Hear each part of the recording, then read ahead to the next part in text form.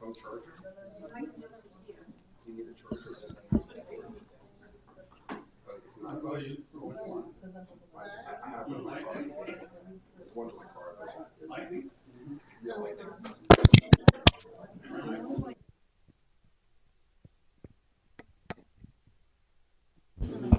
Test. Okay.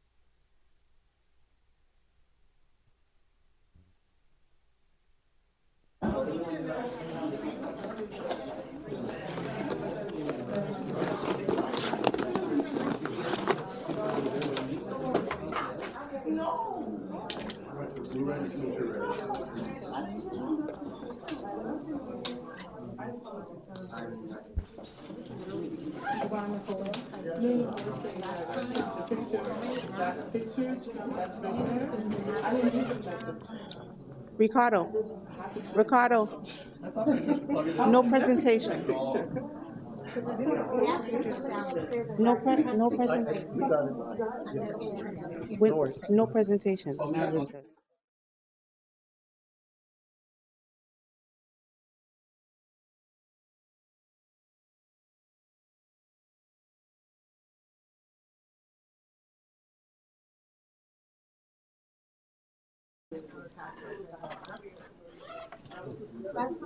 Mayor? You know what? I'm coming with it. I need two new ones. Yeah, Yes, because I'm coming with it. Okay, thank you. All right. Yeah, I'm gonna go.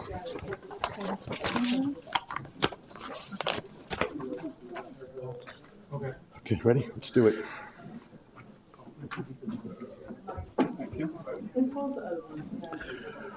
Okay, good evening. Welcome to the City of North Miami Beach Commission meeting of Tuesday, September 17th, 2024. Sorry for the little bit of the late start today.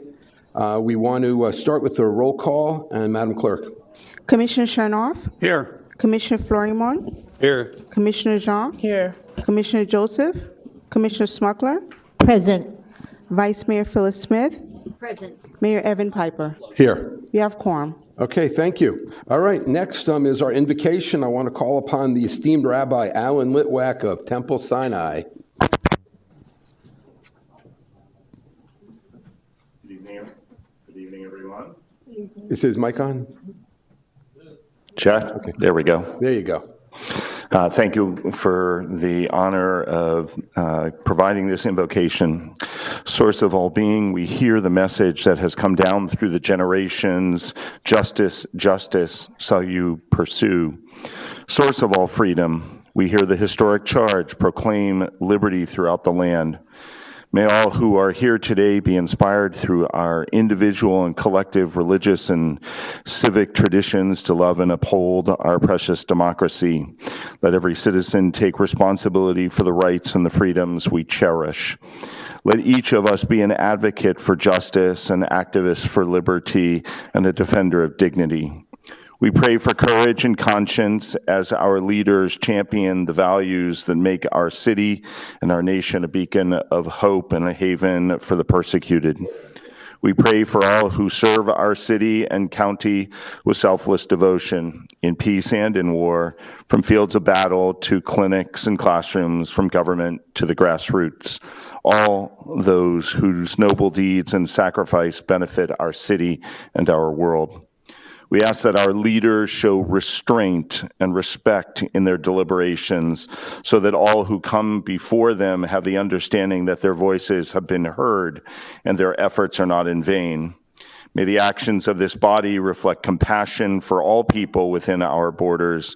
May our cities, leaders and officials embody the vision of our nation's founders to form a more perfect union, establish justice, ensure domestic tranquility, provide for the common defense, promote the general welfare, and secure the blessings of liberty to ourselves and our posterity. We are grateful for the rights of life, liberty, and the pursuit of happiness that our founders ascribed to a power beyond themselves. We pray that their wisdom and moral strength will come down through the generations so that those who stand on their shoulders may continue to be guardians of these rights for our citizens now and forever. Amen. Amen. Amen. Thank you, Rabbi. Thank you, Rabbi. Okay. Next, Pledge of Allegiance. Would everybody please rise? Pledge allegiance To the flag of the United States of America And and to the republic for which it stands, one nation, under God, indivisible, with liberty and justice for all. Okay. Next, requests for withdrawals, deferments, and additions to the agenda. Madam Clerk. Item 5.1, fiscal year 2023 audit presentation. That item will be deferred to a future meeting. Per the request of the City Manager, Mario Diaz, there will be an added item to the agenda. This is for the proposal for bank loan issuance for the settlement agreement in the case of City of Miami Gardens versus City of North Miami Beach. This is to be heard before the consent agenda.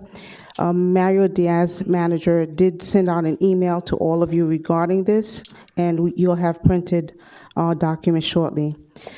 Per the request of Commissioner Joseph, item 15.3 under discussion titled Communication Consulting Services Discussion and Possible Action, that is to be withdrawn. Those are the only changes that have been brought to my attention. Okay. I need a motion. Well, Second. I question the removal of 15.3.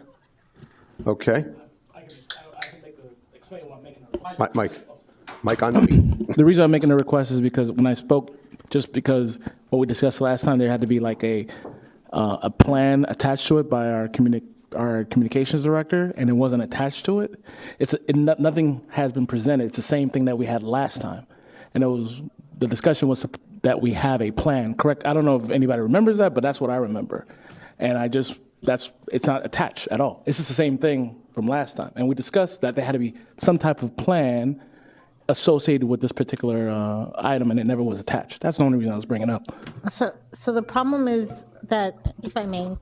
Yeah, that's the only reason. Yeah, so first of all, the problem is that we need to figure this out so that it is in the budget for starting October 1st. But the other problem is, and in my case, and I said this last time, that I had to pay extra for the back-to-school event, and now I had to pay extra for the NMB event. And if I'm going to have to keep on paying extra for every event, then what's the point of, we're wasting money. We're wasting money every time I have to pay extra for all these events. And it was a few $1,000s each time, which could have been put into this already. So I don't want to prolong it any longer. We need to decide this. Okay. If anybody wants, I'll allow discussion. Okay, As quick as possible, please, but yeah. Honestly, with respect to the previous vendor that we had, public communicators, and also with respect to our staff and our communications manager, I just think this continuing to bring this up in this manner when you're getting resistance based on more information that has been requested and has been needed is not fair to them. It's not fair to us. I think that we really need to just do the work. Just do the work. I mean, it may very well be possible that we all agree on who should, in fact, be the person that gets this contract, but it's beyond that. It's about the scope. It's about what we plan to do communications-wise with this city. And it's about branding. It's just quite a bit that's surrounding this one conversation. And while I hear and understand Commissioner Smuckler's point, you know, if we're paying $1,400 or $1,200, I don't know what the cost is for a video. While I understand that, this is a six-figure contract. So we need to make sure that we're all, you know, well-versed and well aware of what the plan is before we approve this kind of money. So I just wanted to say that because with respect to the Public Communicators Group, whose representative is here, this is not about, you know, anything else for me, but having a plan that I requested months ago as to what we're going to do communication-wise in North Miami Beach. Excuse me for a moment, but Mr. Manager, I was under the impression that we did a procurement, we put it out for bid, it had specifics of what was included and not included. Is that true, or is that? That's not the, with respect to what you're asking, that's not what the point I'm making. I know. Oh, okay, you're asking something else? Yeah, Okay, yeah, thank yeah, you, I'm- okay. I'm not talking about vendors, I'm just talking about, you know, it's something that we know we have a need for. It's something that I thought that we did the right way. We put a procurement out there, and I just want to know where this process is not moving in the right direction. Right. Mayor, the procurement and the scope of service allows for all encompassing of what a communications department for a municipality our size would look like, regardless of what the plan is. The communications manager is working on that plan. It's quite extensive. She's presented a draft in which I've had several comments on and she's been working on.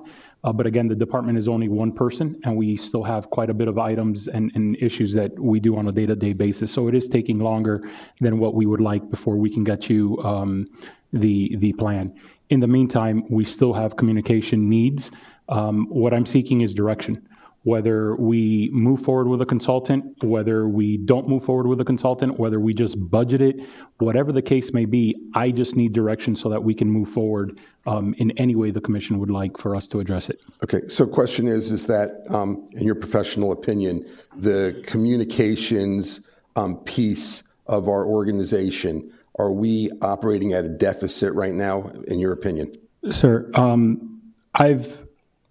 I have a degree in communications. I've done communications since I've left. I've managed not only as a team, but entire departments with budgets greater than $2 million.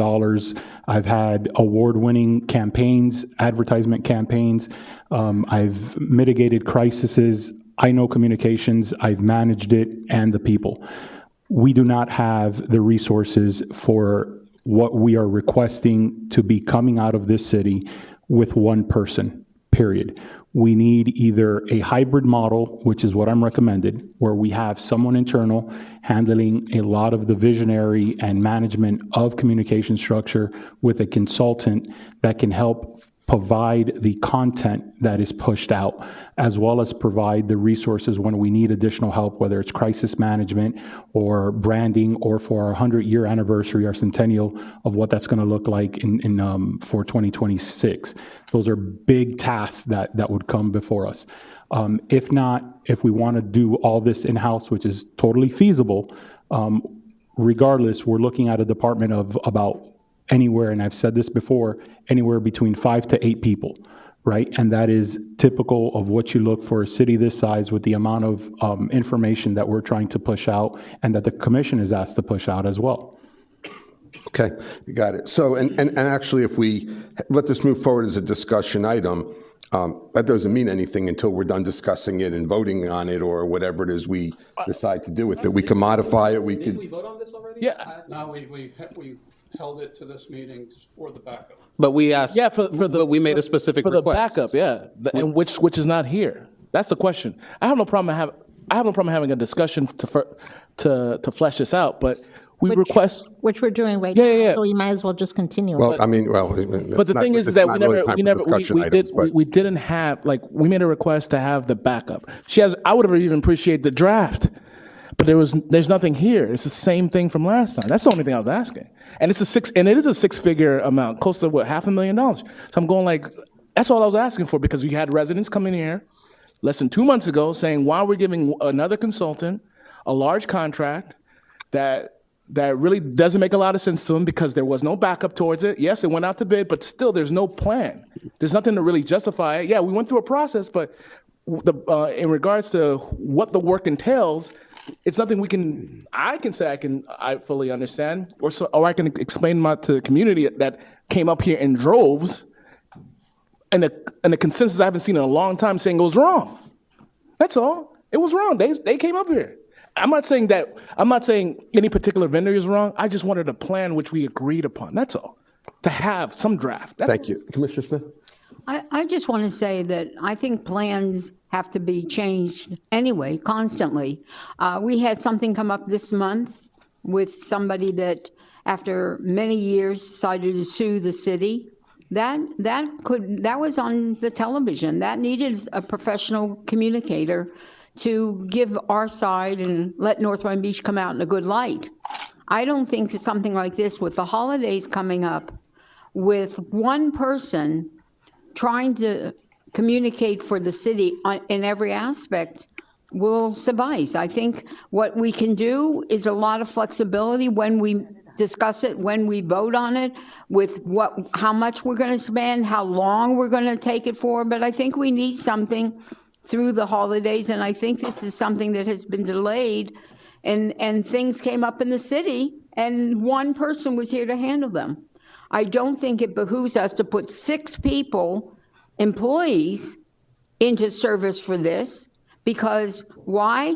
We are just starting to take our city off the ground, and we're not at that stage where we need that caliber. I learned something new tonight, that you're in communications, which makes me very happy, so that you can be the guiding to make our city look good, which is what we've all been trying to do, and we need professionals to help us. Okay, all right, yeah, and then we need to keep moving on this, because we're already behind and we got to figure something out here. Go ahead. Thank you, Mr. Mayor. And I appreciate the fact that the manager mentioned his background in communications. I believe it's probably going on maybe over 6 months since the first iteration of a proposal came before us. And during that meeting, the conversation was very specific that we needed a plan, a communications plan. Where are we going, and how does that specific contract fit into that plan? It's been 6 months. We still haven't gotten that. The last meeting, what we did get actually was a solicitation versus a plan, right? So now we get a solicitation that has line items on what specific services cost, but we still don't have the plan. We brought on a manager in the interim. We brought on a manager. And like I said, I have confidence in that manager. I see her efforts and what she's trying to do, but there's still no plan. And so, what we're going to approve $300,000 and some odd thousand without a plan, or are we going to give the manager, perhaps, if it's that serious and he says he needs it, are we going to give him a little leeway for the next 60 days to do something in the interim while that plan is solidified? Because I'd like to see it. Well, that's certainly an option. Now, the question really is this something we want to continue flushing out right now, or do we want to keep this and do it with our discussion items? Well, we're already discussing it All right. now. I'm fine.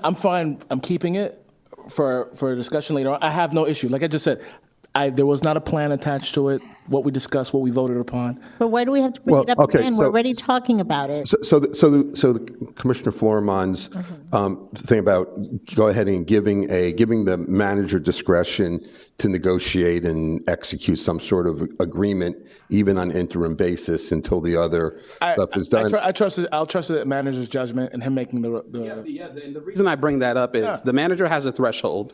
He's already surpassed that threshold in relation to one specific company that did come up to us before. I'll leave it up to the manager. If we want to give him an additional $50,000 for the next 60 days or for the next 90 days to supplement what we have through our communications manager, then we can do that and give him 90 days to come up with a solid plan. That's all we're asking. I don't see why everybody can't focus on what our communications plan looks like, put up a synopsis together, and bring it to us. Or give me the draft. What direction? Okay, all right, so, Wait a minute. what's this one, Mr. Manager? So what would be the number that you would need so that you can execute this on the short-term basis? Let's just say 60 or 90 days, say 90 days to play it safe. Well, 6 days tops. But you're asking him to do something that he's put in our hands to do.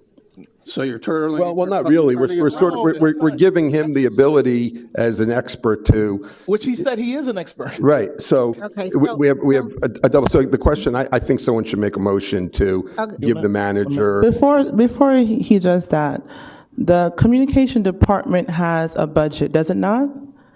That budget has not been exhausted for this fiscal year, has it? It hasn't, because you've used your authority to circumvent the procurement process in essence, right? So the budget, the department still has a line item with the remaining budget that was not used, right? Well, that's 2 weeks. So the department for communication does have budget in there. Okay, that's what I'm saying. Didn't- The communication department still has a budget that has not been allocated for the entire year, that hasn't been exhausted for the entire year, meaning if $400,000 or between $200,000 and $300,000 was allocated for this fiscal year, we haven't exhausted that. So what we've been doing, because that wasn't the original intent, we had employees and we had various other line items that we have been trying to use in there. The time in which we were out of paying for the employees, we used that expenditure line item to pay for the consultant. When we needed a consultant, I went into the pool of vendors that we had, and I selected a vendor and I used my threshold. I just want to make sure for the record I didn't circumvent the process. But we did use under my authority without having to bring a contract in front of the commission for those services. But you are correct, Commissioner, there is still revenue within the communications department to be able to Right, and so that's my thing. If we have a budget that we're going to be approving soon, and we have a department that has almost $500,000 in the fiscal year, and it hasn't exhausted the complete line item, why are we then voting already for a line item that hasn't been exhausted? Well, the money's there. He needs the approval to spend it. The department head has the authority to allocate those dollars how they see fit. I'm not sure the manager might be able to respond. I don't think that department head has the ability to just spend the level the manager does. I think that Commissioner Jean's point is well taken. So let's be very specific with our motion. Right. So the motion that I'm going to make is to give the manager leverage to up to $50,000 for the next 60 days. 60 days. Okay. For supplemental assistance and help for the communications department, and that this item not come back to us without a complete proposal of what our communications efforts are going to look like moving forward. Even if it's a draft, I will take that. No, I mean, 60 days is a long time. Okay, well, So is that enough time to come up with? Or do you want 75,000 for 90 days? This is my motion. This is my motion. My motion is very specific. 60 days, Yes. because they've already had time. 60 days. They already have a draft. Max 50,000 from the budget of communications. And this particular item, whether or not you're ready in 60 days, that's up to you. But this particular item won't come back up here unless we have a full workup of what our communications efforts, PR, crisis communication, branding, those types of things, ready within that 60 days or not. This item can't come back without that. That's my motion. All right. I have a question on that motion. What's the $50,000 going to be spent for? The same thing it was spent for. Whatever is needed in regards to. The procurement of communication services. Well, the reason as the manager sees fit. Right, the manager it's up to his has previous experience with this because He's an expert. he did choose from a certain list of vendors for us to have a consultant before, and that was at $25,000 a month, correct, Mr. Manager? No, less than that, It was 12.5? 12.5. It's been such a long that I don't have the, What was the number? 12.5, less than 12.5, right? I think at the end, the extension in May or June was for 12.5, but prior to that, it was higher, but. Okay, but the point is, the contract that Regardless you're, of the amount. what you're requesting now is 300,000. That's what was discussed. That's the contract, right? Right, So the next fiscal 300,000, year is right? the lowest bid is 27 per month, which is 324 for the entire fiscal year. All right, so let's. I understand your motion. You get my point? We can make that work and bring it back. Correct. there. So within your contract, your lowest was about 27, right? Yes. A month. I'm saying give you 25 a month for the next 2 months. And giving you discretion to. Which is Okay. consistent with We the have a contract. motion, we have a request. second. Yeah. All right, so, Madam Clerk, this can be just a voice vote? Yeah. Okay. A voice vote All is right. fine. All in favor, say aye. I will make it again. Okay. Just for the audience, for residents that are listening as well. The discussion item that was before us was a minimum of $27,000 a month for communications consulting. Is that correct, Mr. Manager? Yes. Okay. So $27,000 a month was the minimum. The motion that I'm making is that we give the manager $25,000 for the next 60 days each month, which is a total of $50,000. That's below what the request was, or the lowest bid was in the discussion. Are we clear on that? Yeah. Okay, so that's the reason why the $25,000 number is being used. So a total of $50,000 for 60 days. That's the first part of the motion. Second part of the motion is that this discussion item cannot return without a full workup and communications plan for the city of North Miami Beach. We've already made on the record certain requests and certain things we'd like to see. I assume that the manager will also contact us and talk to us about what we would like to see and speak with residents, et cetera, before he comes up with a full workup. And then once he's done with that, he can bring it back for a full discussion with full information. Okay. And It's at his discretion what company he uses. he has a pool to choose. He has a so- pool to choose from. And I So that's second- my motion. Okay. I'd like to make the amount 27,000 because that's the lowest one of the bids that we got. So at least make it 54,000 so that if he has to talk to the three people that are out there, they can use that number. Commissioner, I think it's $4,000 difference. I don't think he's But all I'm saying is. It's $8,000 difference. It's $8,000, so, but like, I think we could do more. No, it's a total of $4,000 because 25 27 times 2 I months. think 50 is sufficient, given the time. I think it's- The motion's here, so I don't know if we, And it's also the manager's threshold. That's the reason why I use that it is, and we're $50,000 keeping, number as well. towards that, that's all. All right. So all right, so we have a motion, we have a second. Madam Clerk, you're clear on the motion? Yes, I am. Attorney, you're happy with the motion? Well, there was a request for an amendment. It Okay. died for lack of a second, but It failed. there is someone who wanted to amend it. Well, I'll second it. You have to, well, you. I would have to accept the There's a amendment. process I would have for to accept the amendment, right? It's my motion. You don't have to. Well, okay, all right, no problem. Can be accepted. We have a common usage, a parlance that's called so-called friendly amendment. Right. Really provided in Roberts, but remember, Roberts is supposed to be a help, not a hindrance to the commission getting its business done. That's why you're having this discussion item in the middle of deciding how you're setting your agenda, because you're talking about it, and it's most efficient to just do that and not interrupt the commission. Gotcha. So we follow Roberts. There's a thing that the convention is it a friendly amendment? If it's accepted by everybody, there's no need to a vote. If not, it needs a second. It's discussed. You vote on it, and either the amendment passes or fails, and then you consider the original item if the amendment fails, or you consider it as amended if the amendment passes. Okay. All right, so we need then to are we vote. good? So now we have the amendment, everything that was said before, except now the amount's changing to 54,000. That would be the motion. That's the amendment. That's the amendment in the motion. Okay, so We're going to vote on the amended motion, see if it passes, and then, All right, I'll accept the, amendment. okay. Let's make it a friendly amendment. Let's make it a friendly amendment. Be clear, has to be accepted by both the mover and the second. All right, I accept. All right.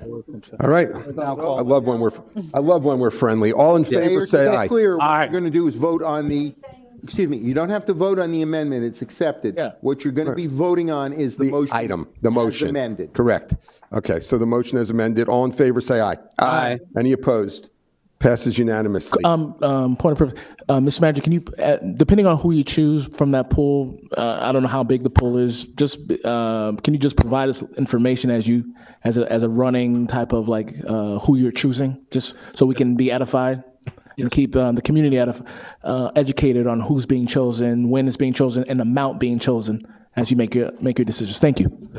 And Okay, Mayor, so just now- to be clear, now that you've disposed of that item in an efficient fashion, you now return to setting the agenda, Correct. except that issue is now resolved. Right. We need a motion second to approve the amended agenda. That discussion item, which was an amendment, is really now a moot point. So basically, it's just going to be with the other item. Make the motion, need a second? Second. Okay. All in favor, say aye. Aye. Any opposed? It passes unanimously. Okay, great. And on presentations and discussions, that's going to be deferred. So public comment, Madam Clerk. Good evening, everyone. The Mayor and Commissioners of the City of North Miami Beach has opened the meeting for public comment at this time. There is a 3-minute time limit for each speaker. Speaker, when you're called to the podium, please state your name or the name of the organization which you are representing. And our first signed speaker is Rose Coriolan, and then Tricia Harris.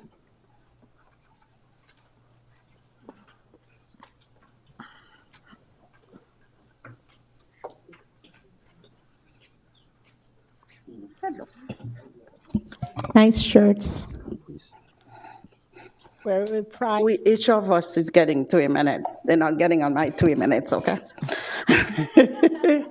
Good evening, everyone. My name is Rose Coriolan, representing Niche Radio.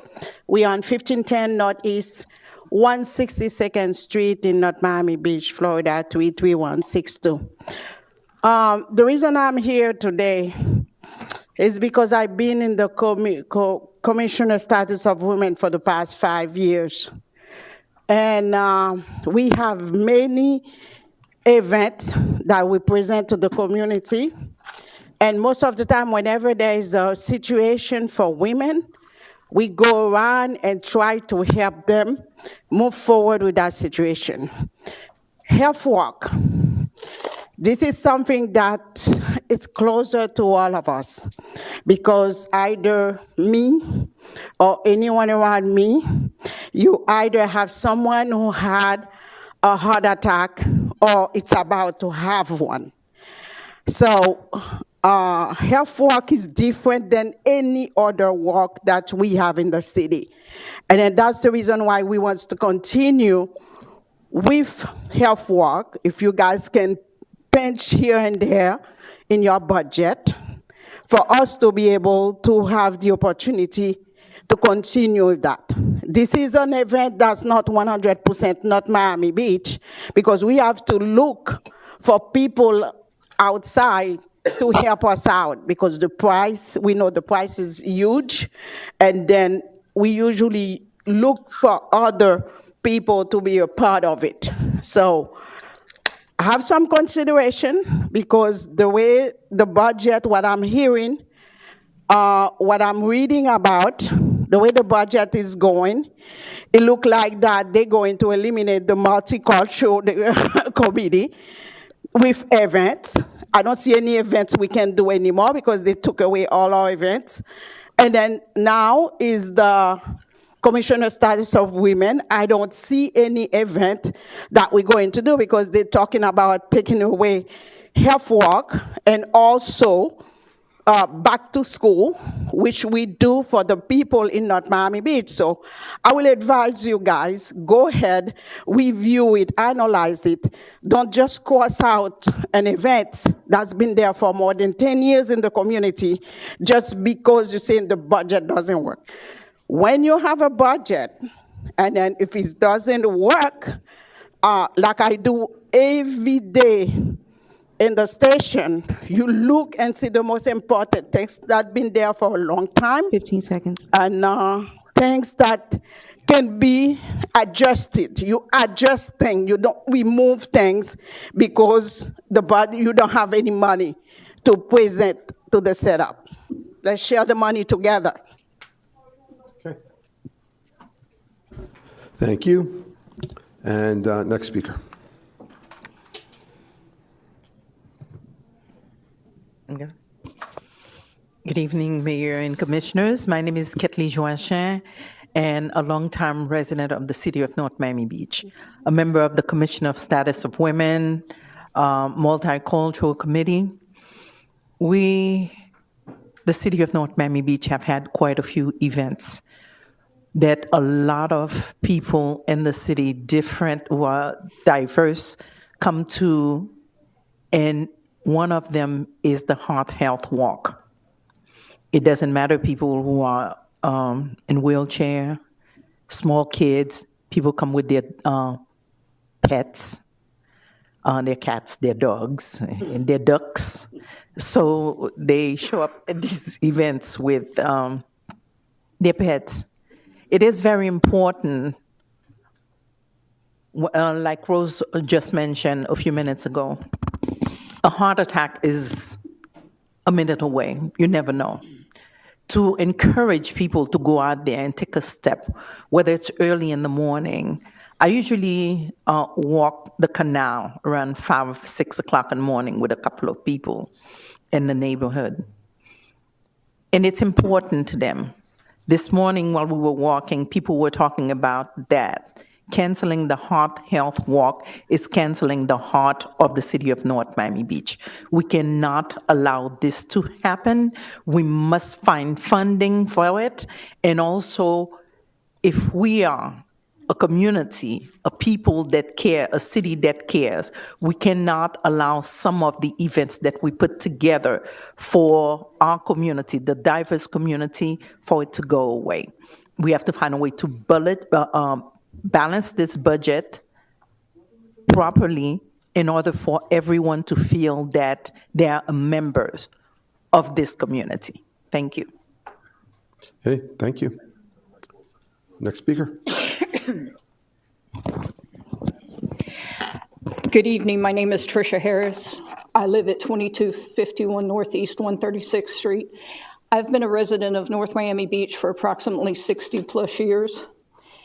And in all of my years, I've always been after the children and their education because they're the ones that are going to support us when we get older than I am now. And I'm really hoping that you guys can find a way to make the budget, especially for the back to school, that the Commission of Status of Women take care of. Because if we don't make sure that our kids have a future and have the school supplies for the education, what will tomorrow bring? And it's on you guys' back up there. So I really appreciate you guys and have a good evening. Thank you. May I have a point of privilege, please? Sure. I know we don't go back and forth. I know, ladies, I'm going to address your concern, and thank you, Ms. Joachim. Thank you, Rose, and also thank you, Trish, for your comments. It's my understanding that when it comes to events, there's events that the city does through Commission on Status of Women, through certain committees that are city events. And there was a concern previously, because everyone was saying, we don't want events, was specifically to commissioners doing additional events on top of those events that you guys produce. The conversation that I know I've had with the manager is if it's something that you guys produce, and if it's something that's within the contingency of a commissioner, that's something that should be able to be done, but we can cut all the extra stuff. And so while you guys, with respect, you guys can have a seat. You don't have to stand. It's okay. I appreciate you guys. So, but I want the manager, with my point of privilege, to address this concern, because this event specifically is one of the biggest events we have, Heart Health Walk. It's one that I look forward to every year. North Miami Beach High School, different vendors, a Mackin group has been part of this. If you walk down the canal, we have metal artwork and things of that sort that has been put there as a result of the Heart Walk. Mile markers. The whole canal is Heart Walk. That's what it is. So can you speak to that, Mr. Manager? Because that wasn't my impression. But if they did a deeper dive and saw something that we did not see, we need to address that and address it immediately. All right, yeah, and let's try to do it with some expediency. Right, it's either yes or no. And if if they removed it, then they need to put it back. It's just that simple. So, Mr. Manager, can you speak to that? Sure. Based on the conversation that the commission was having on putting a moratorium on events except for Snowfest and Monster Bash, as explained at the first budget hearing, that is what we proposed. The commission at the first budget hearing has asked that we look at several events of putting that back, and that proposal will be brought to you next week on Tuesday with how those events would be funded. Okay, so this will be a discussion that will be beating. Right. I just want to make sure that this is heard, because this is a flagship event for the city of North Miami Beach, period. This is a flagship event for the city of North Miami Beach. When Mishcon Field, before the renovations of Mishcon Field, that was one of the most vibrant events that was brought I think the manager heard you. I know, it's a point of privilege. Okay. It's a point of privilege, Mayor. All right. It's a point of privilege. So I just want to make my point clear that when it comes back, that we're looking at multicultural, CSW, and other committees that have a budget for these events, and we leave those budgets intact. Thank you. Okay, remembering less is more. Okay, next speaker, please. Karen Harold.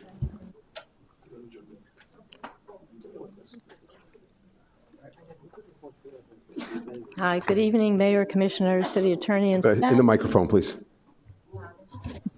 Better? Much better. My name is Karen Harold. I live in North Miami Beach, and good evening, Mayor, Commissioners, City Attorney, City Clerk, City Manager, and staff. It's a pleasure to be here. Thank you for your service. I know it's not easy. I wanted to mention the growth in the neighborhood where I live of young families with young children has skyrocketed. I mean, thank God. I've seen 3 school buses going on 10th Avenue. I live on 179 Terrace. And for many years, you might have heard me talk about there's no stop sign between 177 and Miami Gardens. And cars and buses and everything else just speed through there. We've tried different things from the police department to slow it down. It works for maybe a few days, and that's it. Before COVID, I was in touch with Miami-Dade, and they were going to do, put something in the street maybe, but I lost the information. Nothing ever happened from that. There's no speed bumps. There's nothing. What I'm requesting is if you could put some children at play. I was told on my block alone we have 45 kids, okay?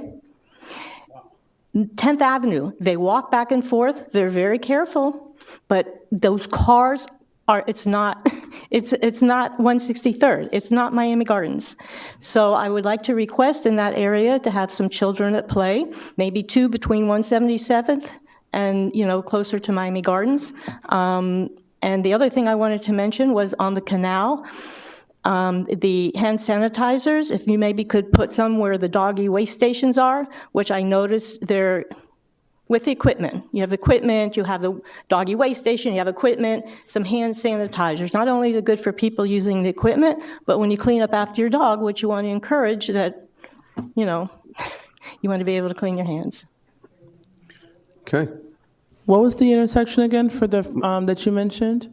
Hand sanitizer. No, the intersection. Oh, 177th Miami Gardens on 10th Avenue. Okay, Mr. Attorney, thank you. Mayor, ma'am, this may be the only time in history I comment on a resident's comment, but from a legal perspective, I just want the record to show that children at play is not, it may be helpful, and I hope so, but it is not a traffic control measure that is enforceable by the police department. So if you may want to add children at play, and that's the commission's discretion or the manager, but I just want to point, that is not a traffic control measure that the police can enforce. Stop signs, speed bumps, narrowing of streets, there are a number of things that can be done that have some binding effect. That's what she's asking for. She's asking for stop signs so that we can have some. Right, the speed bumps would be perfect, but I was told it's Miami-Dade. Children hard at to get, play much Right, better Miami off than only stop signs. governs people with conscience, and we're in somewhat short supply. I just wanted to point that out. Whatever the commission does, you want to talk to the PD about something that would have some mandatory effect to protect. And children at play might help, but it's not. Right, in addition, I was just told it's Miami-Dade, 10th Avenue, and so you guys can't do anything. That's what I was informed of years ago. It depends But on if you can do something, perfect. But at least children at play, for the people who have children of their own, they might say, oh yeah, there's children around, you know what I'm saying? Anything, thank you. Okay, Mr. thank Mayor. you. Yes. On that count, at least, Mr. Manager, through our staff, on that particular, because also right here in this corner, the man wants 4 stop signs. On that count, Mr. Manager, could you have staff in our letterhead make requests when you hear this to the county from the city? Thank you. Okay, all right, next speaker, please. Ruth Ogan.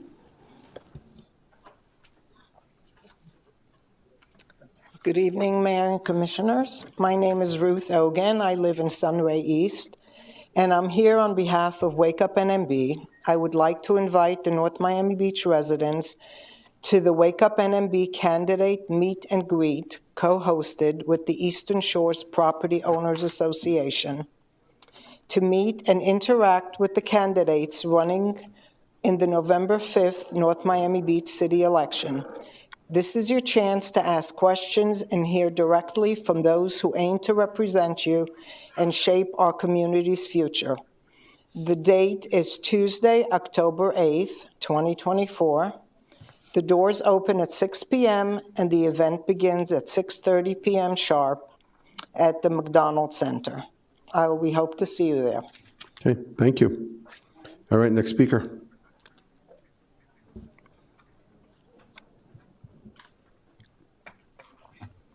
Good evening. Good evening, everyone, commissioners and mayor, staff, residents at home. My name is Lynn Sue. I am from the Reef Club, and I have a little comment about the events. I think that we had been calling for a moratorium. The question is, like, if we call a moratorium and then we keep giving exceptions, right, then it's not fair to the ones that got excluded.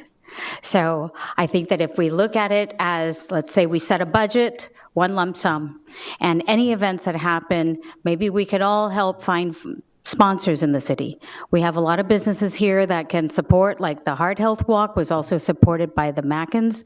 So maybe we can look for sponsors in that sense, and therefore we can keep a lot of the major events that we really love and that really bring the community together.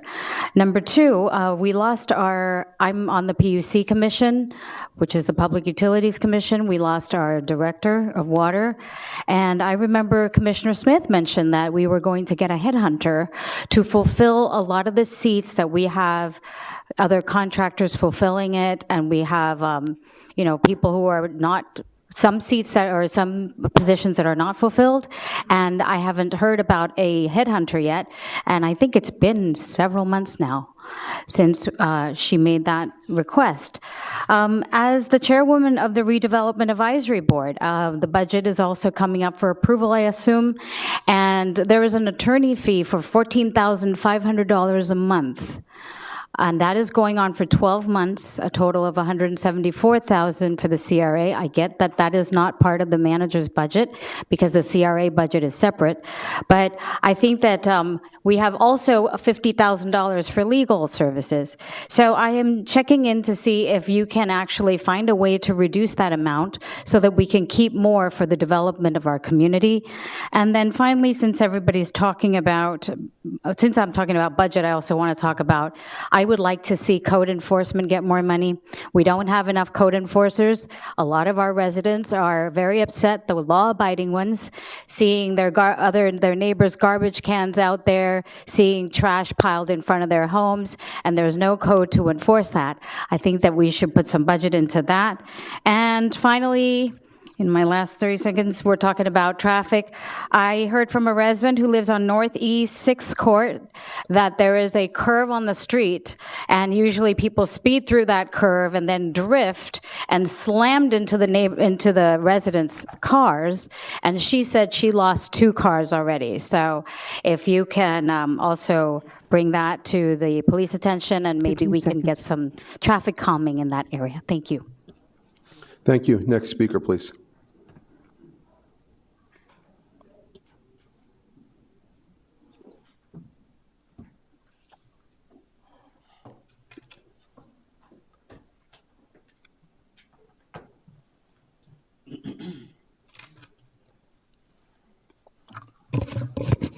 Good evening, everyone. My name is Mubarak Hassan. I listened to the discussions just now about hiring a PR, a lot of enthusiasm. But for a year now, I've been talking about the understaffing of the water plant, no enthusiasm. The Phyllis Smith commissioner did say about the headhunter last budget, which ended in September. It's been a year now. No movements from the city manager. It seems as though the tail is wagging the dog when you give the city manager instructions. He does his own thing. And, you know, the last month, Senator Chevron Jones came here, and he said we asked for $1.2 million for our city, and we got $120,000. You do not get money when your behavior is how you perform up there. People do not give a city money like that. You have to behave yourselves. All this PR stuff, to me, it's like putting lipstick on a pig. You can do all your antics up there, walk off the stage, break quorum, run away, pretend whatever, and then you get a PR person. You could even spend $3 million, but your behavior is what people looking at. People all over Florida is saying that they tune in on North Miami Beach, and they get a good laugh. Your PR, no matter who you hire, is going to help you.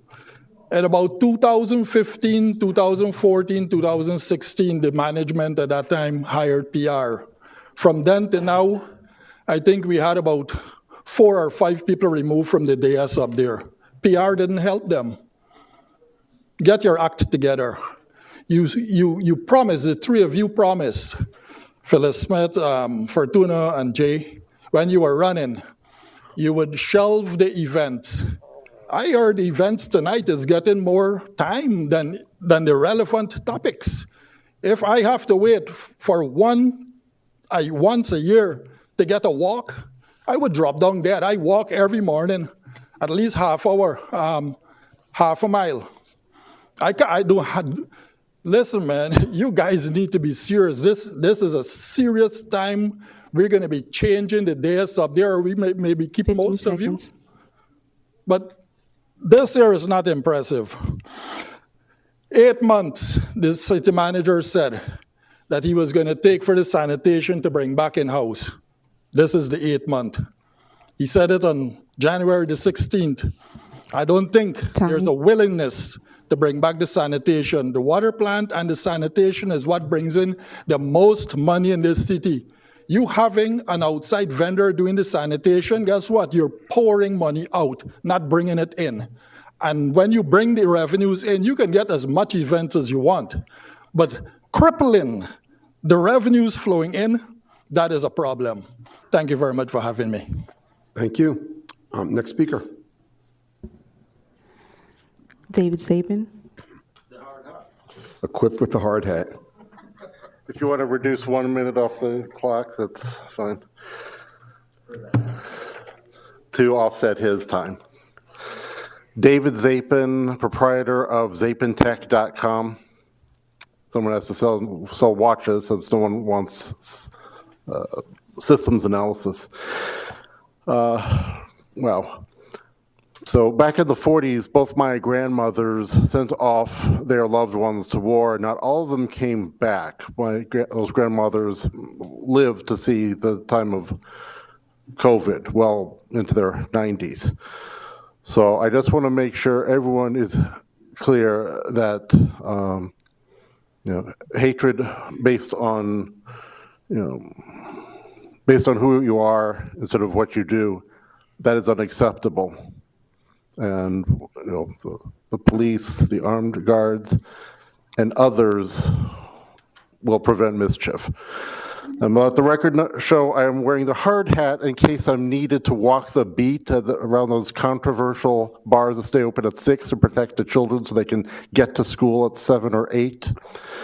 And I'm wearing the red shirt on behalf of all the workers that are discarded, if not killed, not based on incompetence, but based on people getting caught up on the narrative. Oh, I'm going to build a charity. Yeah, based on stolen wages or unpaid overtime. So as we count down to the November election, let's try not to get too caught up in our fiefdoms and our ethnic and immigrant identities, whether we're waving a Haitian flag or Ukrainian flag. Okay, let's try to be fellow Americans. And yes, I also get nervous when I see public funds sent off to private companies without oversight. No bid contracts tend to end badly. Thank you for your time. Thank you. Next speaker. All right, let the record reflect no one else came forward, and public comment is closed. Next, announcements. Mr. Manager.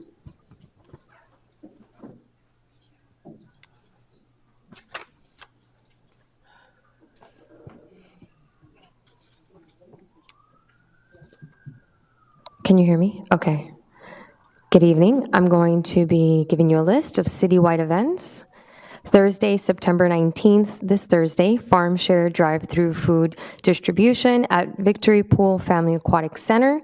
Starts at 9 a.m. and ends at noon. Next Monday, September 23rd, we have our FIU Town Hall meeting here at the Commission Chambers from 6 to 8. Following Tuesday, September 24th, Social Security Educational Seminar at the McDonald Center from 10 to 12. Thursday, September 26th, Senior Luncheon at the McDonald Center, 11 a.m. to 2 p.m. Wednesday, October 2nd, Community Zumba, Ulita Park Community Center. Saturday, October 5th, Domestic Violence Awareness 5K Run and Walk at the Senator Gwen Margolis Amphitheater, starts at 8. And then Saturday, October 25th, we have our Monster Mash Bash here at City Hall from 5 to 8 p.m. Yeah. Okay, thank you so much. Okay, next is City Commission reports. Madam Clerk, and also if we can try to keep our reports as much to the point and as quick as possible. This evening we have a huge agenda, so it would be greatly appreciated. Commissioner Chernoff. Good evening, everybody. I'd like to wish all of our Jewish residents Lashana Tova. October 2nd begins the Jewish New Year holiday, so wish everybody a happy and healthy one. Okay. Something I want to bring to everybody's attention, especially the candidates. Okay, there's a lot of signs that are being put on properties without permission, and I would appreciate that the candidates control their workers who are inadvertently doing that, but I know that there's a lot of it going on, and I don't want to keep calling out code enforcement and have code enforcement have to go to pick up signs from anybody, but please curtail your workers. I'd appreciate that. For residents that have a sign put in their yard that they didn't ask for, and they wake up in the morning, take it and throw it away. It's your right. Don't be afraid of the sign being in your yard that you can't do anything. Go ahead and destroy it. If you want, call the candidate up and let them pick it up, whatever you want to do. But please, you have the right. It's your property. Thank you. Everybody have a good night. Commissioner Florimon. Thank you, Madam Clerk. Lashana Tova, also to our Jewish community, and happy holidays. I wanted to take the time out to address a concern that has been the topic of discussion over the past couple of weeks in our country. Comments that were made about the Haitian community, and some of the disparaging, diminishing comments that were made in reference to hardworking people who are looking for opportunity in the United States of America. I think these comments are despicable comments. They are demeaning comments. The Haitian community, Haitian immigrants have come to this country to make it a better place.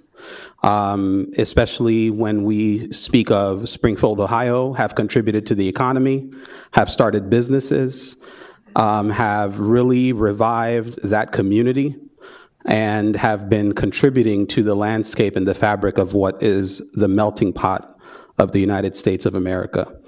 I think that this is our opportunity, each and every one of us, to stand together and band together in support of one another. As just citizens of this world, we are one, and we are supposed to support one another. No matter how you feel about immigration policy, no matter how you feel about politics in the United States at this time, no one community should be targeted, no one community should be dehumanized, and the xenophobic comments should be reprimanded by each and every person that stands for common good and decency. And so to all of us that are here, my colleagues, I ask that in your respective spaces and in on your respective pulpit that you denounce any negative comments directed at not only the Haitian community, but any other community that is here to just defend their abilities and opportunity to earn a living and to contribute to the United States of America. Making a motion.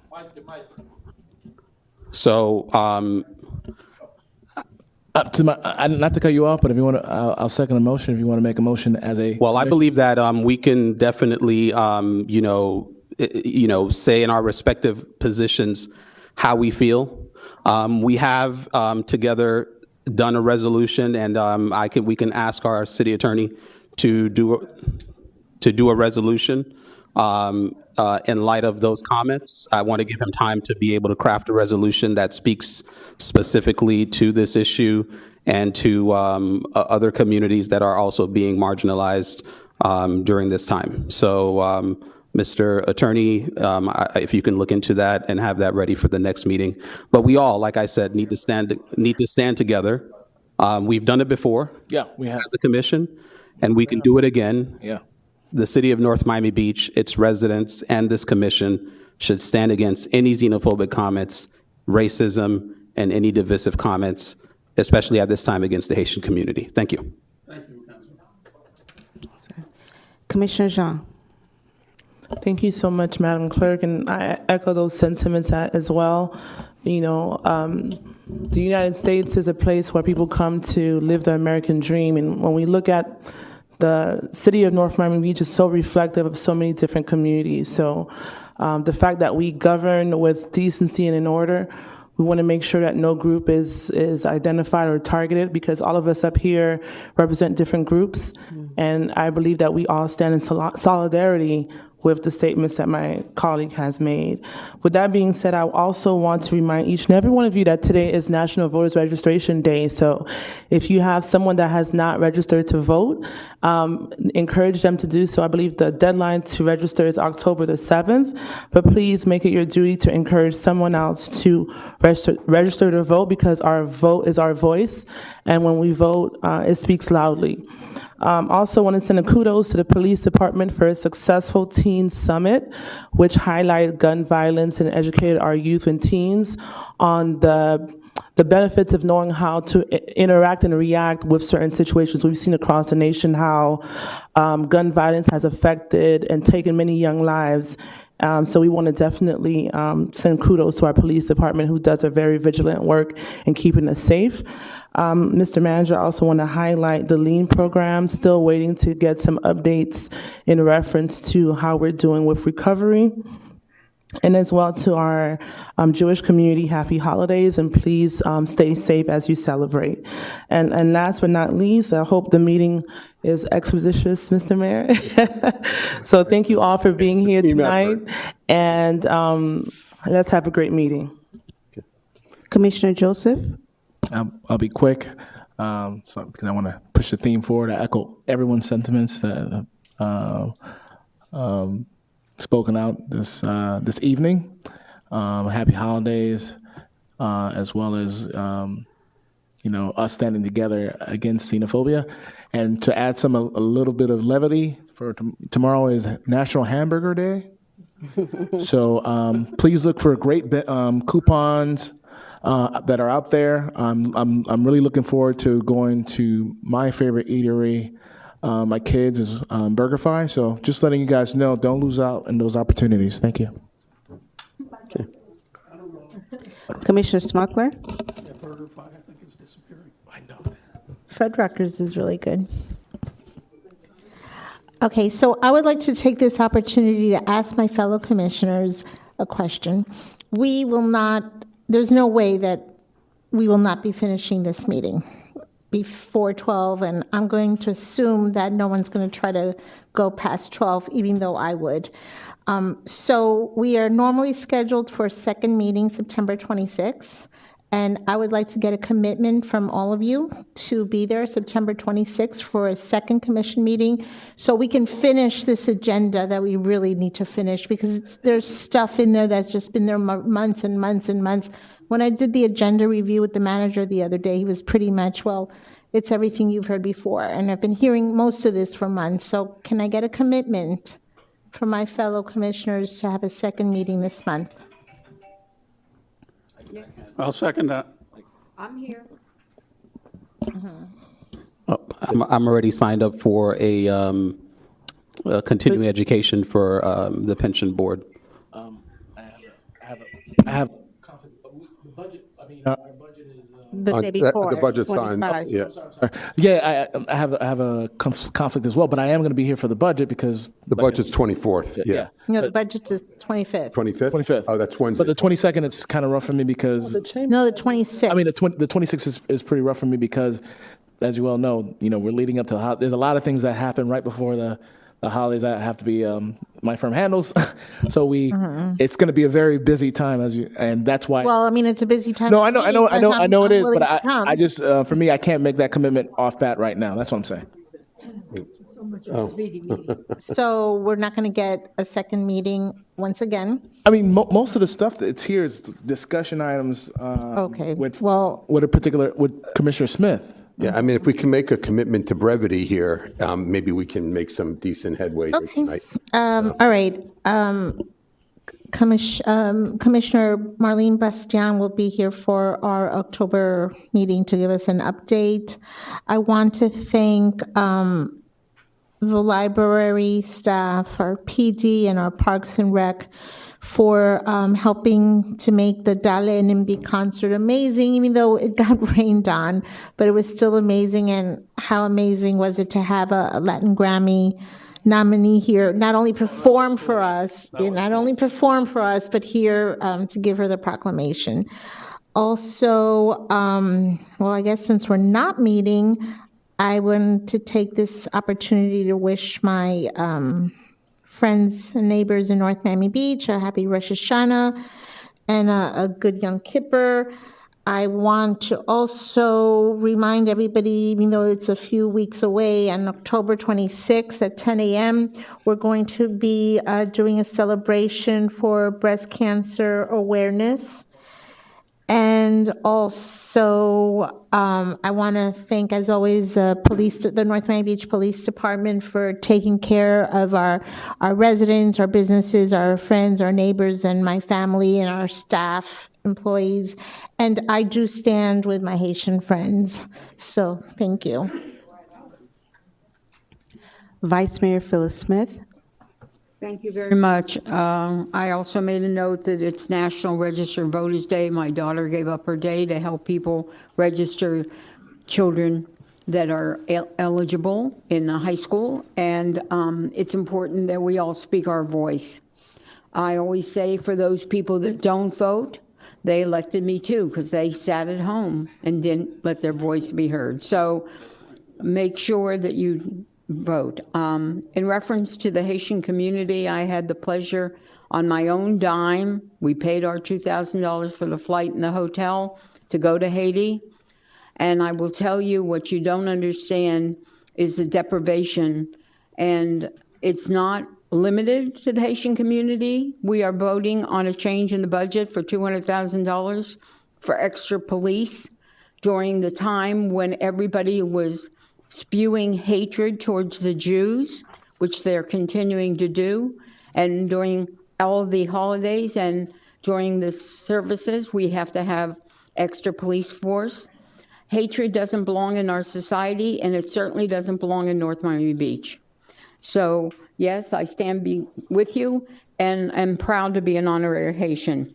I tell you, if you knock on their door, they'll invite you in to eat, and the food is delicious. Spanish Heritage Day was exceptional, even though there was a lot of rain, which my mother always said, may she rest in peace, that means there'd be a lot of food on your plate. So I don't know why there had to be so much food on mine, but okay. I want to also mention to everybody that COVID is rampant. My next door neighbor is my doctor. The increase is crazy. Please protect yourself, especially in a crowd. Wear a mask. It is rampant. I also want to mention that another car was stolen. Where is your fob? Where is your car key now that you just push a button? Guess what? Don't take your car key out of your car, walk through the garage and put it on your kitchen counter, because it still works. You have to take it away, put it in a bedroom. You're better off next to your master bedroom, because it'll alarm and that'll make you get up and go to your car. Please, when I hear this, I have to spend that extra minute and remind you that it was during the day. The woman had her key in her hand, but she was too close to the car during the day with little children at home. So I'm very, very much in favor of everybody 100% making sure that they pay attention to that too. As far as gun violence, it was an excellent, excellent program. I hope people that were there took it back. Thank our police department, thank those that came from the county, but especially thank those that came from mental health. The schools now have counselors, and you know what? If another student sees somebody, say something. And Mr. Manager, will you please make sure our schools have the device that saved hundreds of kids, because the teachers had an emergency button on them, on their around their neck, that if they heard gun violence, they pushed it, and that's what made the police come very quickly and save hundreds of kids. So please make sure our schools in our district have those. I appreciate it, even the ones that are in the county, because those are our children going to the schools. I just want to thank everybody for coming tonight, and I'm going to listen to a long, tedious meeting. I just have to take one more second and say, sometimes when you're a commissioner, it's not easy. There is no right answer. There's a yin and the yang. So as we get through this commission meeting, Please understand that, yes, we study it, and yes, we hope it's done right. I hear you about the health walk. It means most to me. I love it, I enjoy it, I walk it every year. But we said we're going to cut the budget. So we have budgets, we all have a budget. We all get to have some discretionary money. Maybe again, we can pull our discretionary money and keep our word about the events for 1 year in a moratorium, still have the health walk, still give back to the children, but we do it from our discretionary money. And with that, I thank everybody. Be safe, remember your mask, remember your fob, and mostly remember to take care of those around you with good mental health. Thank you. Mayor Evan Piper. Thank you. In the spirit of practicing what I preach and preaching brevity at the moment, just a few quick things for our business community and also residents who are interested in being involved as well. The North Miami Beach Chamber of Commerce is having their monthly lunch at the Little Havana Cuban restaurant this coming Thursday, the 19th. And then next week, we're having a evening networking event at Lexus of North Miami. That would be on the 26th.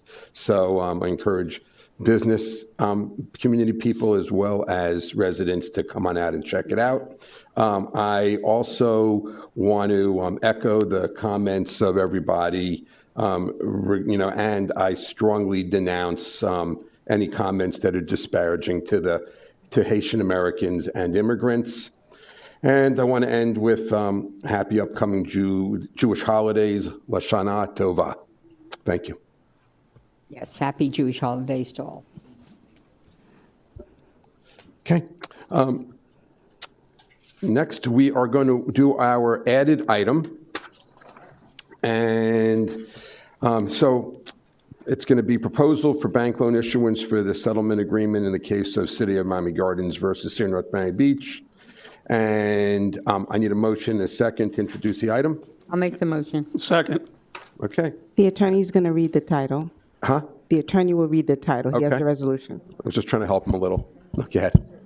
Resolution number 2024-106, a resolution of the City Commission of the City of North Miami Beach, Florida, authorizing and providing the issuance of a taxable special obligation bond, Series 2024 settlement, in an amount not to exceed $9.2 million for the purpose of funding the project and paying costs of issuance, providing that the Series 2024 bond shall be a limited obligation of the city payable from non-ad valorem revenues budgeted, appropriating, and deposited as provided herein, providing for the rights, securities, and remedies for the owner of the Series 2024 bond, authorizing certain officials of the issuer to execute such Series 2024 bond and all necessary documents on behalf of the issuer, and to take all actions required in connection with the sale, issuance, and delivery of such Series 2024 bond, making certain covenants and agreements in connection therewith, repealing all resolutions in conflict herewith, providing for a severability clause, and providing for an effective date. Okay. Mr. Manager. Mayor, Vice Mayor, Commission, thank you. Sophia Taylor, our interim CFO, is ready to present the item. If you can just go over quickly the item. Good evening, Mayor, Commissioner. And I do have here with me Sophia Taylor, and have also with me Jolinda Herron. She's our bond counsel. I'm sorry. Okay, Sophia Taylor. Is that okay? Sophia Taylor, Finance Department. We brought this item before you for approval. We're issuing a loan to cover settlement for the Miami Gardens versus City of North Miami Beach litigation. We issued the bond because we found that that would be in the best interest of the city. We did not want to erode the city's reserves to pay the settlement. So we issue the funds, and Ms. Herron is here to give you the details of it, our interest rate, our funding terms, everything that's involved. Ms. Herron is going to explain to you and to answer your specific questions. Jalinda? Good afternoon. I'm Jolinda Herring with the law firm of Bryant Miller Olive, and we do serve as the city's bond counsel on this transaction. So as you heard, this is for the funding of the settlement agreement. The interest rate on this currently, if we sign the rate lock agreement tonight, would be 4.90%, and we are borrowing $9,200,000. And it will be for 10 years. Move to approve. Okay. Second. All right. We need public comment first. So We don't have. okay. So I guess we're good with all that for right now. Right. All right, Madam Clerk, we need public comment. If you'd like to speak on this item, please come forward. We do, we don't need public comment. Mubarak Kazan. 4 point how much percent? 4 point how much? 4.9, yes. 4.9%. Yes. When this plant was being outsourced, you would have thought the residents would have come out in droves. Matter of fact, I didn't see any one of you up there except for Commissioner Smith. She was totally against it. At that time, she was a councilwoman. And that is the perils. Excuse me, gentlemen. Thank you. That is the perils we have to go through when we keep outsourcing things. $9.2 million is not chump change. And we're going to suffer. Outsourcing actually cost us more. They said that we would have saved $56.5 million. We did not save $56.5 million. We lost more than $56.5 million in the first year. We squandered the $38 million we had in reserves in the first year. I told you guys to have a state audit on that. Who approved a 35% consultancy fee for that $38 million giveaway to Jacobs? Because that is what they said, 35% the charge, when normally you would be paying like 15%. They got 35%. Who approved that? The city manager here was not there at that time. There was another city manager. They all got fired. The attorney got fired. Several people from up in the dais there, they got removed. The city fell apart. No matter how much PR worked, it did not work. Bad behavior. It was atrocious. It was a bad time for us. I did not see Commissioner Fortuna Smuckler come and speaking up in favor of keeping the water plant. So you can do your gimmicks, whatever. No, I was thinking. I know. I wasn't raising my hand. Yeah, I know. Okay. And Michael Joseph, Mackenzie Florman, you guys were not here. Mr. J. Chernoff, he made the water plant. He helped pass the bond, and we had a beautiful water plant. I do not know how you can hire somebody, a no-bid contractor, for a huge amount of money for him to come and say that it ran to failure. It never ran to failure. What ran to failure were the politicians and those staff that helped to outsource it. That is what ran to failure. Thank you very much for having me. Hey, thank you. Any other speakers?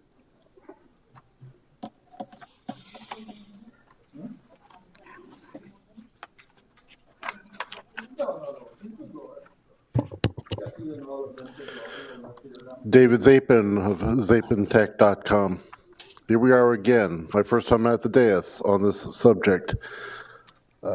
Here's a cost-benefit question. How much would it have cost to simply install a gray water filter system on every roof rather than have to do this centralized system?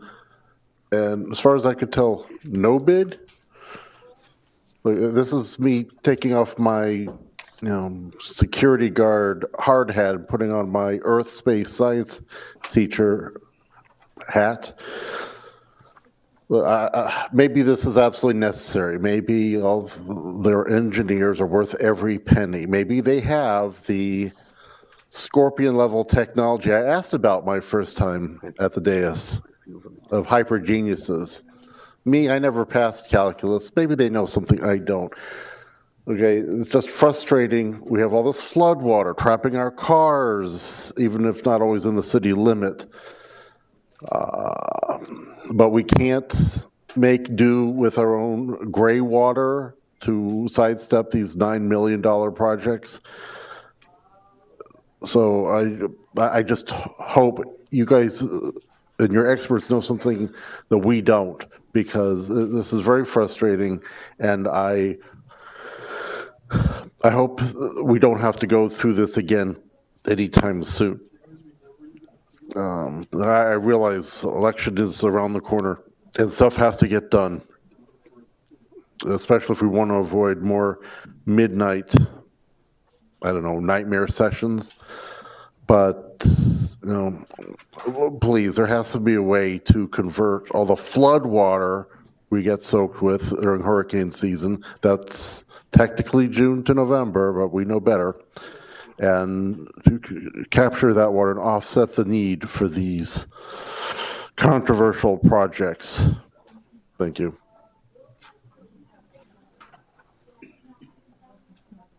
Okay, any other speakers?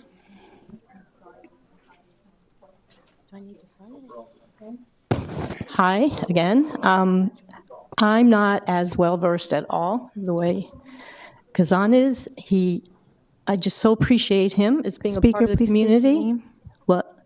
Karen Harold. Okay.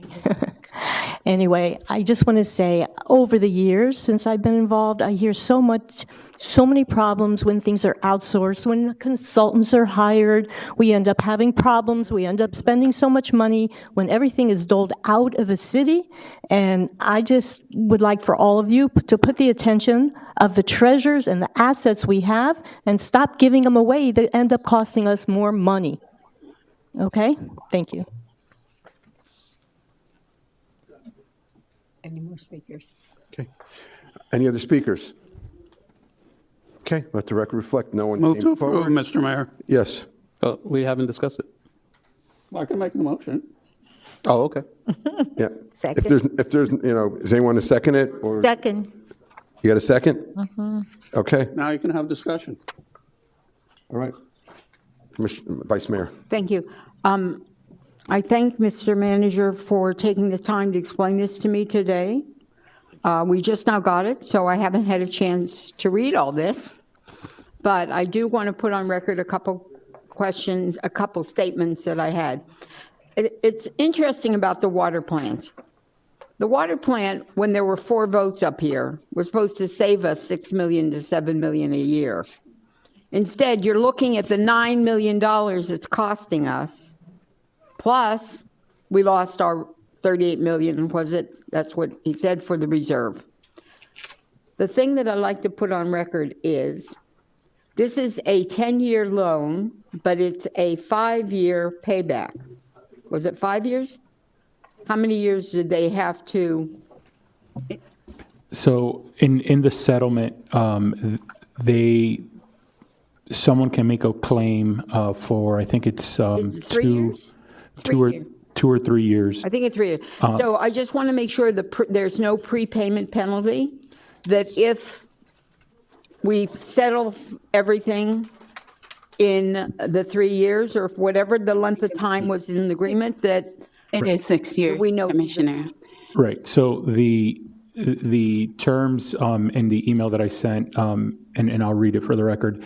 For prepayment, it's subject to the notification requirement described in the facility documents. The facility, parentheses, the city, may prepaid in whole or in part without premium or penalty if the paid on or after the optional redemption date, which is November 1st, 2030. Any prepayment on the date other than on or after the optional redemption date is subject to the breakage costs payable by the borrower, which is the city. If the city wishes to prepay the loan before the optional redemption date, the city will pay a higher interest rate of up to 5.4% of the remaining principal of the loan. So, wait now that is a prepayment penalty because the 30th is 6 years away. So, and the agreement was for 3 years. So, the difference up to 1% more, is that on the loan that we didn't use? The rest of the loan we didn't use, we have to pay Whatever the principal is. remaining. That's big money, too. That's big money. Well, we don't know what's going to be remaining. That's an unknown thing. Well, yeah, you can amortize it out and see exactly what will be remaining. How can you do that? Because we don't, what's remaining, we don't know how much are they going to knock on the door to collect. Right. We don't know on the agreement how much, they have to come and ask for the money. We don't know our full exposure at this point, so. May I say something? Okay, so at the time the loan closes, we get the 9.2 million. There's an amortization schedule that allows us to pay the loan over time. So we'll know at any given time what our principal balance is. So it's going to be a set payment annually or biannual payment. However, we will know at the time that the city decides, okay, we have enough money to repay the loan, then we'll know at that time what our principal balance is and what that effective interest rate is. And correct me if I'm wrong, and our bond counsel could also clarify. We received the entire 9.2 at closing of this. That stays in our bank account, and which is also a interest-bearing account. Correct. So we are gaining interest on that 9.2 million that sits in our account. The first payment is $2.5 million due in October of this year. That'll make up for the difference in the 1% that we're going to have a penalty. Well, we would have, instead of it being no prepayment penalty, it's going to be a little greater. We don't have a choice. No, you don't. I mean, we're just giving the public the facts, and you're giving us the facts. Right, But right. Okay. Any other comment, or we have? Write a check. We have I just wanted to ask a couple questions just for the edification of our residents. Terms are fixed interest rate, or are we fixed interest rate? Yes, but Yes. are we talking about compounded and compounded annually? Is that what we're talking about? No, it is fixed, it's amortized. To the mic. I'm sorry. Interest rate is fixed, 4.9, and that will be our interest rate if we continue to pay through the 10 years. If we, up to 6 years, if we decide to prepay before the 6-year period, October 1, 2030, we do have to pay a high interest rate on that balance. But if we continue to pay as scheduled, it's fixed throughout the life of the loan. I appreciate your response. The question I'm asking, though, is whether this is a simple interest loan or whether this is a compound interest loan. And if it is a compound interest loan, are you compounding every 6 months, every 12 months? That's what I want to know. It's simple. It's simple interest. Okay. Yeah. Secondly, like Commissioner was saying, Commissioner Smith, we do have no choice. So I just want to put on the record that we can either go into our reserves, pull out $9 million and pay it, right? Or we can spread over this liability that we have over 10 years. So this is, in fact, the smartest way to approach this payment is to leverage by taking out this loan. I do like the fact that we're talking about the interest that we're going to get by putting the money into our own interest-bearing accounts. Obviously, the first 2.5 million, we'll only have that for less than 30 days. So I don't know what we're going to earn on that, but really what we need to be looking at is the 7 million that we'll have for at least what? When is the second payment? The second payment is due October 2025. October. So after at least 1 year, we know that that 7 million is going to be earning interest, and then we can compare that to the interest that we're paying on the debt and see what the difference is. I think that's something that we should have on paper, what the difference is, what the real dollar amount difference is between what we're earning versus what we're paying on interest, so that our residents can see whether or not this is a cost-neutral opportunity for us. Thank you. Very well. And one quick request, Mr. Manager, would you bring us back after the first 6 months to see what kind of money they were asked, that people came to retrieve money? Because we're definitely having a penalty. It's a 3-year program, and we're borrowing the money for 6 years. So we know we're having a penalty in 3 years. But hopefully, the penalty, there won't be that much money. They did come and knock on the door and collect what they wanted to collect. Well, either way, maybe they won't come and knock on the door, and we'll get the money back too. So, Commissioner, I'll have to see what the settlement agreement states about the reporting from the party. We're not overseeing that. Oh, that's correct. Their attorneys are, and they have certain guidelines that they got to be able to meet on those reportings. So we'll find out what that is and provide that to you. And anytime we do get any type of report from the class action, we'll forward that to you. that would be appreciated. Thank you. Okay, any other comment? No? Okay, we have the motion. Oh, yeah, sorry. No, I'll be quick. Mr. Kazan brought up a good point of why we never did our own internal investigation to actually figure out what happened back then. I don't want to belabor this point. I want to approve this item moving forward, but I would like to have a discussion later on about accountability and have an outline, a synopsis of how we got here, why we got here. So if someone were to ever look back and while we're doing what we're doing, that they could look online, see the whole process while we got here, and be edified and knowing that we're doing the right thing now. Just putting it out there. But I do approve this measure. Okay, right, and I agree that it's really the best move after reviewing everything that we do it this way. All right, so we have our motion, we have our second. This will be a voice vote. All in favor, say aye. Aye. Aye. Any opposed? Okay, passes unanimously. Thank you. All right, now on to consent agenda. We need a motion and second to introduce. Second. Got second? Great, thank you. And Mr. Attorney? Consent agenda time. Yes, sir. The consent agenda. First, we have the minutes from the pre-budget workshop of July 9th, 2024. We have the commission conference meeting minutes of August 27th, 2024, and the regular commission meeting minutes of August 27th, 2024. Those are 9.1, 9.2, 9.3. 9.4, resolution number R 2024-96, approve annual software agreement with Central Square Technologies, Inc., presenter Ricardo Castillo, CIO. Do you want the entire titles read? I'm sorry, Mr. Mayor. Do you want the titles of each read? Yes.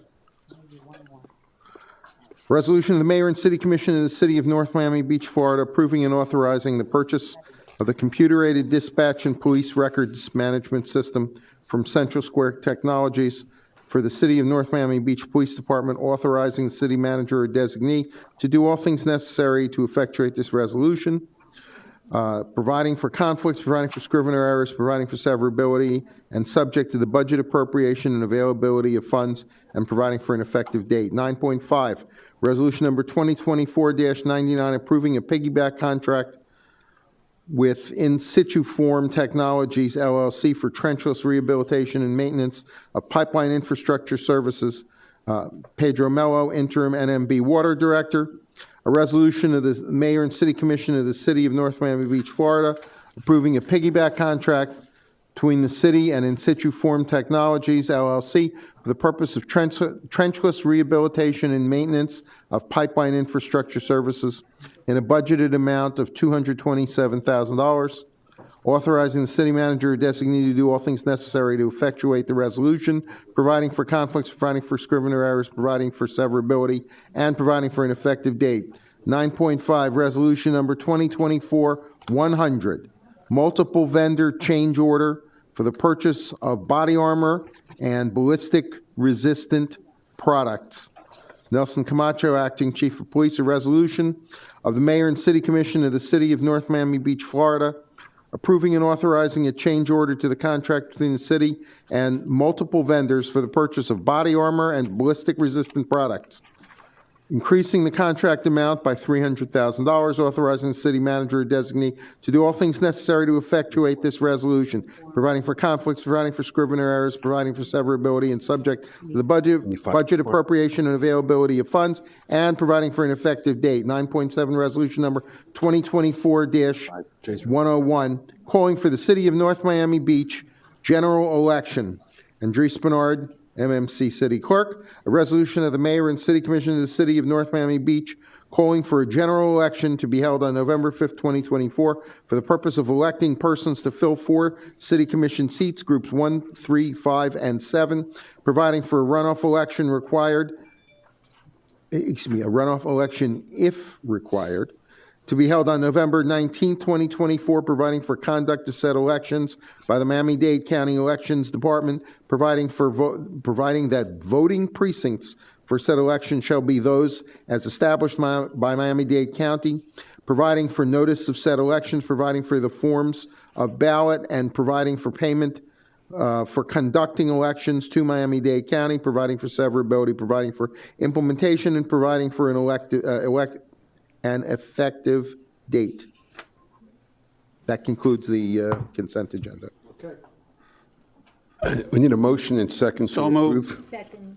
Okay, and need a voice vote. All in favor, say aye. Aye. Any opposed? Okay.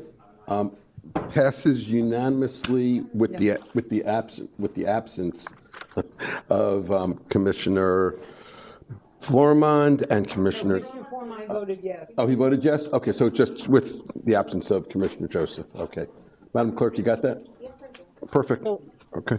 We still need the vote of Commissioner Joseph. Okay, when he comes back, we'll need his vote. Okay. That's right, you have to get his vote. Yeah, you're going to get his vote when he comes back. Okay. All right, great. Just for the record, Mayor, it's a privilege for someone who is off the dais to be able to cast their vote, but they are not required to do so if you're off the dais when the item comes up. Okay. That's not what they taught us at ethics class. Yeah, well, they get it wrong sometimes. I think Well, how I'm do we right. know They're it's wrong. not you getting it wrong? It's possible. Oh, okay. It's happened before. It could happen again, but my understanding of the law is, if you have a conflict, being off the dais doesn't mean you don't have to declare your conflict. But you're permitted to be off the dais if you have some reason that you need to be, and you're not compelled to cast a vote when you come back, unless, like I said, if you have to declare a conflict, that's different. Okay, but not only did they say it, but then I actually asked the question I gave a scenario, and they said that that's what it was. When you come back, you are required to vote? Yes. And who put that on? That was at the ethics class that Commissioner Chernoff, Commissioner Smith, and myself were at the Florida League of Cities Okay. well, by I will- Randy something. I will inquire further when I speak to the Miami-Dade Commission on Ethics, but I believe there's an Attorney General's opinion on that, and I believe that the It was law- from the Florida League.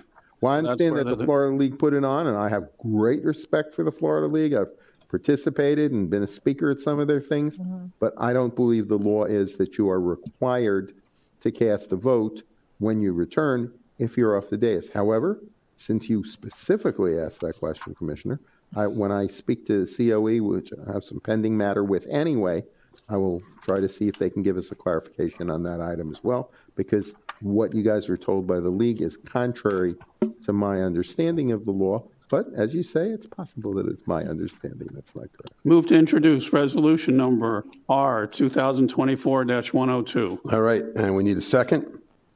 Second. Thank you. All right, Mr. Attorney. 10.1. Resolution number R 2024-102, World Class Properties request for 4 variances and site plan approval.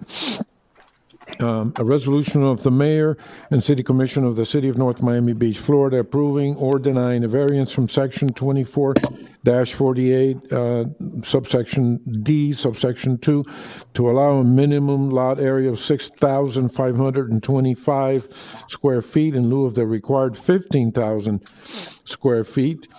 Approving or denying a variance from section 24-48, subsection D, subsection 4, to allow for an interior side setback of 6 feet, 6 inches, where 20 feet is required. Approving or denying a variance from section 24-48, subsection D, subsection 4, to waive the 30-foot corner setback to permit a 27-foot setback. Approving or denying a variance from section 24-48, D3, to allow for a minimum lot width of 63 feet where 100 feet is required.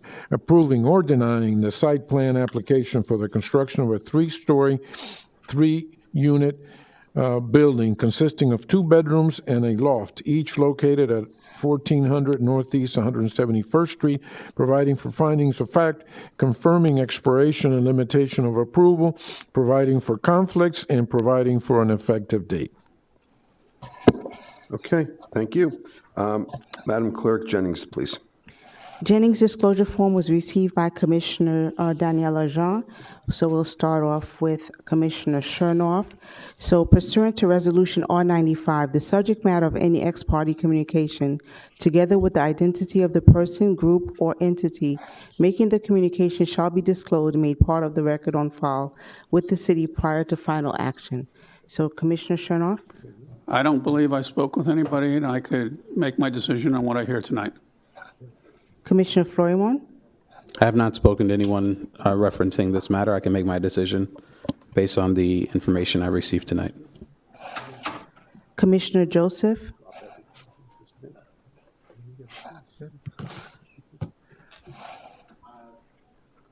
To the best of my knowledge, I have not spoken to anyone about this particular item, and I can make a decision based on the information presented to me, to the best of my knowledge. Thank you.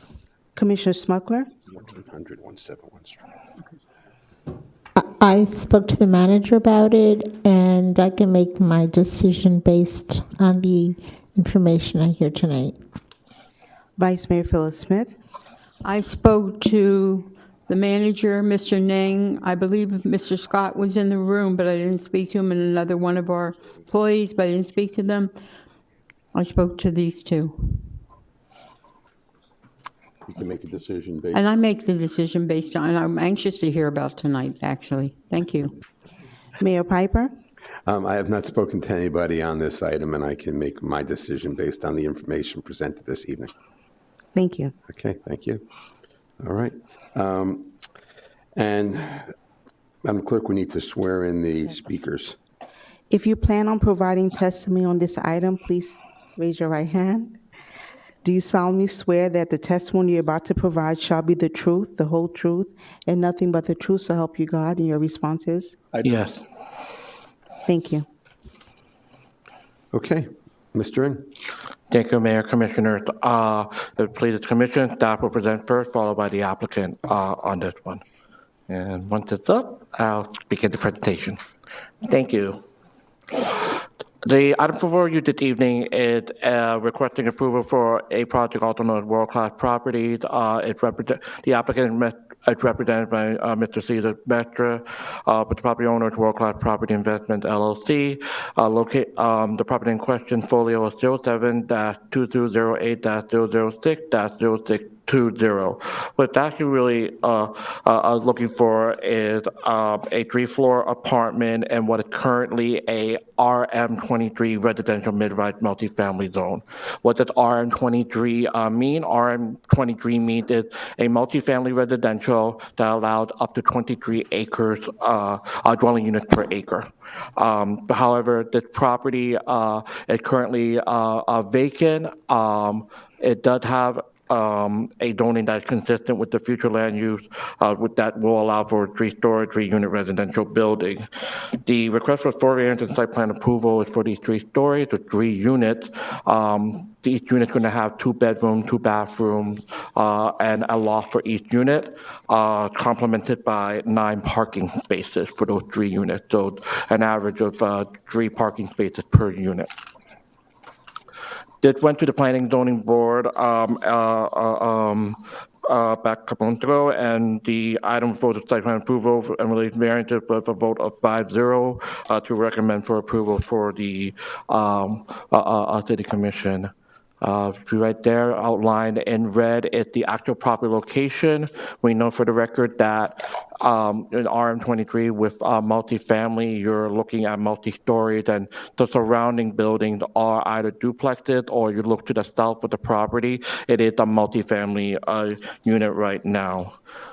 The property in question, this site plan had actually been in the background. They've been working on this for several years now, that dates back to when I was last the director, and now coming back before for us again. And part of it is because this site being one of the last remaining vacant parcels in the area, it's very difficult to develop under the way that we have regulated the area. For RM23 being multifamily, it normally requires a much bigger lot size, and that's where all these dimensional aspects for variances come into play. Without these variances, the Commission choose not to grant them, the site will remain vacant unless assembled into a larger parcel. This, we mentioned that there's 3 units. We did mention that it was about 1,120 square feet for each one. Naturally, during the course of the site plan review, we reviewed everything per our regular criteria, from natural environment down to landscaping and lighting. We note that, the landscaping is consistent with the code. As you note, the trees and other aspects around the property are actually would enhance it based off of not only a code required, but actually above what is you see in the neighborhood right now. The variances, first variance requested is minimum lot area variance. The applicant is seeking a non-use variance to allow for a lot area of 6,525 square feet. Normally 15,000 square feet is a requirement for the minimum size to build. Variance number 2 is interior side setback variance. Normally 20 feet is required for a 3-story building, and the applicant is seeking a variance to allow for interior side setback of 6 feet 6 inches. The third variance is the corner side setback variance. The setback of 30 feet is normally what's required, and the applicant is requesting a non-use variance to permit the allowance of a corner side setback of 27 feet. And the fourth variance is a lot width variance. Normally in this district, you would require 100 feet. However, the applicant seeking a non-use variance to allow for a lot width of 63 feet. We do have one condition that the applicant did agree to, is that because of where the location configuration the site, that proposed loading, including traffic pickup for this site, to be limited to non-peak hours, which would peak hours to the adjacent street network of between 7 and 9 a.m. and 4 and 6 p.m. This is because of the location right along 15th Avenue. The option for the commission this evening is to move for approval of the site plan of variances or move for denial. With that, we're going to turn it over to the applicant, and then. Mr. Nig, before you continue, can you just highlight real quick the variances? Yes, we can go back to those. Be 1 second, Commissioner. Going back to the variances, there are 4 variances. The first variance had to do with the lot area. They're requesting a variance from 15,000 to 6,525 square feet.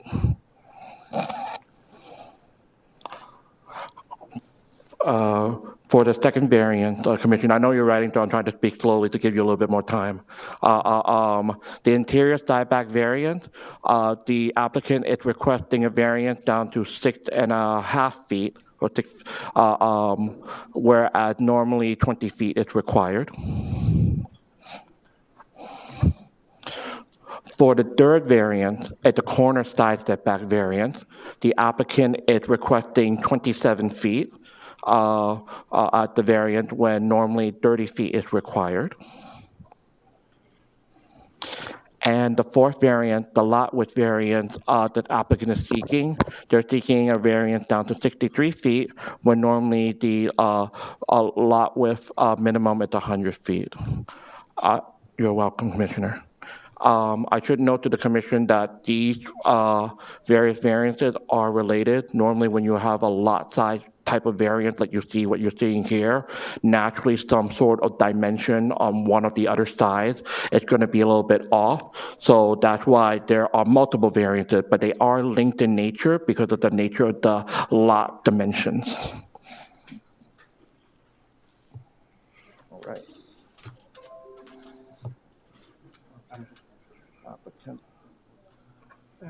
Could be right there.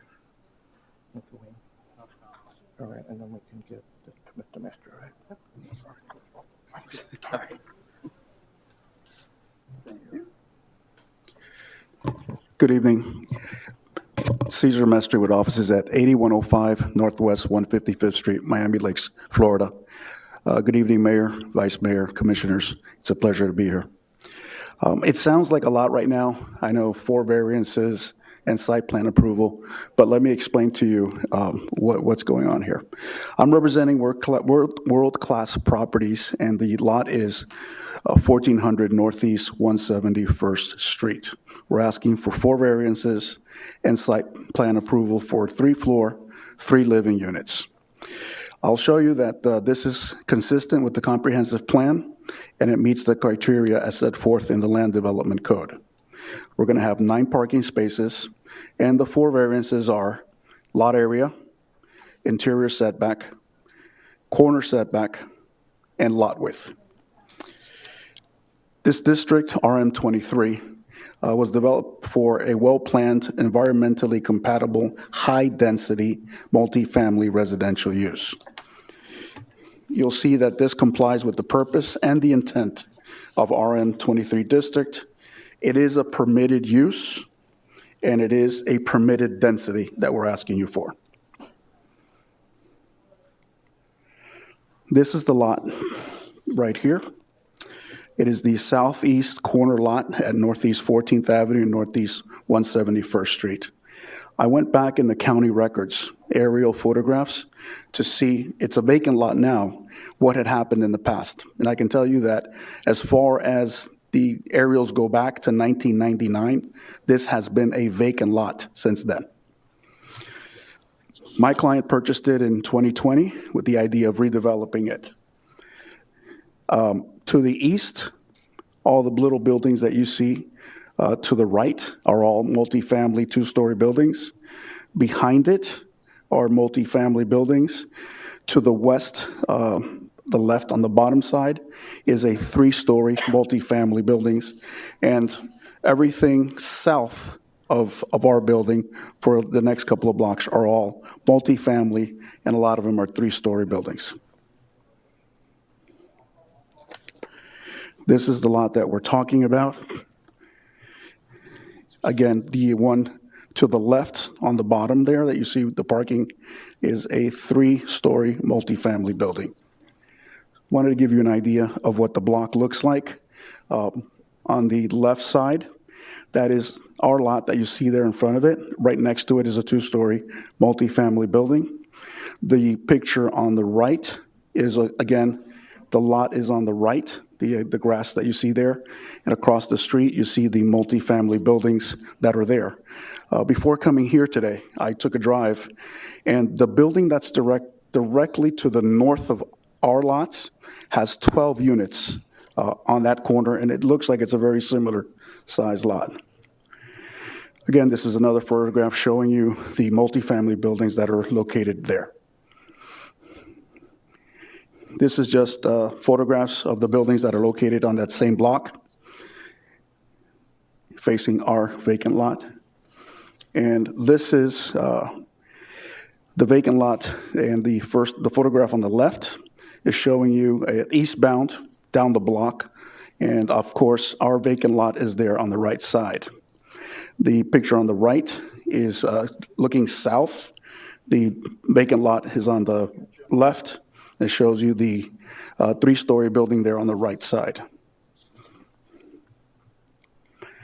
This is the alleys located to the south of our vacant lot. These are the buildings to the east. In the photograph on the right, that's our vacant lot directly on the right. And you see across the street the three-story multifamily building. As I told you, what we have there presently is a vacant lot that's been vacant since 1999. The zoning is RM23, which is residential mid-rise multifamily, high density. Our units are 23 per acre, so the density would allow for the 3 units that we're asking for. The proposal is a 3-story building with 3 living units.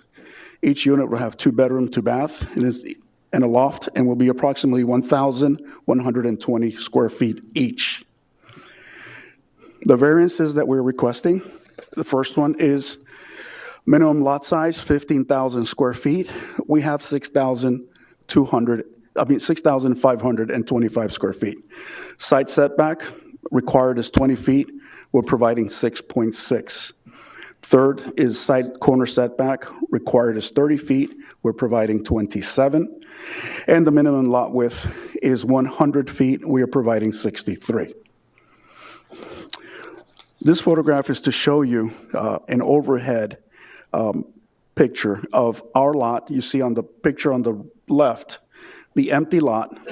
And then if you notice, the next 3 buildings over, each one of those is a lot. So I want you to understand that it would be practically impossible to develop this lot with a 100-foot wide lot when the lot is only 65 and all the adjacent lots are also very thin, as you can see there. The arrow just points to the 3-story building that's located directly across the street. So our proposal is compatible, and it will protect the stability and appearance of the community. Your code does not require any hardship for a non-use variance. And it also provides for the suitable site for development of well-planned, environmentally compatible, high-density, multifamily residential use. The next photograph addresses the issue of the side setback. We're providing 9 parking spaces, and as you can see, the vacant lot, the buildings that already exist next to ours, have very similar setback as the one that we're providing. In between the walkways, there's only 7 feet, and in between the buildings, there's 15 feet. So we're providing almost 7 feet plus whatever the neighbor has, so these setbacks are going to be very, very similar to what already exists in their neighborhood. We're not doing anything out of proportion to what's already there. This is the area that is your RM23 zoning there. So all of these lots that are located within here, in order to come before you for development and not request the variance, would be impossible because a lot of them are not 100 feet wide. This is a little closer of what we're talking about, and our lot is there in the middle, the empty lot. And as you can see, the lots next to us are all thin, actually thinner than the one that we have. So the only way that this lot could get developed without these variances would be to actually buy up some of the neighboring lots, which are not for sale. So that's why we're here before you asking for this now. So this is the building that we're proposing. These are the renderings. As you can see, it's a modern design with architectural accents. We believe it'll be an improvement to what's located in the neighborhood now.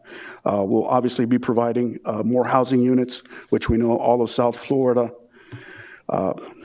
needs. And this is just different views of the building from different sites. So as Edward told you, we received unanimous vote at the Planning and Zoning Board, and staff recommended approval for all of the variances and the site plan. So we would respectfully request a vote of approval, and we'd be happy to answer any questions that you may have. Okay, thank you. Next would be Madam Clerk, public comment. The floor is now open for public hearing. Speakers, please keep your comments pertaining to this item. Thank you. Go ahead.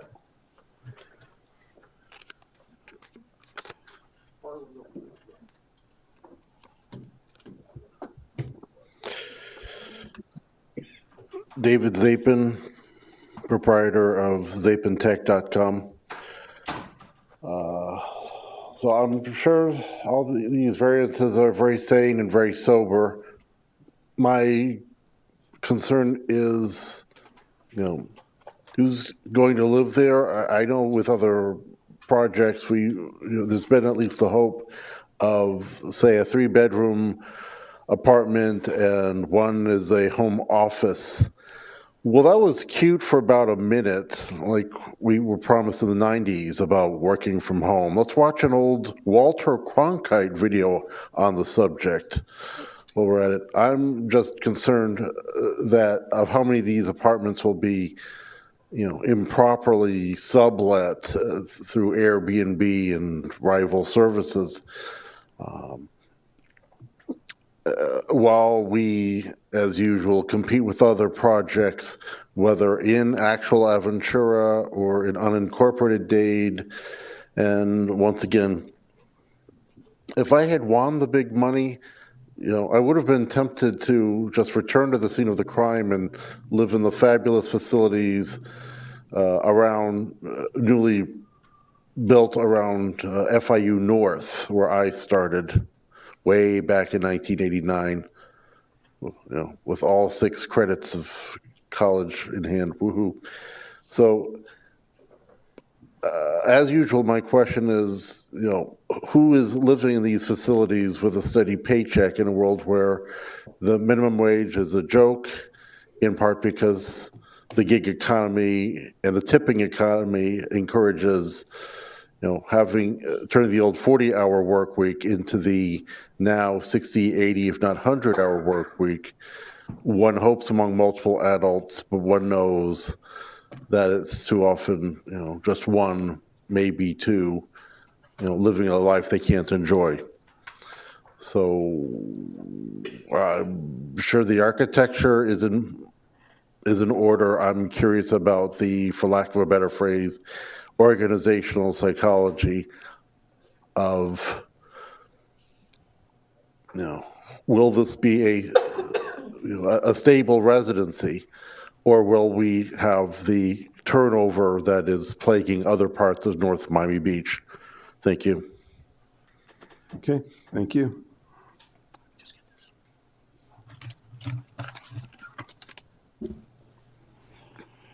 Hi, Karen Harold.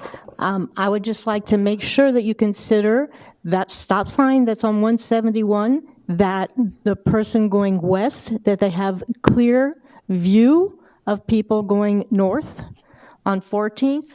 And I know by my daughters, when I stop the same configuration of her street, somebody has a cherry bush that's right to the sidewalk, but you have to ooch up so much to see a car, and by the time you're up there, if that car is coming fast, there's nowhere you can go. So I would just like to make sure that if you're at that stop sign, how much of a view, with the setback being so close, how much of a view of an oncoming car will that person be able to see? Thank you. Can we have that answered now?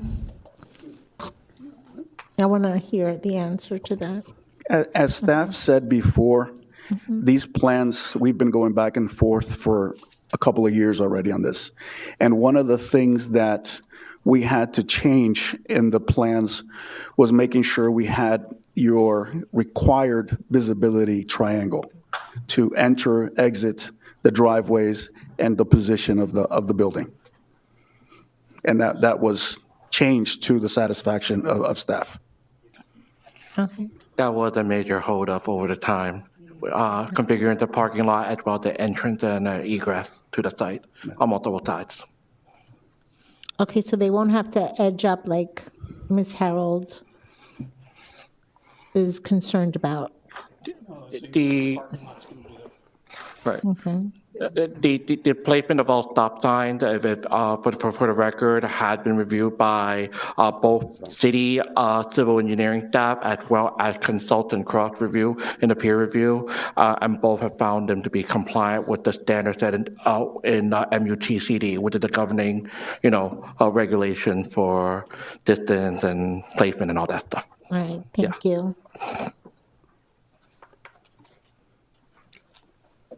Next signed speaker, Francisco Ortiz.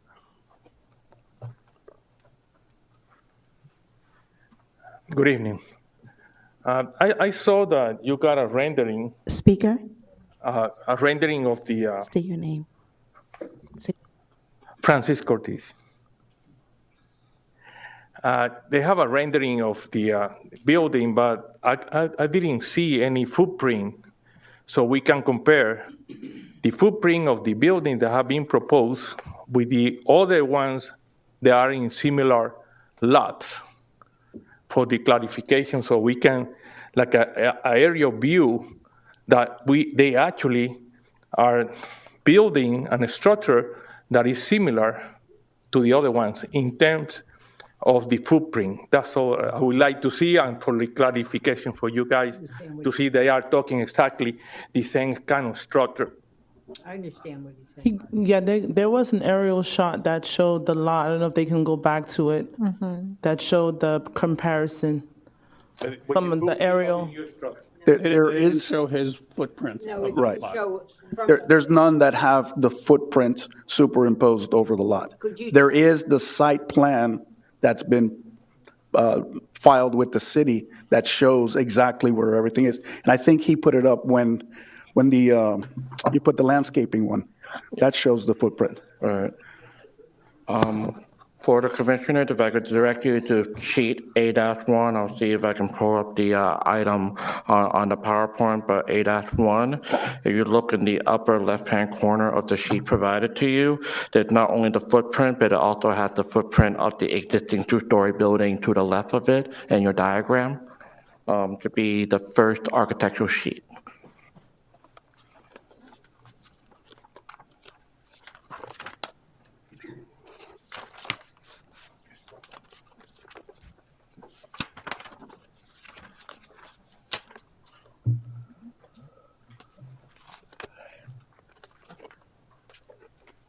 He's just asking where the building will place on the lot. That's all. Is it going to be closer to the street, closer to the next door? That's all he wants to know. Right. So if I could direct you to what you see here. Oh, it's not up. Sorry. There it is. There it is. Right. We did do the zoom in portion of it, but if we direct you to page A1, you'll be able to see that the setback for the 6.5 feet was actually contemplated with staff in discussion with the applicant in order to push the building back close, like more away from the roadway, if that makes sense. Because if you look at it, if we had gotten through and had your regular 20 feet, yes, the building would have fit, but you would have to make major changes, including where that entrance is out of the parking lot. Not only would that have eliminated parking spaces, but the remaining 1 or 2 parking spaces that would have remained, you would have had less clearance room to actually just pull in and out. And so that 6.5 feet, and with the placement, it's actually a safer footprint than it would have been otherwise. Okay. Next speaker.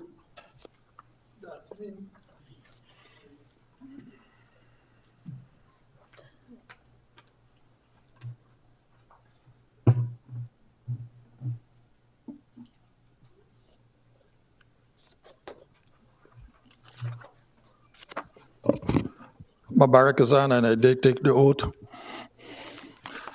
I've been coming to these meetings for the last 2 years. This project and the La Granja project, compared to the others that you passed, is like a breath of fresh air. I heard 2 bedrooms, 3 parking lots per unit. You have 3 units, 2 bedrooms each. You have 9 parking spots. And for those who might be, afraid of the traffic, 167, 163rd right now takes over 200,000 vehicles a day. So having 9 more added to it, I don't see it's going to break the back. I just would give my approvals to this, but I would be remiss. The other item that we had before, about that $9 million, I just want to say that it even took off the time date stamp from off the videos. That is how it had gotten at that time. That is how we keep losing money. This year, I think, is going to bring in a lot of revenues, or some revenues, and I think this year would sell out even faster than those 29 and 32-story high-rise buildings that you put up with inadequate parking, 3 bedrooms, 1 parking spot. Highland Village over, where it was passed, I think, in 2015 to 2017. Highland Apartments in Highland Village, that was like 1 apartment, 1 parking lot. It matters not if you had 3 bedrooms in a unit. So I do not see, we have a lot of items here to pass tonight, to listen to go through. I don't think you should take more than 10 minutes on this here. Please, manage your time, because I don't want us to be passing $8 million in 2 minutes like how you did 2 meetings ago, without any explanation. That coming up with a roof, that you're spending $8 million for a roof repairs. I'd like to have some explanation on that, and thank you very much for having me. Thank you. No photos, Fortuna? Any other speakers? Yeah. Okay. Let the record reflect that no one's come forward and public comment is closed. Any very, very brief commissioner comments? I just have a question for Mr. Nang. Did any of the neighbors respond to the notification? Because I see that they all look like they're 6 feet apart, but he really is cutting it down from 20 to 6. Did any neighbor object? We do not have any written comments. As you know, Commissioner, we put out like, hey, Yeah, I just want to know. Yeah, we did not have. I think this project is amazing, long time overdue. I'm sorry it took you 4 years.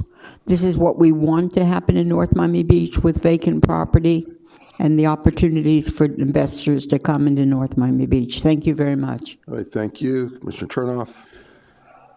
Beautiful property. Thank you for adding 3 units to our affordable housing. We need it more than anything in our community. It's wonderful. The only question is, what would happen if you made this building just a little smaller to not have all 3 variances? I know that the side variance you're going to need, but the big one of the lot you can't take away, but the other variance. I can tell you that when we started, there was a number of additional variances, and we've gone back and forth and back and forth, and this is the best that we could do, taking into account the size of the units, the amount of the units. This is the best that the developer and the architect could come up with. All right, well, I appreciate the effort that you did put together with the city and how much you've worked with the city and gotten to where we are today. And it is a beautiful building. I just wish you good luck in building it. Thank you. Okay, anyone else? Okay. I wanted to say that I definitely like the schematics of the building. And in addition to that, I mean, we've had, scenarios where variances were merited, and I believe that this is one of them. And, since the 10 minutes is ticking, I'm going to say that I'm in favor of this. Thank you. Thank you. Commissioner Joseph, you good? Okay, all right. I think this is the type of project that we need. And with that being said. Motion to approve. Thank you. Thank you. Roll call, please. Commissioner Chernoff? Yes. Commissioner Florimon? Yes. Commissioner Jean? Yes. Commissioner Joseph? Yes. Commissioner Smuckler? Yes. Vice Mayor Smith? With pleasure, yes. Mayor Piper? Yes. The item passes 7-0. Thank you. Good night. Okay, thank you. All right, we need a motion. Move to introduce resolution number R 2024-103. All right, and a second? Second. Got a second? Okay. All right. Mr. Attorney, we need you to read the title. A resolution of the mayor and city commission of the city of North Miami Beach, Florida, approving or denying a variance from section 24-41D3 to allow an interior side setback of 4 feet for an aluminum shade structure where 25 feet is required, approving or denying a variance from section 24-41D3 to allow a rear setback of 0 feet where 8 feet is required, located at 3380 Northeast 170th Street, providing for findings of fact, confirming expiration and limitation of approval, providing for conflicts, and providing for an effective date.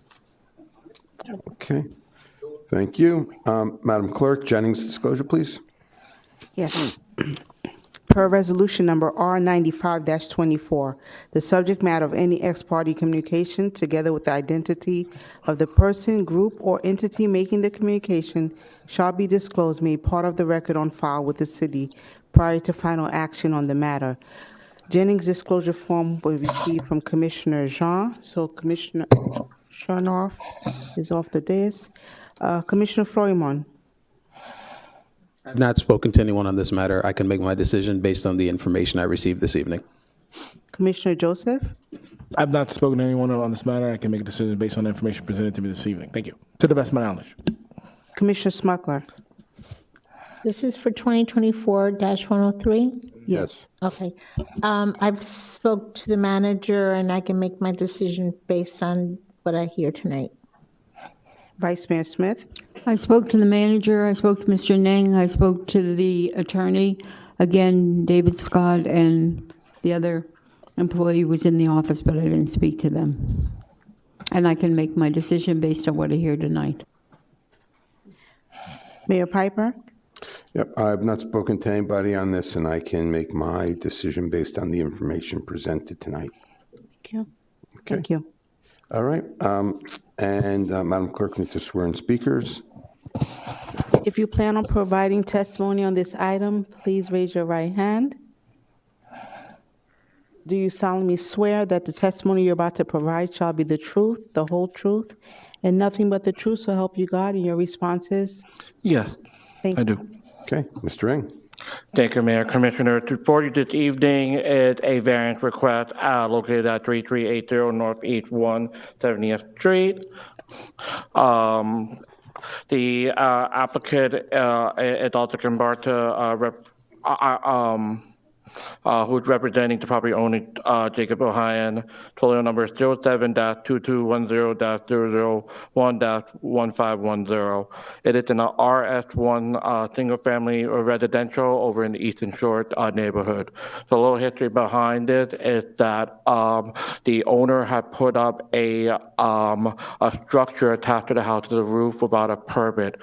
Subsequently, during code enforcement, we realized that was the case. In which case, the applicant had come to the building department to pull an after-the-fact permit.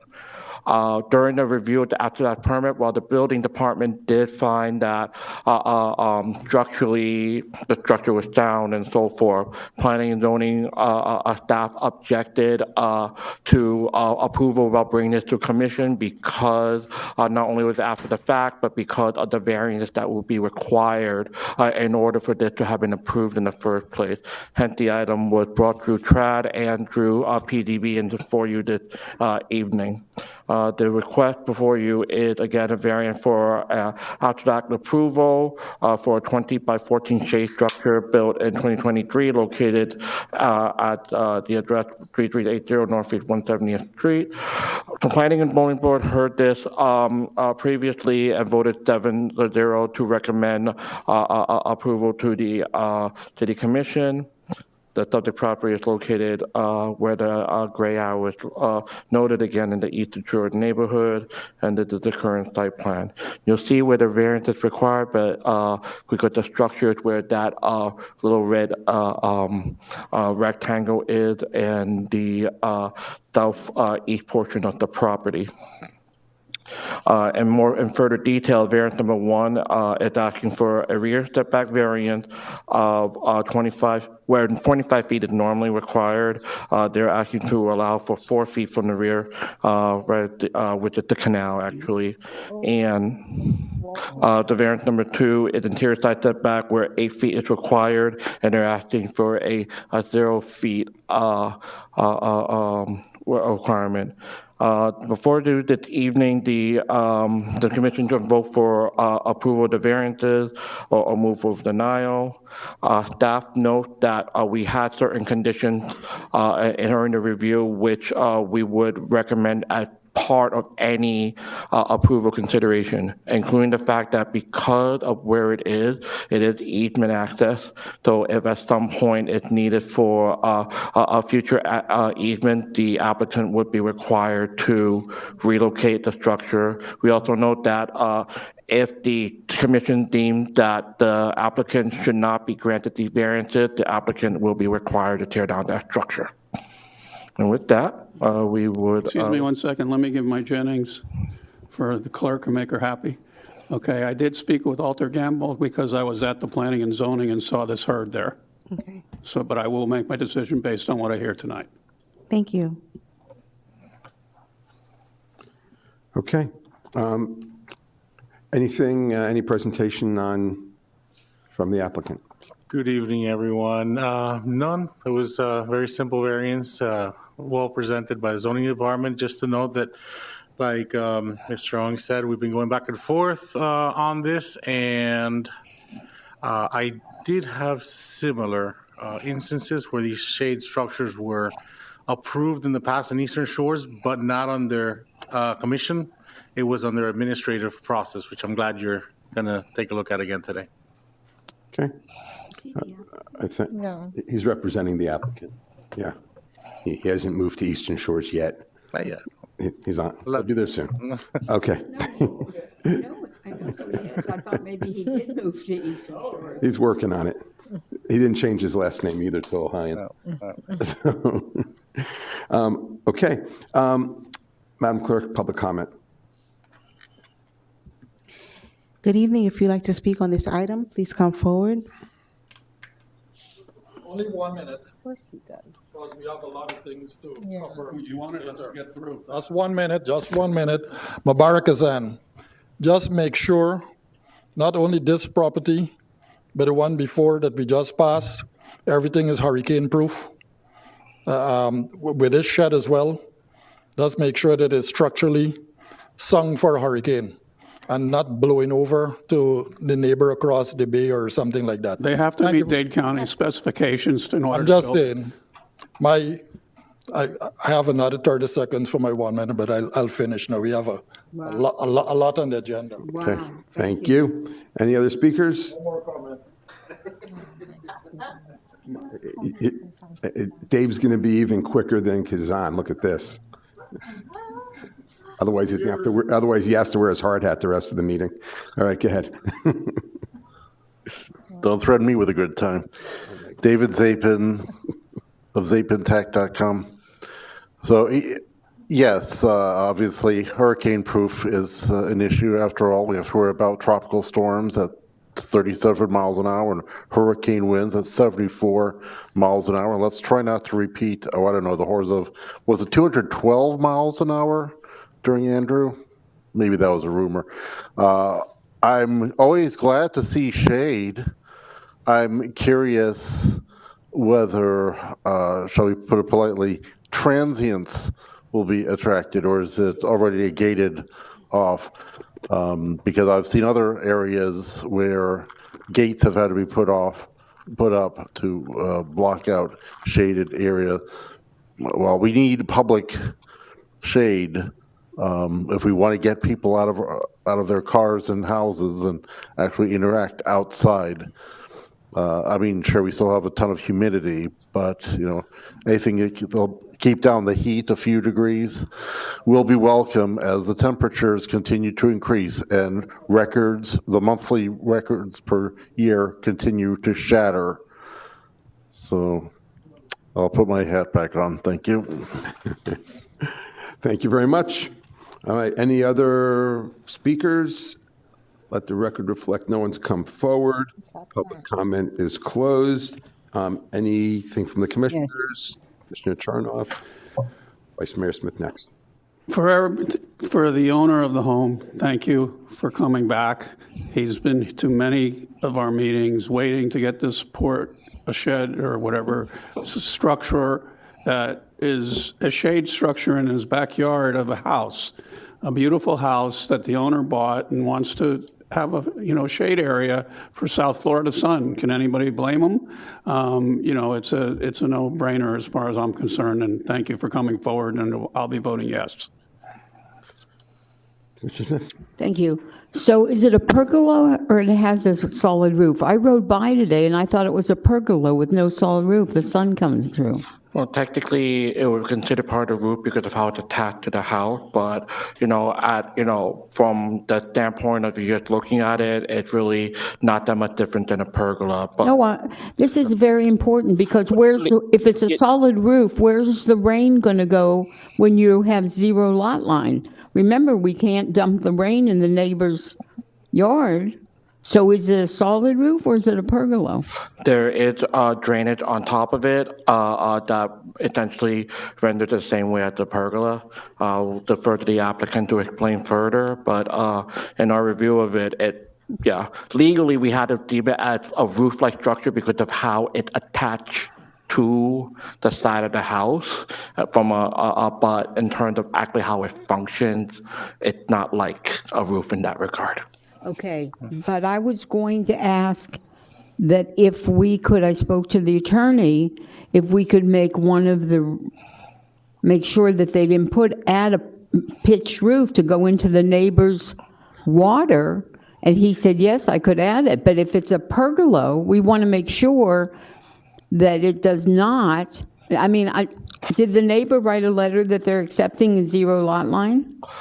There were nothing received in my office either for or against it. Did we reach out? They were required to, and yet it was done. And it was advertised properly, ma'am.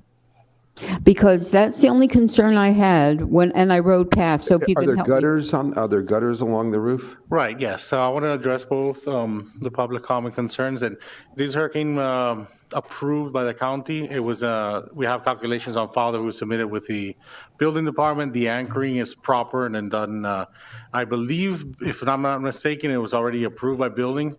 And yes, it does have gutters. And it does not, it's not inclined in such a manner that it would project water into the neighbor's property. Because we have a regulation on that, so that's, it's hard to understand because as a real estate agent, and I'm sure as the builder that built it, he knew that there was setbacks. There's setbacks on houses. We know we don't build to the line. I came in after those decisions were made, after there was a violation issued. And so I can't speak to what what they were thinking at the time. But in somewhat defense of them, if you notice that there's a 25 setback from the rear, but the whole entire yard is only 20 feet. So if you would have moved it And you do have, it's not a zero lot line to the neighbor, if I'm not mistaken. It says 4 feet. So it's from the rear, which leads to the canal. No, it's 4 feet from the rear, but it's 0 lot line from the side.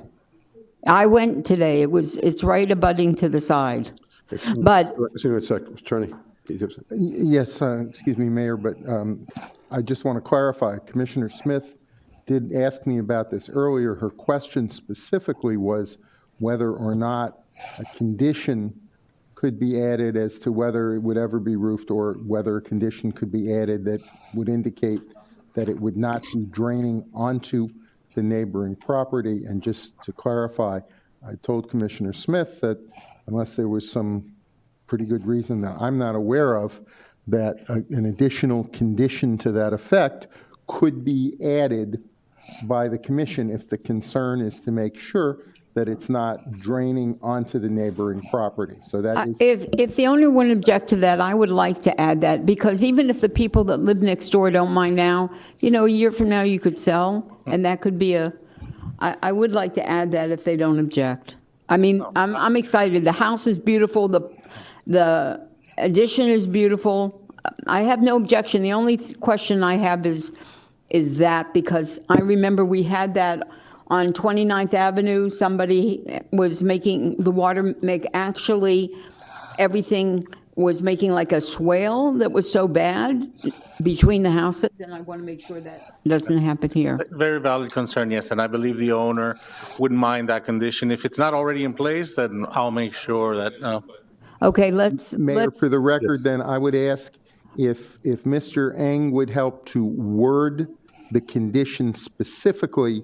Then at the commissioner's request, if the representative would accept that on the record, then that condition can be added. Mr. Eng, can you provide us some help in exactly what the language should be as far as draining onto the neighboring property? Right. I would suggest that the commission propose a condition specifically as follows: that the applicant agree to maintain and not alter the structure in such a way that would result in drainage onto a neighboring property.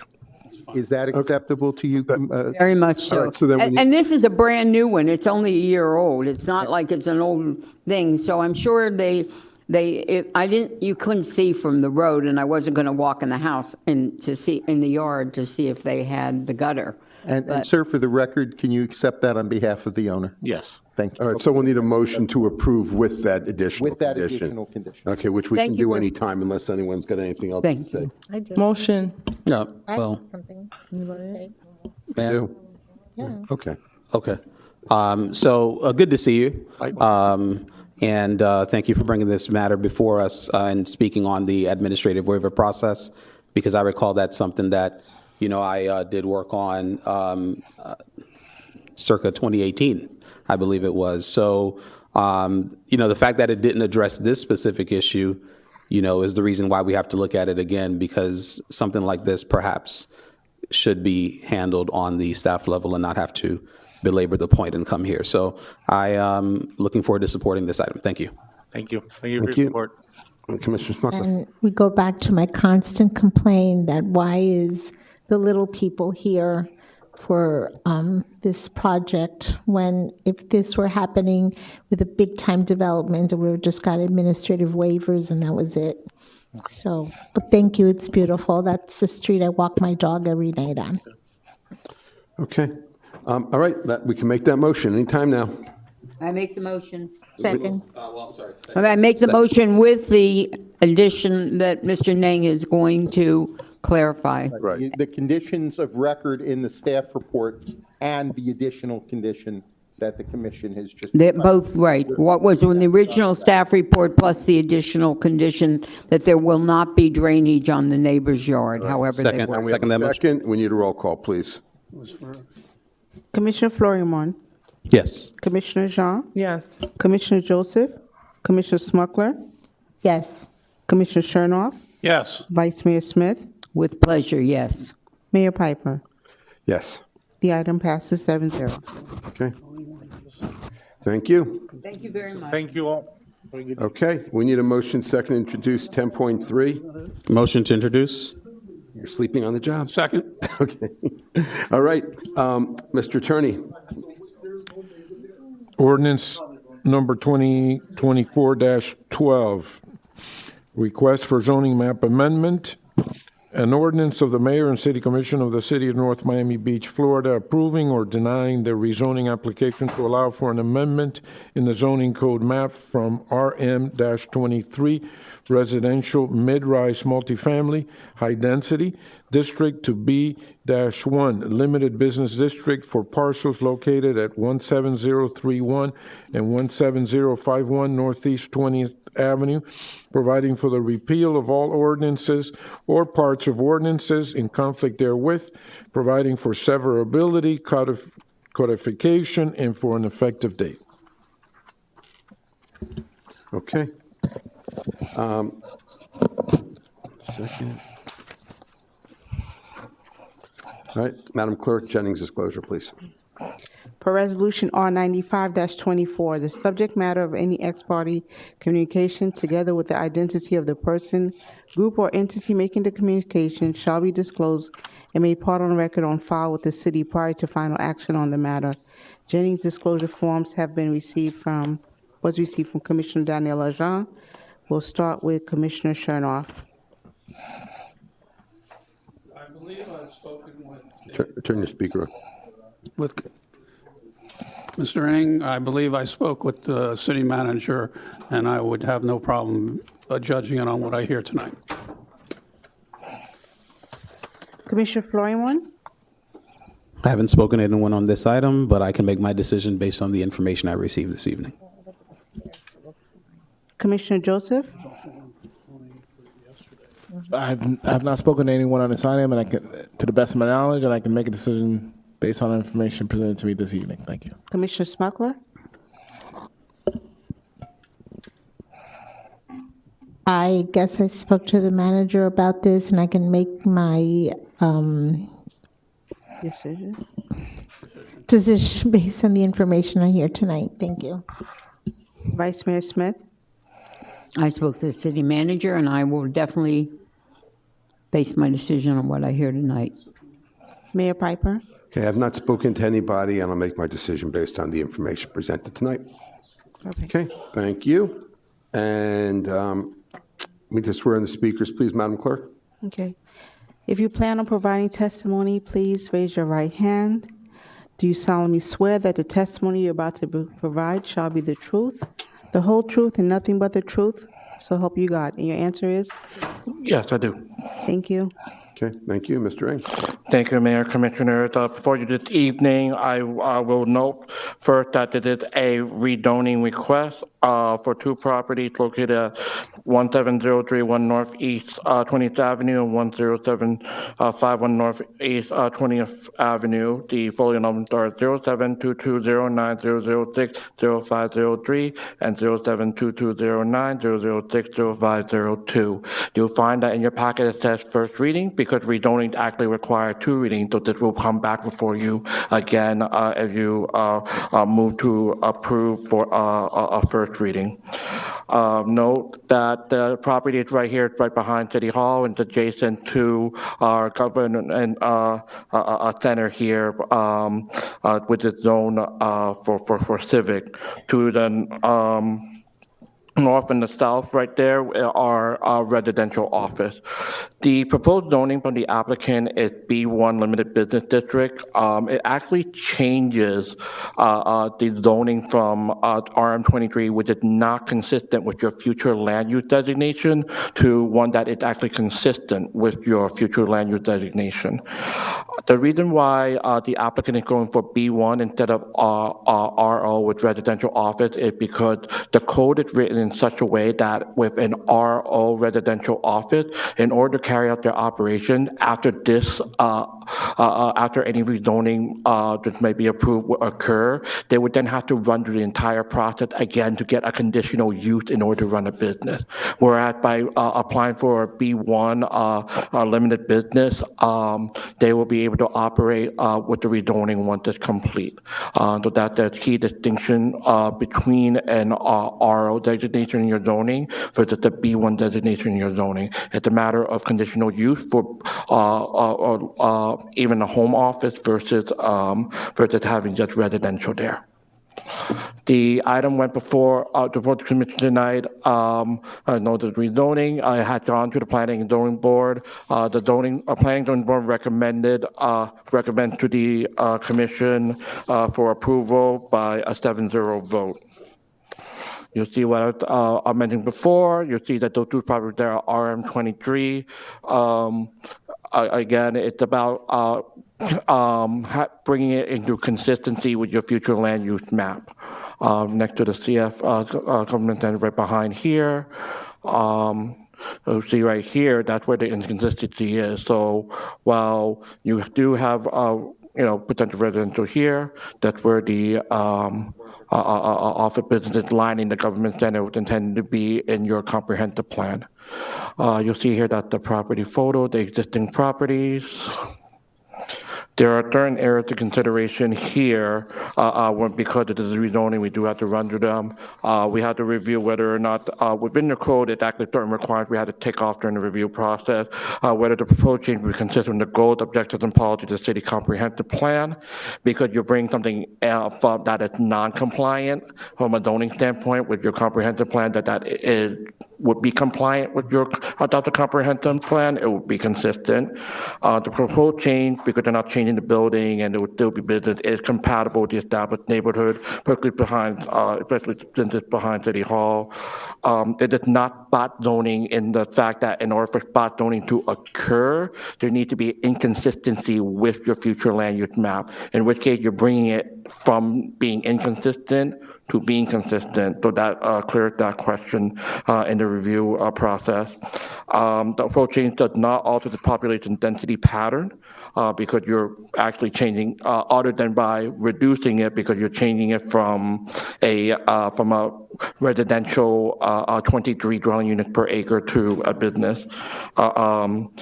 The proposed change would correct illogically drawn existing use district boundaries. Again, the consistency question. And the last one we reviewed, where the proposed change would accommodate change or changing condition. You have a business owner who is trying to come in and run something that's a very low impact business. So that is a changing condition to consider. The options before the commission this evening are to either to move for approval for the rezoning or move for denial. Again, for the record, it would have to come back for a second reading. Okay. Anything from you at this point or no? I think he said all, and I just really want to move my office from Aventura to North Miami Beach. Okay. My name is Lorena Pardo. My address is 170 31 and 51 20 Avenue. Okay. All right, thank you. And Madam Clerk, public comment? If you'd like to speak on this item, please come forward.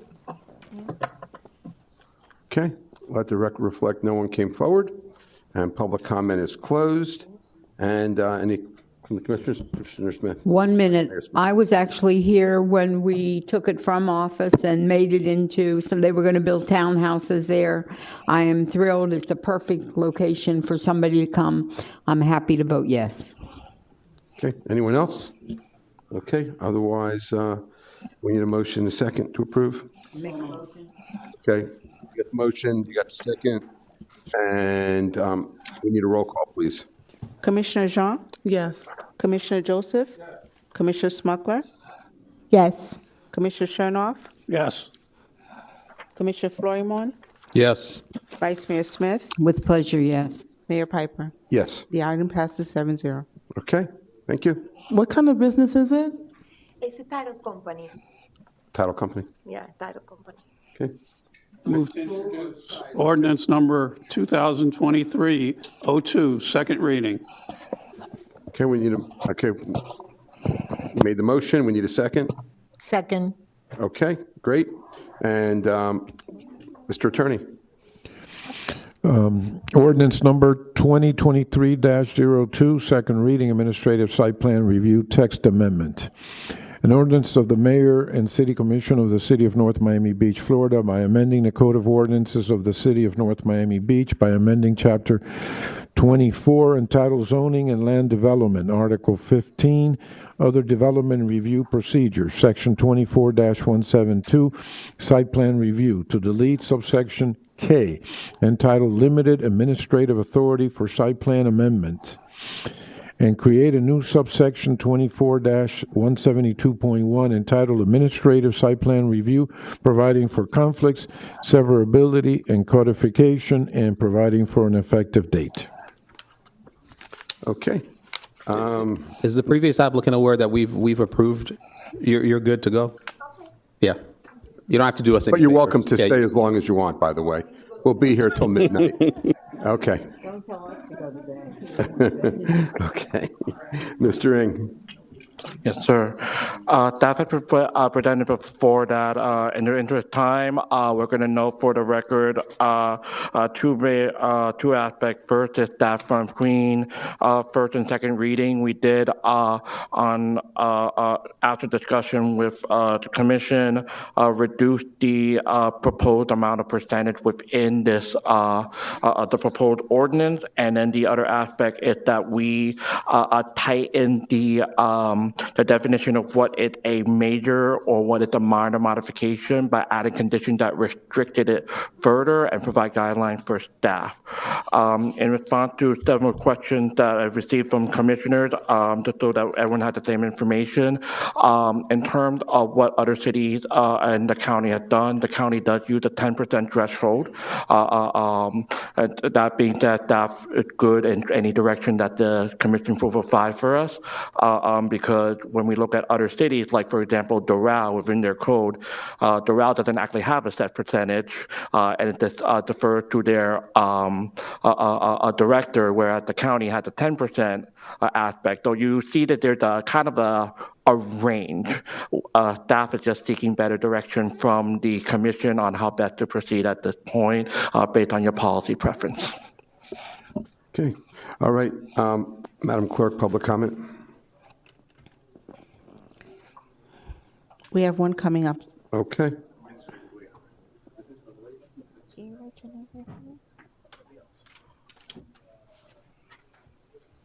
Thank you. Yes, Scott Greenwald, NMB Place. As I explained to you all last meeting, as a developer, we feel that this is an important amendment to be able to get projects built in the city.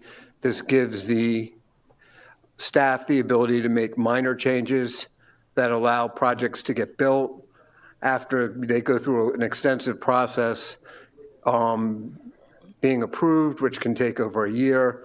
As you get further along in the process and conditions change, there's small parts of the project that need to be adjusted to adapt to market conditions, to adapt to new FEMA rules, and this ordinance covers those aspects. It gives a limited amount of change for certain specified items, so it's not a blanket you can change or add. You can't add units, you can't make the building bigger. So there are restrictions on this, but it allows a developer to move forward with a project whereas he could have to go back and do another 6 or 9 month processing those small changes. In addition, it gives a single family residence that same opportunity for small changes that they're going to make, so they could do that administratively. And the constraints of what can be done are pretty well defined in the ordinance, and the percentage, which started out at 25%, which gave a wide range of change, has been reduced to 10%, which is more in line with the other municipalities. And I appreciate you all considering this. Thank you. Thank you. Any other speakers? Alter Gombardi. Thank you. Again, good evening, Alter Gambardi. I want to voice my strong support for this ordinance. It's good all around. Some of these variance processes take a lot of staff's time for something like fences, sheds, minor setbacks. It's also very costly for the clients. And also, your agenda, I'm sure you have better things to look at, or more important things of the city than somebody's shed. But most importantly, it helps the owners of the properties, the ones that can't necessarily go through the entire process. It's very cost effective, and like the previous speaker said, it's not in carte blanche. It's limited in scope. So I would hope that you consider passing this. And thank you, Commissioner Florimon, because I know you did work on this in 2018. So I appreciate all of you. Have a good night. Thank you. Any other speakers? Okay, let the record reflect no one came forward. Public comment is closed. And any comment from commissioners? I have a comment, Mr. Mayor. The question I had for the manager the last time was, will there be any sort of reporting that you'll provide to us if there are any changes that we need to know? Is there any, or what would be the best way for us to find out if there are changes to any major, I know it's only at 10%, but is there any kind of reporting that you'll receive, will receive? Commissioner, we can definitely make that available, even as part of the an agenda item, even at planning and zoning level, that would list any type of administrative waivers that are conducted, and that can be part of your meeting minutes and reports on a monthly basis. Anything else? Thank you. I spent a lot of time on this. Thank you, Mr. Nang. Thank you, Manager. I spent an awful lot of time on this. This is one of the yings and yangs. I'm supporting this because I think it is important for the developers. I'm supporting it because I spent a lot of time with the gentleman that came up that had his own development delayed over minor changes. But this is only good if we have honorable people that make those decisions. So that's the only problem with this. It is a good answer to developers. It's a good answer to the building department, so they don't have to go back to try it and go back and go back. It's a good answer for the budget, but it becomes so, as commissioners, who's ever up here has to watch it and see, does it need to ever be changed back? That's all. That's why I've had such a difficult time with this, and I thank you for your patience, and I wanted to put that on record because everything has a plus and minus, and this has a minus if we don't pay attention. All right, thank you. Anyone else? Well, I think what Commissioner is saying is very important, and I echo those sentiments. I think that we're facilitating a process, making it easier, but at the same time empowering people within community development. So it's important that we have reporting on a consistent basis, to let us know what's being approved, and have a policy where we will continuously, get those reports, which I know you've spoken to already. Right. But we just want to make sure that that's... And if it helps, Commissioner, if I could direct you to page 7 of 9. Right. Under subsection F2, that was actually one of my additions. Right. Because I felt like yourself, I felt that was important.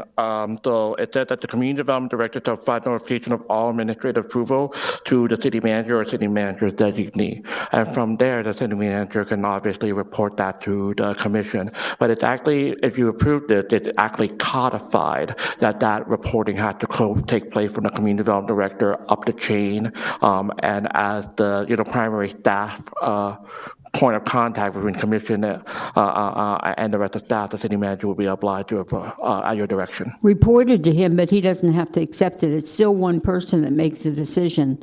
And just for the record, I did reach out to many municipalities, sent them all an email. I heard back from about 5. One said that 5% is fine. One said I wouldn't go over 5%. Some said 10. And one actually gives full carte blanche to the planning and zoning. But what somebody has to go through in our city sometimes is so lengthy that for something minor, it could be a very wonderful thing for our city, so hopefully it will. Especially to the homeowners that could be easily spending $5,000 or $10,000 for something simple that they don't. It's much more than that. It's much more than $5,000 or $10,000. It can go up to $50,000. Right. So that's another Right. thing that we need to consider with And the for developer. something simple, something easy. So, yes. And I make a motion to, do we make a motion on this? Or do we have a motion? Okay. All right, so, Okay, we got the motion. We got the second. We need a roll call, please. Commissioner Joseph? Commissioner Smucker? yes. Commissioner Chernoff? Yes. Commissioner Florimon? Yes. Commissioner Jean? Yes. Vice Mayor Smith? Yes. Mayor Piper? Yes. The item passes 7-0. Okay, thank you. All right, we need a motion and second to introduce 11-2. It's number 2024-13. Second. Okay, Mr. Attorney. Ordinance number, item 11-2, ordinance number 2024-13, first reading, text amendment for multifamily parking regulations. Edward Eng, Interim Community Development Director. An ordinance of the Mayor and City Commission of the City of North Miami Beach, Florida, amending Chapter 24 of the City Code entitled Zoning and Land Development by specifically amending Article 5 entitled Zoning Use Districts to modify the residential category minimum and maximum requirements from Section 24-58.1 Fulford Mixed Use Town Center District, Table MU/TC5, minimum and maximum parking requirements by use. Section 24-58.2, Mixed Use Employment Center District, Table MU/EC-5, minimum and maximum parking requirements by use. Section 24-58.3, Mixed Use Neighborhood Center District, Table MU/NC-5, minimum and maximum parking requirements by use. Section 24-58.4, Arch Creek Mixed Use Corridor. Hang on one second here. I'm sorry, Arch Use Mixed Use Corridor District, Table MU/C-5, minimum and maximum parking requirements by use. Section 24-58.5, Southern Mixed Use Waterfront District, Table MU/SWF-5, minimum and maximum parking requirements by use. Section 24-58.6, Northern Mixed Use Waterfront District, Table MU/NWF-5, minimum and maximum parking requirements by use. Section 24-58.7, Eastern Mixed Use Waterfront District, Table MU/EWF-5, minimum and maximum parking requirements by use. Section 24-58.8, International Boulevard District, MU/I, is that an I or a 1? I think it's IB. Part 3, Urban Design Standards, Table MU/IB-2, minimum and maximum parking requirements by use, and to amend Article 9, Section 24-93, entitled Parking Lot Design Standards, to create subsection L, Yeah. multifamily tandem parking, and subsection M, valet parking, and subsection N, fee-based parking, and amend Article 9, Section 24-95, entitled Minimum Space Requirements, to clarify and increase parking space requirements, providing for conflict, severability, and codification, and providing for an effective date. Okay. Mouthful. Thank you. Mr. Eng. Mayor, do you want me to begin, or will you? Okay. Thank you, Commissioner, for putting it on the agenda this evening, and that's something that staff had put forward before, and we are eager to enter in discussion with you to get better direction. This is first reading, and this is a result of something that was a study that was done by Calvin Giordano, our consultant, back when I first started. I believe my first day on the job involved a public workshop in the torrential deluge, which where some people's cars floated on the way back. But though it's been a long time coming, and we're happy to have the discussion with you. What you see for you this evening on the ordinance are a certain aspect of looking at raising the parking requirement for any project coming forward in the future that is multifamily or mixed use in nature. And you know that within the code that it specifically targets those use tables and it raises that requirement. It does this on the basis of the recommendation we received that were based off of actual count that we did in the field and observations as well as anecdotal evidence, in which case we looked at it, and there are some critical aspects there. One is for each of the bedroom types, raising the amount of parking per space. But that's not the only thing that we are recommending from staff standpoint based on the recommendation provided to us. We also have in there, for example, instead of having a guest parking space for every 20 units, a guest parking space for every 10 units. What that does is that increases the amount of guest parking that is going to be required as part of the parking count. We also are recommending doing away with what you see in the minimum max system by eliminating the maximum parking. And that way we have a little bit more leeway as staff to negotiate during the site plan review process to see what we can push. Additionally, you'll see that there's these additional aspects of subsection L, M, N, and you might be thinking about what are those all about, right? The first important portion there for subsection L is that we don't actually have the substantive code aspect to regulate tandem parking. And when you are able to put the tandem parking in, you can ask for alterations in design, and obviously that will have to go hand in hand with valet parking. But because tandem parking works a little differently spatially in terms of aisle width needs, changes the spatial requirements for actually developing parking on a site, right? So when you have that argument coming before you, we staff often do, where we're like, well, this could break a project because there's not enough space, or they have to go a level higher and the commission might not approve that. That kind of takes some wind out of that argument to allow staff to better negotiate for you on behalf of the city. Of course, folks know tandem parking, right? You got two cars behind each other. So how did that work operationally? Many times when we had those come before us, we asked that the applicant have a valet plan. This codifies the need for that and how that might go forward within a site plan approval to empower staff to look at that further on your behalf before it comes to you for site plan approval. And lastly, this is the interesting one that I actually put forward and made the consultant do a couple more rounds on. And we found a very interesting thing that makes a lot of sense when you think about it from a practical layperson standpoint. When we went out and looked at all the parking spaces, we know that our parking on our streets are currently free. But in some cases, such as, in some of these developments, when we looked inside at the guest parking, guess what they had? They had fee parking inside. So average person, you and I just going down on the street, what would we do? Well, if I have a free parking space, why would I go and park inside and pay money when I have a free parking space outside? So what happens then? Well, what happens then is the parking on the street will fill up first before that paid parking need goes in. What we're trying to do now with that portion subsection N is close that loop by restricting the fee-based parking inside the building in such a way that if it's within a certain distance from free parking on the street, you can't charge for it.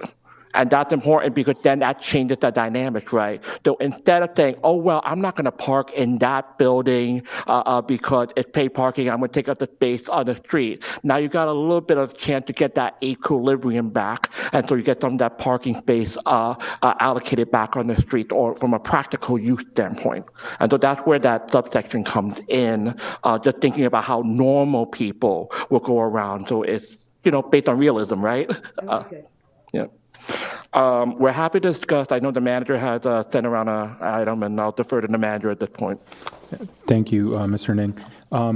Commissioners, we took an opportunity to kind of lay out all the changes and the staff recommendation and what those differences were, and we sent you all an email so that you all can consider and kind of see it more on a chart on a side-by-side.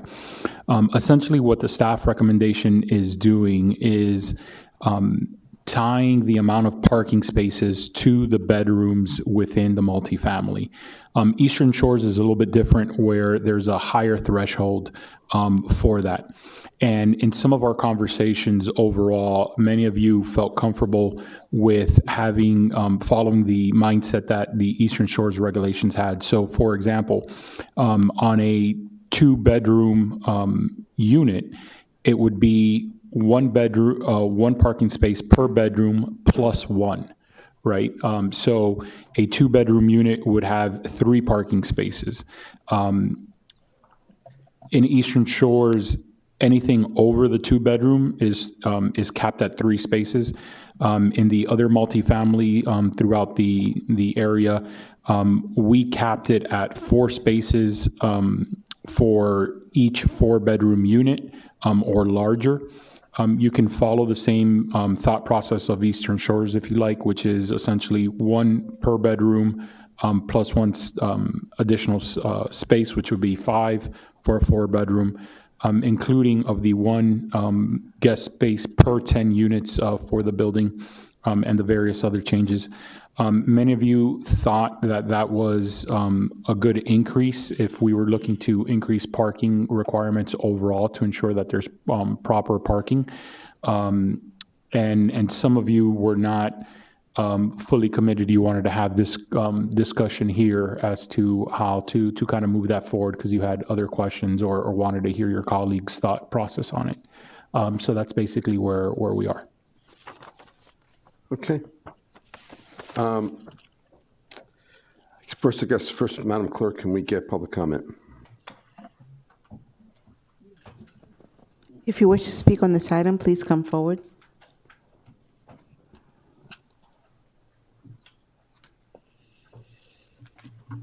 I'll sign in a second. Good evening, Matt Amster with the law firm of Burke, Howard, Fernandez, Larkin, and Tapanez. Offices at 200 South Biscayne Boulevard in Miami.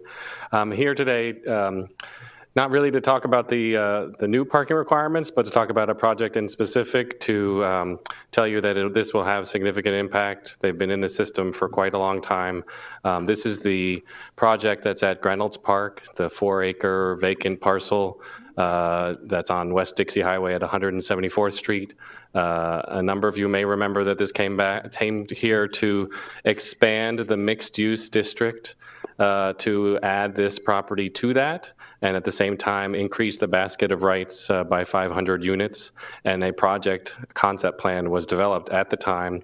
There was a lot of discussion. We worked closely with the city to change the mixed-use district to create the ability for that project to be built there. Because it was next to the park, there was a lot of back and forth, and a concept plan was developed which reduced heights significantly. There were transitions in heights away from the park, large setbacks, and so basically the envelope of the building was already created for this project. That was completed they started in 2018, they finished it in January of 2021.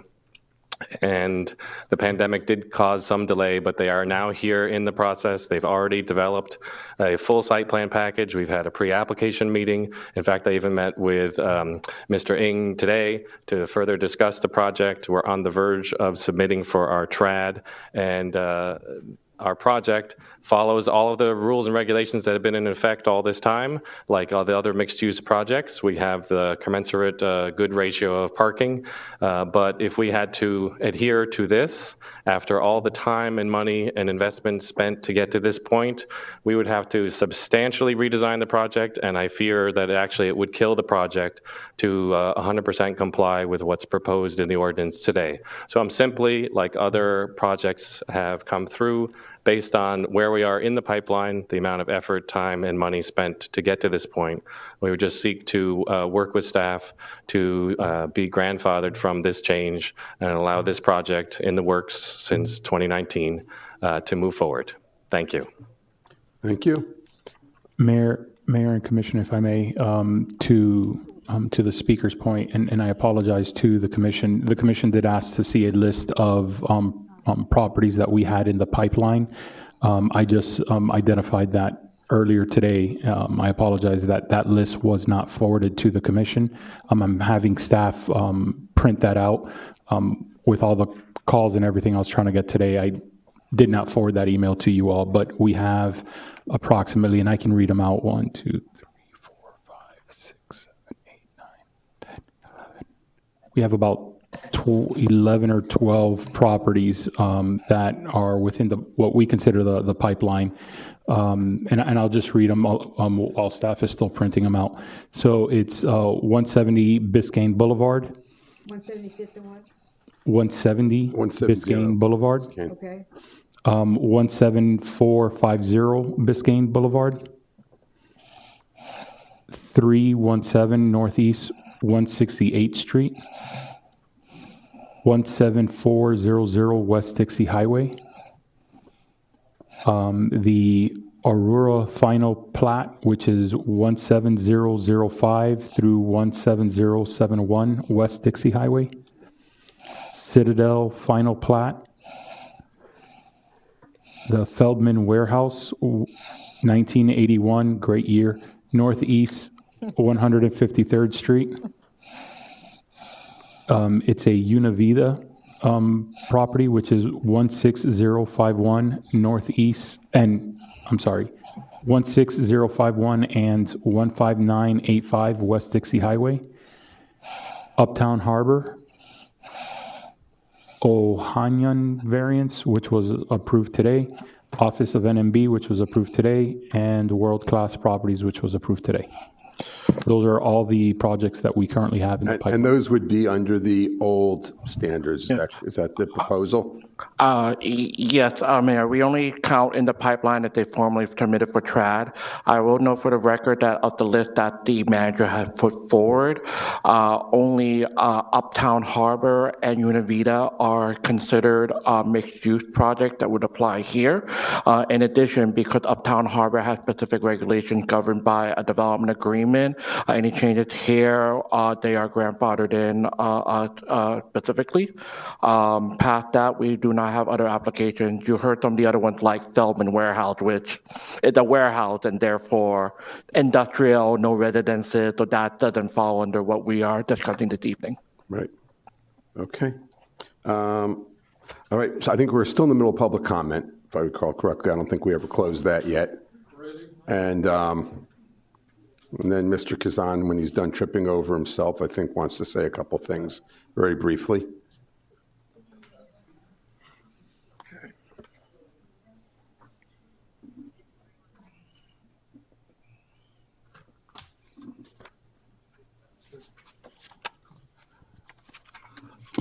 Mubarak Kazan. Over 25 years I've been living in this city. And I've engaged myself in commission meetings when there were council meetings from since over 22 years. And the first time I supported this project, high rises, was when the Marina Grande came up in between 2005 to 2007. At least one commissioner up here carried us to court. She was on the lawsuit. Didn't want us to build. Lame excuses were like the shadow from the building would cast a shadow over at Eastern Shores that would make it so dark, and all this nonsensical things we heard. And the reason why we were allowing the high rises, it was the anticipated increased cost in running this city. The police pensions, the employees' pensions, everything would be increasing, and the property taxes would not be enough. It would not be enough. And so we we started granting these high rises. And if you look at the Marina Grand, that is now the Marina Palms, I think, it has adequate parking. We planned, we approved, we, the residents, they came to us.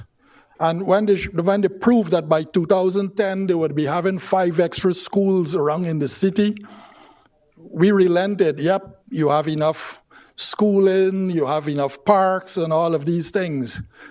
And the buildings that you're putting up today, inadequate parking, that would not attract the customers, the residents that you anticipate. Those would be failed projects.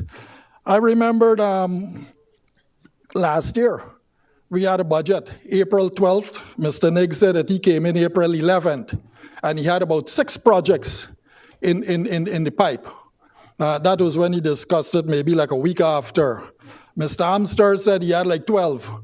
So far from then to now, I think Mr. Amster had passed maybe over a half a dozen projects. Now he's coming up with another 12 or something. These guys do not live in the city.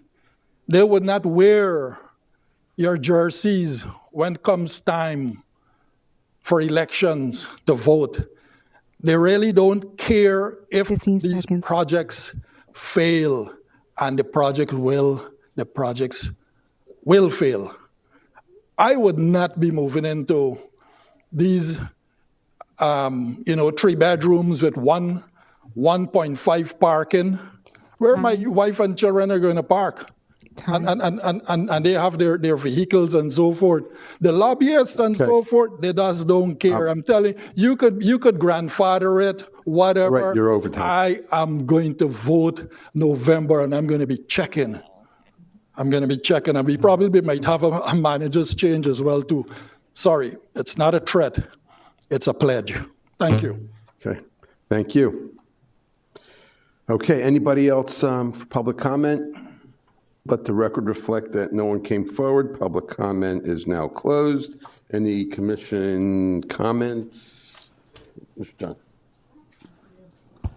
To the mayor, Mr. Manager, are you proposing that the 12 or so projects in the pipeline also get grandfathered in? Is that part of tonight's approval? Commissioner, I would refer to both Mr. Ning and our legal counsel, but from my understanding, if they have put in a project under the current code, you can't retroactively go back and ask them to change it. I know that there's essentially some restrictions on that.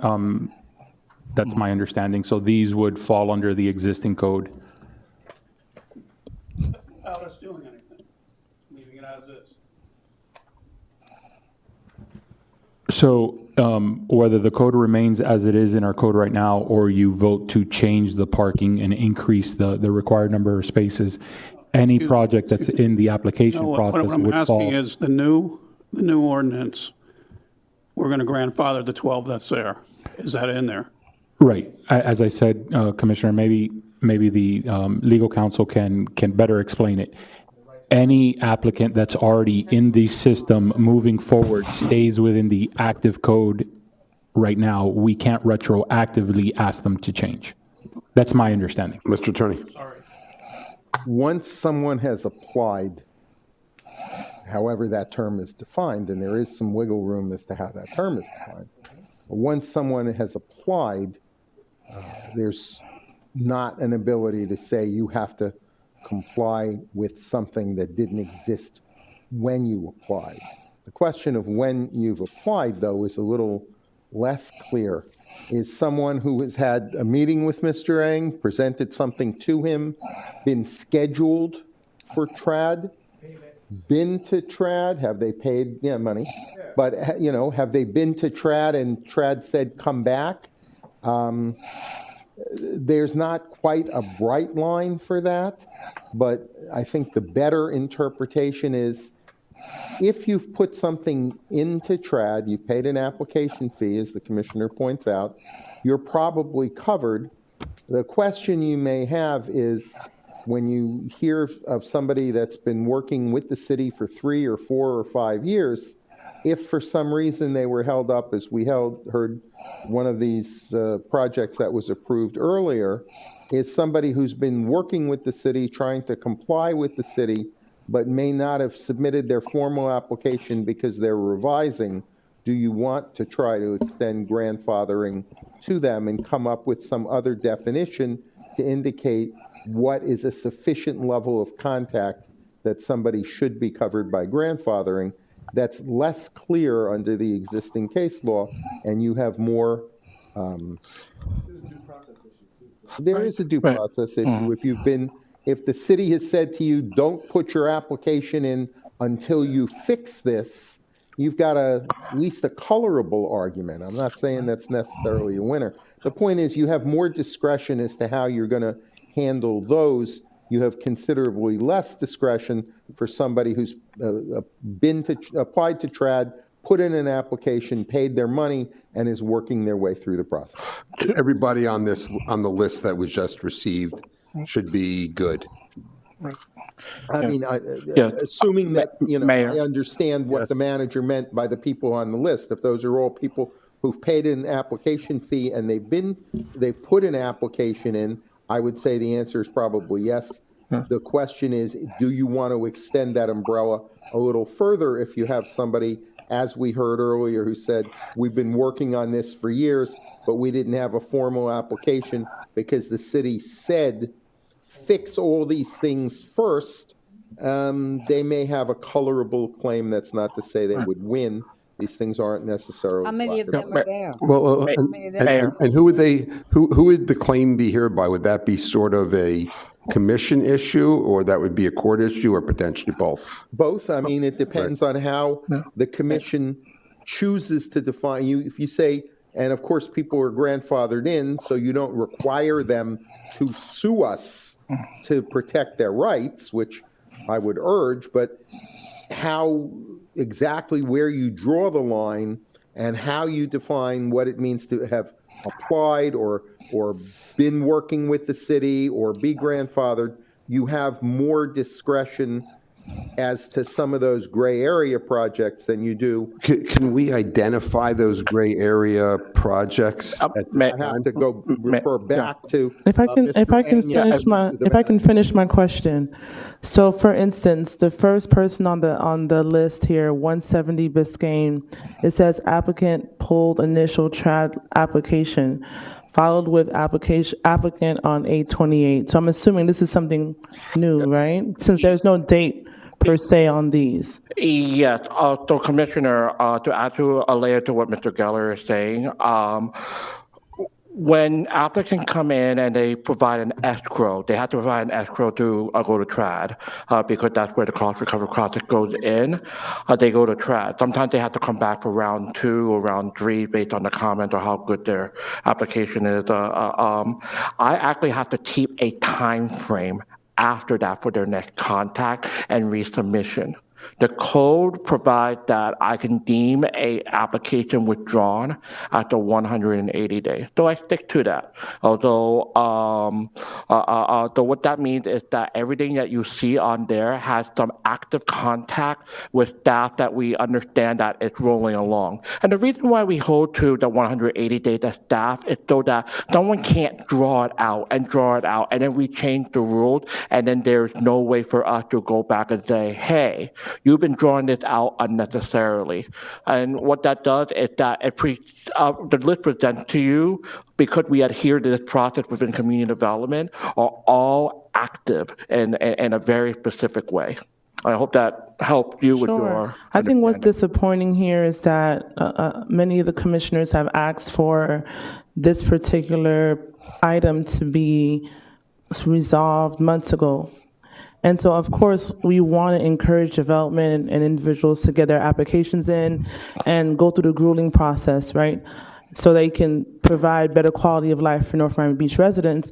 But at the same time, it's interesting, right? Because we've been asking this for months, and then, when I'm looking at the statuses, I'm wondering how many of them kind of snuck in right before, so I don't know. No. It's one of those things that we want to be fair. We don't want to be in a legal predicament where, we're left liable for changing the rules up. But how does that make sense when we've been asking this for almost a year?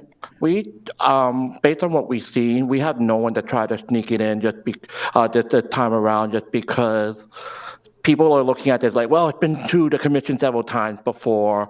We don't know what's up. So we actually do have applications such as Bali, which was approved several years ago, but their counsel spoke to me and they're like, we don't know what's going on. We're just going to wait till you actually resolve it at the commission and say one way or the other before we even apply.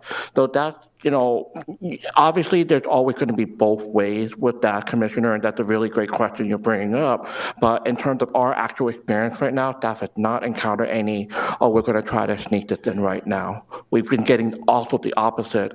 That also might be because they can use it as a backdrop because of the high interest rate that the federal government has right now, the Fed's having right now, which has been delaying some of the applications because of financial viability.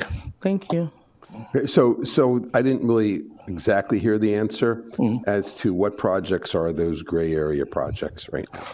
The gray area projects, the only one that would apply on the list that the manager noted would be 17450 and Univita and Uptown Harbor. But Uptown Harbor has its own development agreement, so the 12 that he read off, only about 2 of them actually are mixed-use projects. The others are, for example, 170th Shops, that's all commercial, so that doesn't apply there. Feldman Warehouse is commercial, industrial, so yeah, again, same deal. So Uptown Harbor is not a gray area one? It's not a great area. You have a 30-year development agreement. It's pretty set in stone on that one. Right. Mayor, and just to further answer your question, excuse me for interrupting, but I'll certainly get with Mr. Eng as well as the manager and staff to determine if there are other gray area projects not on that list. And again, let me point to, there was one we approved tonight, that you approved tonight. 3. No, but there's one in particular that you approved tonight that was commented has been working on this since 2019. I'm not sure when their actual application went in, but if we have somebody that for the long term has been working with the city and hasn't made a formal application, but they've been doing what the staff has requested, I'll work with staff to see if there are some others that are so-called gray area that might not get the automatic protection because they haven't filed a formal application and paid their fee, but in the interest of fairness, you want at least to have it called to your attention, and then you can make a decision collectively as to how you want to go forward. So for the second reading, we would have that information so that we would try to make that available to you, I would hope, well before second reading. Yeah, community development will work on that list for the mayor commission for their determination at the second reading. And I'll be happy to cooperate on that with Mr. Joseph. Thank you, Mr. Geller. City Attorney, could you possibly have to, fix the whole gray area, have a line of clear and, like a standard of clear and convincing and information that would subject you to that gray area aspect? Yes, sir. So what levels, depending on what that level is? It could say just to. Because they say, I got an email email or whatever. Is that clear and convincing? No. Or I have phone calls or that type of stuff. But you could put language that said something like, and this shall include any applicant who can establish by clear and convincing evidence that they have a substantial record over time of working with and cooperating with city staff, but may not have filed a formal application. And would that be done administratively, or would that have to come before? No, that would have to be part of the ordinance. No, but the determination. The determination could be done administratively. But that's We need to know the that's the number. aspect. We need to know the number for that. Well, that's why I said because that's a together to catch-all. find out. That's a catch-all because maybe they won't be able to find. I mean, there could be applicants that going back years that say I have these emails or I got this call or this text message from this code person saying, hey, you shouldn't do this right now. It would have to be something, in my opinion, and again, who had the final approval, typically that would be administrative, but I mean, it could be a commission decision if that's what you prefer, but it would have to be something on the order of, don't file your application until you fix this problem. It would have to be something where there was actually an interest by the applicant in getting it filed, and whether it might not be Mr. Eng, it might be his predecessor, it might be two people back who was ever in that position, but if someone said, well, you're not going to get approved by TRAD unless you resolve this setback issue or this part or something, that you would have to have something, again, your clear and convincing standard is probably appropriate. Right. And that would be something that the commission could determine how, not who gets in, but you could determine what the language would be and what you considered to be a sufficient showing that somebody was actually actively working with and cooperating with the city. Sure, you'd have to have some kind of guidelines who qualifies and who doesn't. And you'd have to set what the guideline is. The issue is that gray area aspect. Are we?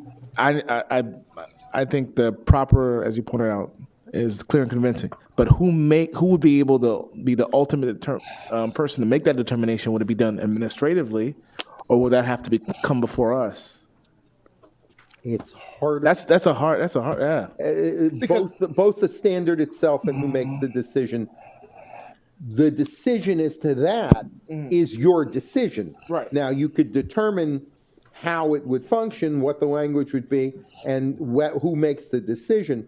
But the guidelines, as the vice mayor say, have to be decided by you as the commission. And it has to be decided prior to. We can't just all of a sudden have a project come and then go back and look and back and look. I agree. There's guidelines here. You don't qualify, you do qualify. All right, so that's something that we're asking before second reading? Right. Yes, we're going to work together to get it to you, hopefully well before second. All right, so can I call the question on this? Second. No, I have a couple questions. You'll have second reading also, but. I already whatever. You already said it? Okay. I second. Oh, you second? Okay, so we have a motion, we have a second. I have a call for public question. Okay, as long as it's quick. It'll be two fast questions. Does our theater qualify for 3 seats per 10 spaces? Number one, you can tell me during the first and second reading. I want to know if our theater qualifies. And number two, four parking places plus one for a developer. There's developers here. There's people that represent developers. Sometimes a 4-bedroom, only because I sell real estate. That's because they need the bedrooms for the 2 children and the housekeeper, the bedroom for the 2 children and the office. Are we really going to require in Eastern Shores that if you have a 4-bedroom apartment, you have to have 5 bedrooms? Let's just think about it between first and second. Well, it's 4 spaces for each 4-bedroom. Plus one in Eastern Shores. You just said. Yeah. Commissioner, just for clarification, you asked about the theater. I apologize if I'm missing. I think this impacts residential.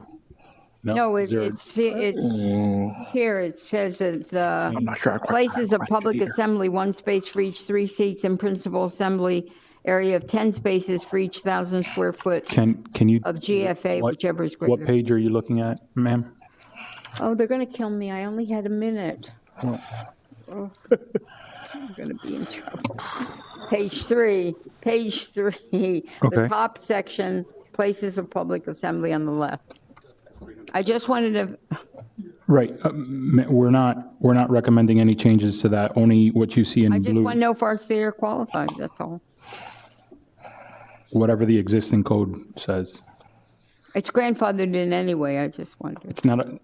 It doesn't affect the theater, ma'am. This is only residential multifamily. But just by the second, if you see an issue, just address it between now and the It's not a second reading. residential. Places of public assembly is not a residential. I think the code is just kind of. I know. I just wondered if we qualify. Yeah, I think that has to be clarified between first and second. Absolutely. Okay, all right, we have the motion, we have the second, and we need a roll call. Commissioner Smuckler? Yes. Commissioner Chernoff? Yes. Commissioner Florimon? Yes. Commissioner Jean? Yes. Commissioner Joseph? Yes. Vice Mayor Smith? Between first and second, yes. Mayor Piper? Yes.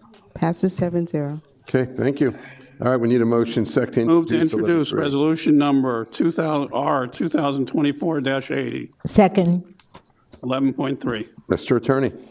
11.3, Resolution Number R 2024-80, American Rescue Plan Act, ARPA reallocations. Marlene Montestein, the Chief of Staff.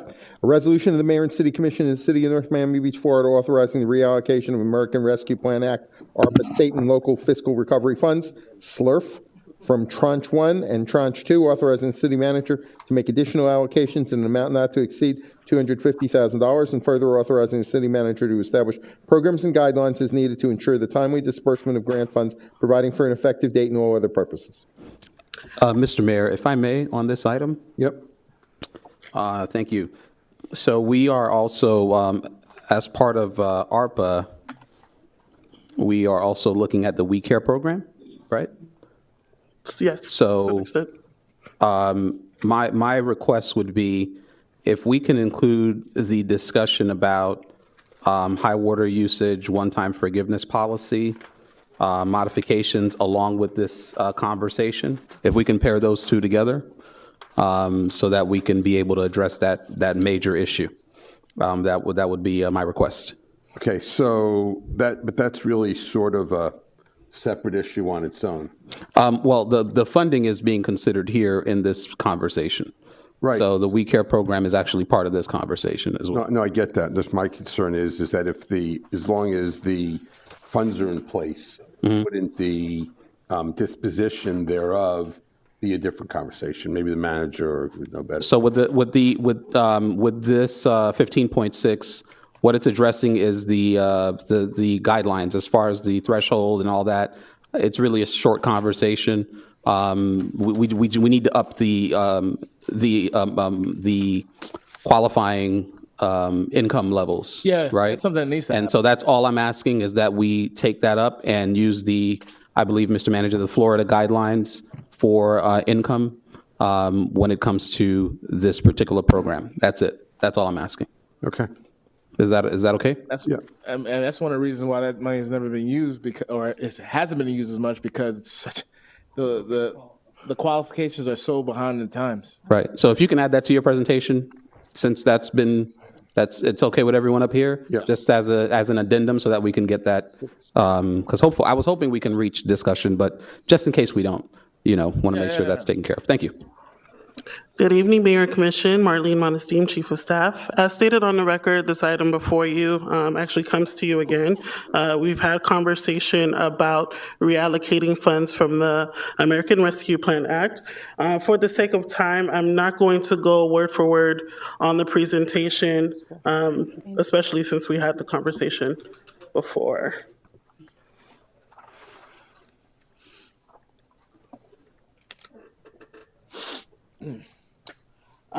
Just one key thing I want to mention really quick, reminder that we have to obligate the funds by December 31st and expend all the funds by September 30th of 2026. So between phase 1 and phase 2, or tranche 1 and tranche 2, we've completed quite a few projects. This slide here just lists those projects. And before you is a document that indicates availability between phase 1 and phase 2 projects.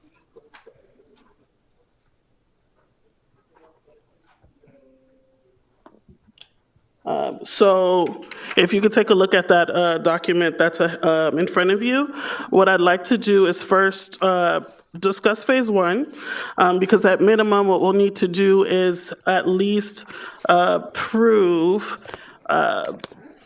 reallocating projects that are completed. Those line items are on column number 4 for phase 1, and they're in green. That indicates either the projects are completed or staff is requesting that we reallocate it to fund a different project. That amount, without the Singer building sale and adding funds to the accounts that are overexpended, which are in red, that amount would be $431,724.55. However, if we're including the sale of the Singer building, that would be 1.9 and some change. I'll just read out the exact number for the record. $1,931,724.55. And that's phase 1 alone. So if I can get the commission at least first to confirm that the requests for reallocating on phase one can be pulled from the lines that are identified, or if there are any accounts in phase one or projects on phase one that you would want to make any changes to, that we can do those before we proceed with phase two. You were asking for a separate vote on phase one? Or just some feedback, just to know that I can proceed so that we don't have to go Motion. back Proceed. and forth. So we Thank you. we need a motion or? It's taken care of. All right. Done deal. Oh, proceed. Okay, yes. All right, yeah. And then for phase two, which is your second and third page, you have additional lines. One column, which is indicated changes, that'll identify where we're requesting to add funds and where to remove funds from. So anything in green is where we would like to add funds to. I want to note for mortgage and rent assistance, that was depleted as of about a week, but we did collect a few applications that can be awarded funds, and so that would be at your discretion to decide if you want to allocate the funds just to close that out. In phase two, yes. And then for all the other lines, especially those in red, we're asking to pull funds from so that we can fund either some of staff's other requests, which you'll see, as well as your requests that you've made regarding reallocating funds. Quick question for you. Yes. Mortgage assistance, so you're not looking to replenish that in any way, right? Is that? So we do have another item on the agenda, which is the coastal contract. That would allow for some funds to continue that program, but through ARPA, we're requesting that we close it out. Okay, so in terms of commission requests, the last conversation that we had, there were several items that you wanted us to take a look into to determine what the costs would be. And so, as the slide shows, the request for portable misting fans, 165th Street paving, new park signs, spruce up of the basketball court that's behind PD, an increase in home rehab funds, increase in beautification for Washington Park and Highland Village, the marine vessel for PD, the facade grant or hammer, which speaks to some of the things that Commissioner Chernoff was speaking about, as well as the food distribution increase, public arts in parks, and economic development programming. So that would bring us to $1,412,335. That would just be based on what we discussed together and what I have within the phase two includes the Bearcat for $380,000, which is something that the commission had presented as well. So with that, I am proposing that you guys consider what we are requesting to allocate based on the Excel. And then if you have any other changes, we're open to hearing them now. Mayor and Commission, part of these allocations, especially with the additional request, which was made during one of the budget workshops, if I'm not mistaken, for reallocation of ARPA, is also contingent on the Commission's will to move forward with a selling the Singer property to the CRA. That's what we're allocating within that to reach the thresh level of 1.9 million going into phase two, then reallocating, and then the new ARPA allocations or increases, the last page from the budget workshop of 1.4, that's how that's being reallocated. So I just wanted to make sure that you all were aware of that. Okay. All right. So for now, Madam Clerk, public comment. Second portion of the rumor. Okay. All right, you want to talk about that first? If you don't mind. All right, go ahead. And then we'll do public comment. Okay, so Madam Chief of Staff and Mr. Manager, the discussion about the We Care to Share was the amount and also the threshold for qualifying for assistance. Mr. Manager, I don't have the document with me that talks about what the the income levels should be. Essentially, the We Care to Share program used at the time, I think it was the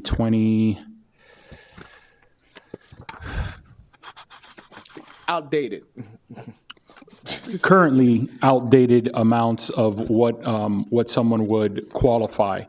They're approximately between, and the item that Commissioner Florimon is looking at or referring to is the Florida Low Income Home Energy or Water Assistance Program that's federally funded. They have minimum thresholds for a family of one, for example, or maximum threshold. They can't make more. In a family of one of 30,500, family of two is 40,000, family of three is 49,000, family of four is 58, and so forth. Ours are anywhere between $12,000 to almost $20,000 off of the current.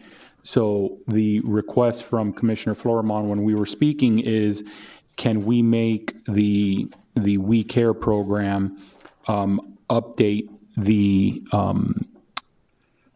ensure that not only are we updating the thresholds to what they currently are, but that on an annual basis that is monitored and updated with whatever the new guidelines would be based on inflation or anything like that. The other aspect of it is right now, this is a program that is based on hardship. And so the recommendation for the high water usage was a one-time forgiveness policy. We've had in some cases where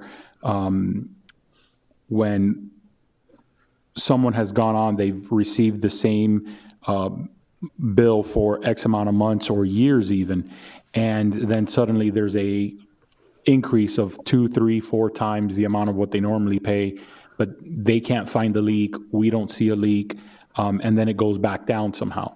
It's almost like if it's a glitch in the system. A lot of times, they don't qualify for the financial hardship. So what we did is we were looking at various other policies. We found one policy in actually the state of Texas that we felt was encompassing of what the request was with regards to the high water for residential customers to be able to ask for that one-time forgiveness. And we put several parameters of what would be allowed before someone would. So they can't have any non-payment or collection actions. They would have to be up to date on all their billing and so forth. And it's laid out in the discussion item in the criteria, which is in the background there. So that was a request from Commissioner Florimon with regards to updating the maximum annual income to meet current and future levels as determined by the federal government, as well as allowing for a one-time forgiveness of a residential high water bill. Wasn't there a max that we also were discussing? I believe what was the max amount, Madam Chief of Staff? I think we were saying that, if I recall correctly, that currently it's a maximum of how much? $1,000. $1,000. Right. So we were also discussing doubling that amount. No one's, the money's not moving. It's not. It's not, the money's not moving. So nobody needed it? No. No. Well, first of all, it's the requirements, which we're addressing, right? Because when you're looking at the numbers, literally for a household of two, your maximum income could be $25,365. No, we're talking right? about, So, aren't we talking about the maximum amount they get for one water bill? Is that what you're talking about? One water bill would go over. So if they had applied for the We Care program and got approved, they would receive a maximum of $1,000 for the based on the bill. Current parameters of the program. But it's only for the water? They have to have the threshold. There's a lot of things tied to it. It's not just. This is for someone in need, not. Someone in need. This is not. No, I understand that, but does their water bill go over $1,000? depending on the Depending on the circumstances, yes. that one-time forgiveness, we've seen water issues where The We Care. No, he just said they have to be caught up. They can't be delinquent. So that be, Yeah, Mr. Manager, can you clarify? yeah, clarify that. So right now, for a high water usage, a one-time forgiveness policy, okay, we would look at any type of account in which has no interruptions of service due to non-payment or collections of actions. And it's a forgiveness depending on what the average that they've had over the past 12 months. The We Care program is when they are in a financial hardship and depending on their household size and what's the maximum income. So they're essentially two different programs. We're asking to provide more flexibility, not only for the We Care program for financial hardship. Right now, again, for example, a household with one person, for We Care, the maximum income that they're allowed to receive to qualify is $18,735. Under the new guidelines or the updated guidelines, it's $30,588. No, I understood. So that is the update on the We Care. The ARPA funding goes into the ARPA funding goes into funding that because most people do not qualify under because of the household size and the amount of money that they've gotten. The program hasn't really been used. It's been used, I think, at a 11%. 11%. Of what could have. So a lot of people have been turned down. But on the one-time forgiveness, do you have a maximum right now currently as it stands? So forgiveness will be granted based on the merits of each case and availability of donated funds. If funds are not available, NMB Water will work with the customer on a payment plan. When funds become available, NMB Water will provide funds on a first-come, first-served basis and will be added to the payment plan.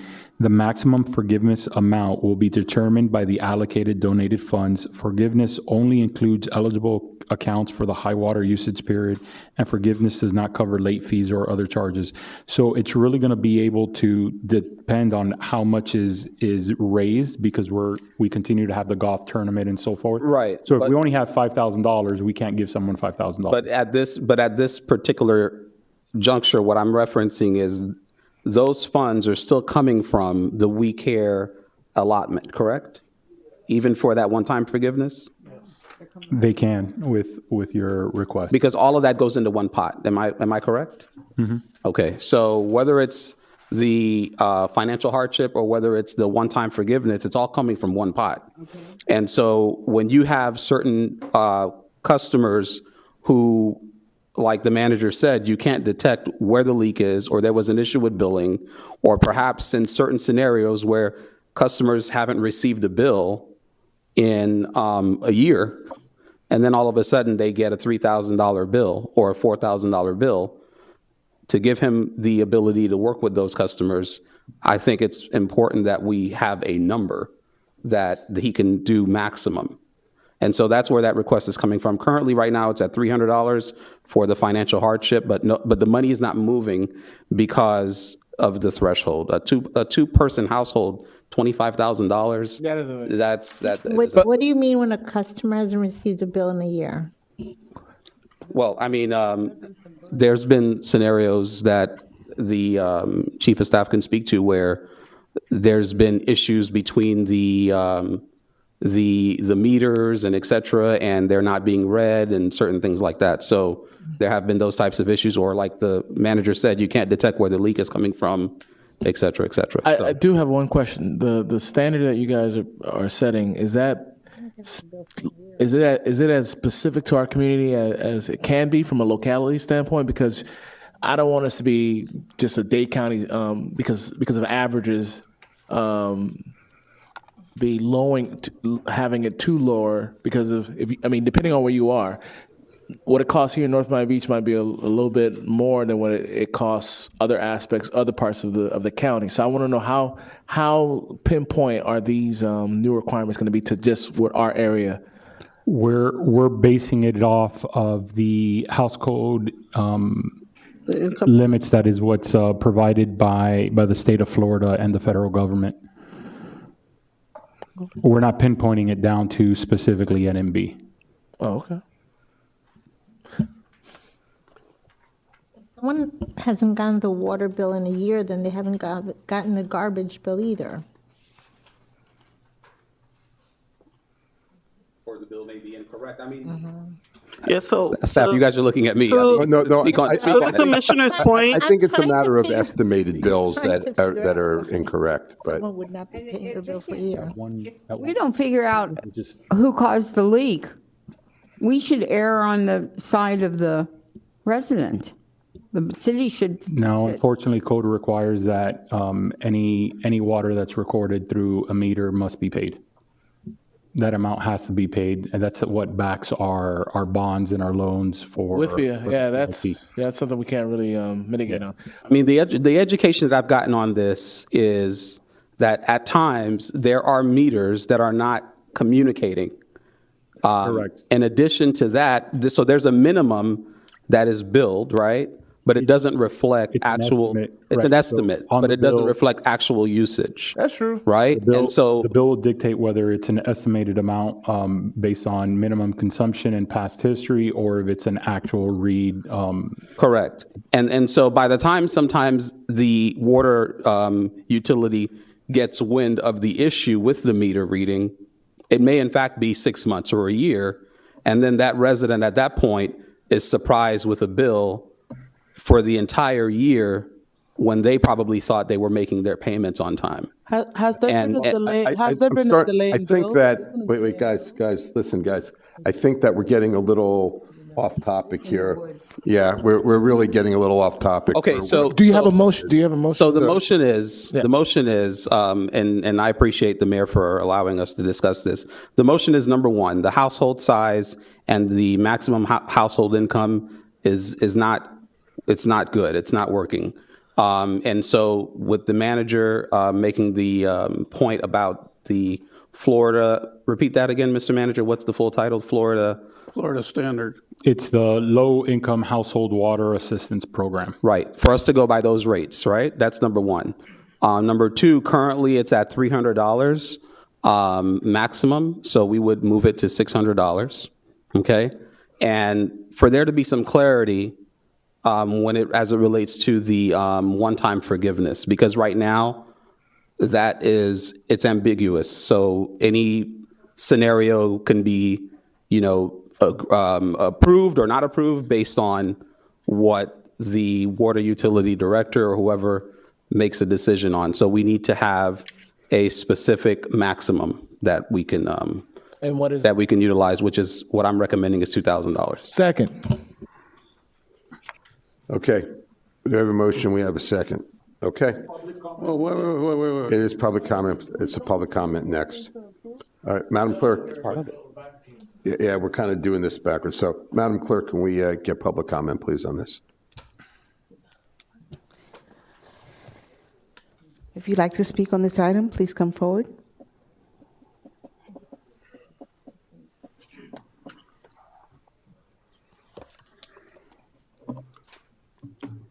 Mubarak Azan. Since you put up the threatening notice that any electronics left unattended could be seized, I have to walk with my stuff. Yes, your city manager, Sori, did it. I'm going to remember it for some time. Okay, what I understand here is that federal government tells us not to discriminate against sex, against race, against religion, but here they're discriminating against income. Who gets income? Listen, this pandemic was supposed to help those that were affected. I knew people who had workshops and they had to close their workshops and they couldn't make their payments in rent. They got put out. And you should not be targeting only the poor people should get money from this. Mr. City Manager, I'm talking. I'd like to have your attention, please. I can hear you, sir. We're having this last week at the PUC, Public Utilities Commission meeting, $2.2 million the residents of North Miami Beach owes to the water plant. About 200,000 inactive and 2 million active. and these people can't pay their water bills. It says something with this here. It's very discriminating.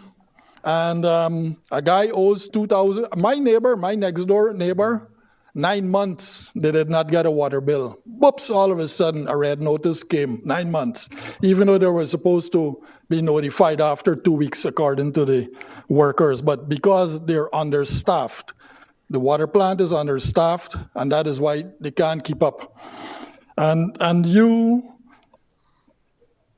could increase.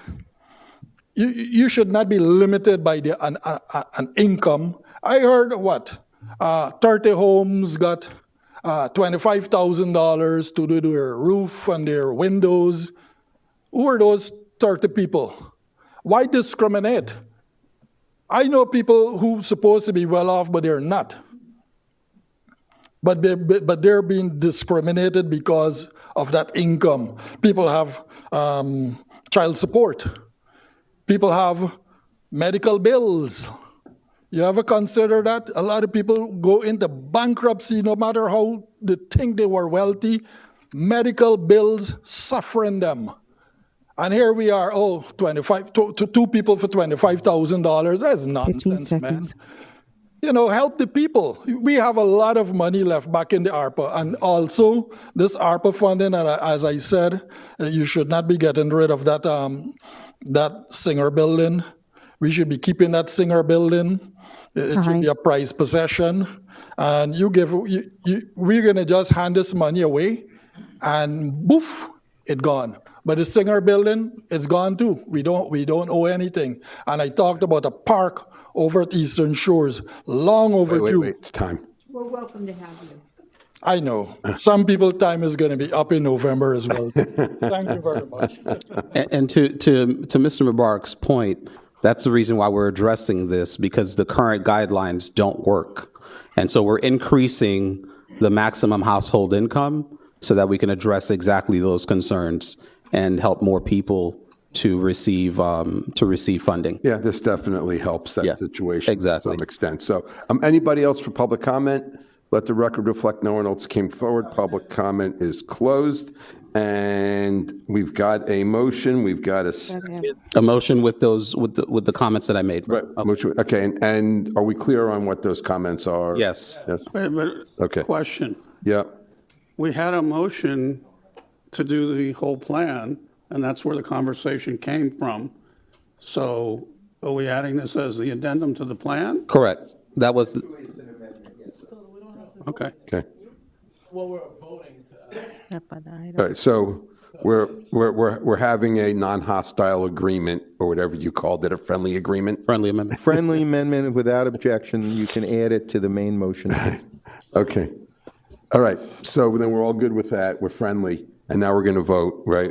Do we have to We got vote the now, or motion, do we vote? right. Are we voting on the entire phase 1 and 2, or are we just voting on the amendment? No. The whole thing. The amendment was accepted without objection, unless there's an objection.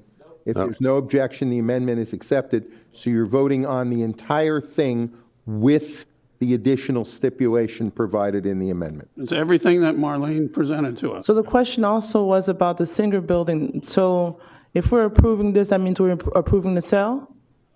Purchase. The purchase? That's a separate agenda item, I think, isn't it? No. Isn't it all together? It's No, all it's in part. here. Yeah, we don't. So it would be the sale on your end. The CRA would be purchased. So the sale is something that we're voting on right now, if we're voting right now, correct? But we're only selling it to the. We're selling it to the CRA. Right, but I just want to be clear that we're voting that item Yes. as well within this, right?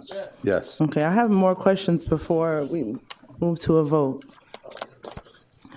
The first question that I had is about the Vector and sweeper.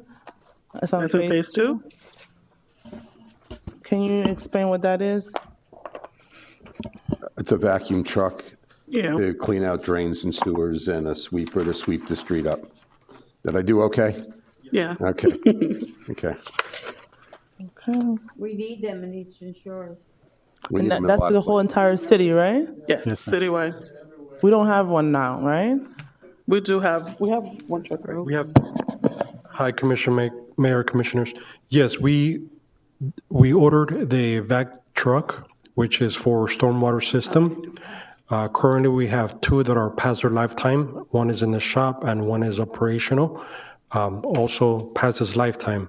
The street sweepers, we have 2. One is in the shop right now. The other one is working, partially working. So this would allow us the purchase of a full new street sweeper, and we'll pay for the lease of a vac truck for the stormwater system. And those Vector trucks are critical when there's flooding going on or impending storms. Correct. So we don't want to mess around with that. Thank you. The windows and doors program that you have in phase 1, I see there's 23,000. Have people applied for those yet? Is that program still open or is it closed? So it takes a little while to draw the funds down, but everything has been expended. So there's technically zero Yes. there. So on that last sheet that you have, we are proposing, based on your feedback previously, to increase that to 500,000. So an additional about 20 or 25 or so can apply. And how does that compare to the home rehab that you have in phase 2 for the 418? So that actually is already accounted for as well. We have a group of 28 folks that are pending to be serviced. So technically that's zero as well? Yes. Okay. And also, I know there was a mention that there was $11,000 spent on a consultant to make sure that all of these items were approved. I mean, were within the constraints of what was approved before. How was that audit? How did that come out? That is correct. So they're in the process of review. I honestly don't think it'll come up to the 11 because a lot of the projects that we do have, they're completed, and we know based on reporting that we're okay to do that. It would probably be half of that amount, and within the next month, we'll probably have this item before you just to clean up the remaining expenditures that need to be made. Why not consider the mortgage and rental assistance program? It was one of the few programs that was successful and used up. Why not make an allocation for that to be available for our residents? If it's at the will of the commission, we're definitely open to it. But the other item on the agenda has, I want to say, at least 60,000 for the next 5 years every year for that purpose as well. So we figured if not here, then perhaps through there.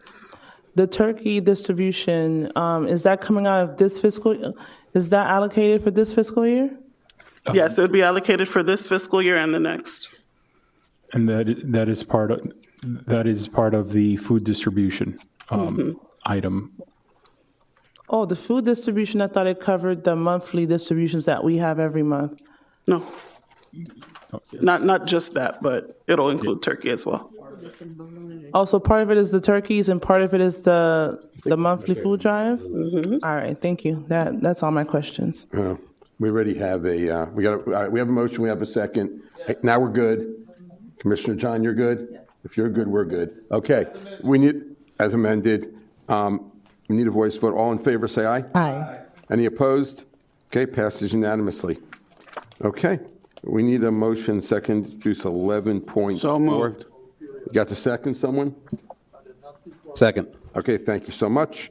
Mr. Attorney. Item 11.4, resolution number R 2024-87 to approve RFP-24-015 KC Design, Supply, and Install Holiday Lighting and Decor. Andrew Plotkin, Parks and Recreation Director. Resolution of the Mayor and City Commission of the City of North Miami Beach, Florida, approving and authorizing the award of request for proposals number RFP-24-015-KC, Design, Supply, and Install Holiday Lighting and Decor, authorizing the city manager or designee to execute an agreement with the highest ranked firm, authorizing the city manager or designee to do all things necessary to effectuate this resolution, and subject to the budget appropriation and availability of funds and providing for an effective date. Okay. Mayor, in lieu of time, staff is ready with a presentation for all of these events, but I think it might be pertinent for us to just do an introduction. This was a consent agenda item last month that was pulled. We can answer any questions in hopes to kind of move this along because we do have various budget items that need to be heard and decided on tonight. Okay. All right. Sounds good. So what is the, what's the cost involvement on the? Go ahead. Good evening, Mayor Commission. The annual cost is $80,000. 80,000 a 5-year program. This is a the 5-year holiday commitment. lighting. Yeah. And this lighting is throughout like the city or just one corridor? Like it's been this was Commissioner Jean. If you can, I didn't want to cut you off. No, I was just wondering because I've always noticed that it's just one part of the city, not. I never understood why you guys just did 19th but never did 171st down from West Dixie like all the way up because that would Why don't you just tell, does anybody know exactly what streets will be covered? Oh, well, this is- Yeah, it says it. Let's just do it that way. It tells you. City Hall and the theater, police department building, Parks and Recreation building. which is centered around Snowfest. Right. The area centered around Snowfest. I will say that this past year, we need to do more. We need to do more. And some people may say, okay, well, you know what, this is not as important as other things, or events may not be as important as other things, but during the holiday season, our residents look forward to seeing, lighting on 19th Ave. And it's like I drive to North Miami to go through their enchanted forest. Well, Enchanted right? Lane, not Forest, Enchanted Lane you're talking Enchanted Lane, right? Because it's something that really brings out the holiday spirit, right? So for me, this is important. You guys probably got like 10 calls from me last year because literally every tree that went off, the lights went off, I was making a call like, hey, this tree on this, street or whatever. So Andy, I'm sorry. That's your responsibility again this year, by the way. Right, I will. But I just want to make sure that it's good that that we, like Commissioner Joseph is mentioning, that we do a little bit more this year, and we do it right as in years past. Because, like I said, there were some issues with some of the lights this past holiday season. Thank you. One quick comment. One thing that I think gets lost, and when we do these types of, I want to say performative, but like these aspects of really highlighting our city, really getting type of engagement by residents, is that you want to attract people to come here, and events do that. They just do. If you don't have any events, we're just a country club that's restricted to us, which makes no sense. And it makes people feel that there is real investment in their taxpayer dollars when they feel like they're places where people want to be. And so, I know we have these talks about events or whatever, but it's not just us using city resources just to have a good time. It's also attracting other people to our city, increasing the value of our city in doing so. And I think that gets lost in the whole, discussion in that regard. But this item is really more for the holiday lighting. Yeah, but it like I said, people, as Commissioner Flourmont pointed out, people say, "Oh, this could be seen as a waste." I don't think it is, because I think that if other cities are they're doing it for a reason. And as Commissioner Flourmont pointed out, he goes there just for that. Right, and we're not going crazy or super over excessive or anything like that. So I think that it makes sense. I just want to point out, this is one of the resolutions we have where we're taking the bid that's not the lowest bid. So I want people to understand when they say, why do you do this? Why are you doing that? The whole thing with this holiday, and I spoke with the manager, I thank him again for explaining, it wasn't just the cost, it's the design. What does that company give us? What's the other company giving us in quality of their lighting and what they're giving us? So to that extent, I don't think when we're talking about having no money for the last 6 months and we have no money, that we should expand the program. Maybe next year, maybe the following year, but this is a year of trying to catch up. Could we try to just catch up? I think it's beautiful. Everybody comments. I never want to do away with it, but I think to expand it this year doesn't make sense. Okay. We need to do public comment. Let's do that in the meantime. Madam Clerk? If you wish to speak on this item, please step forward. Mr. Kazan.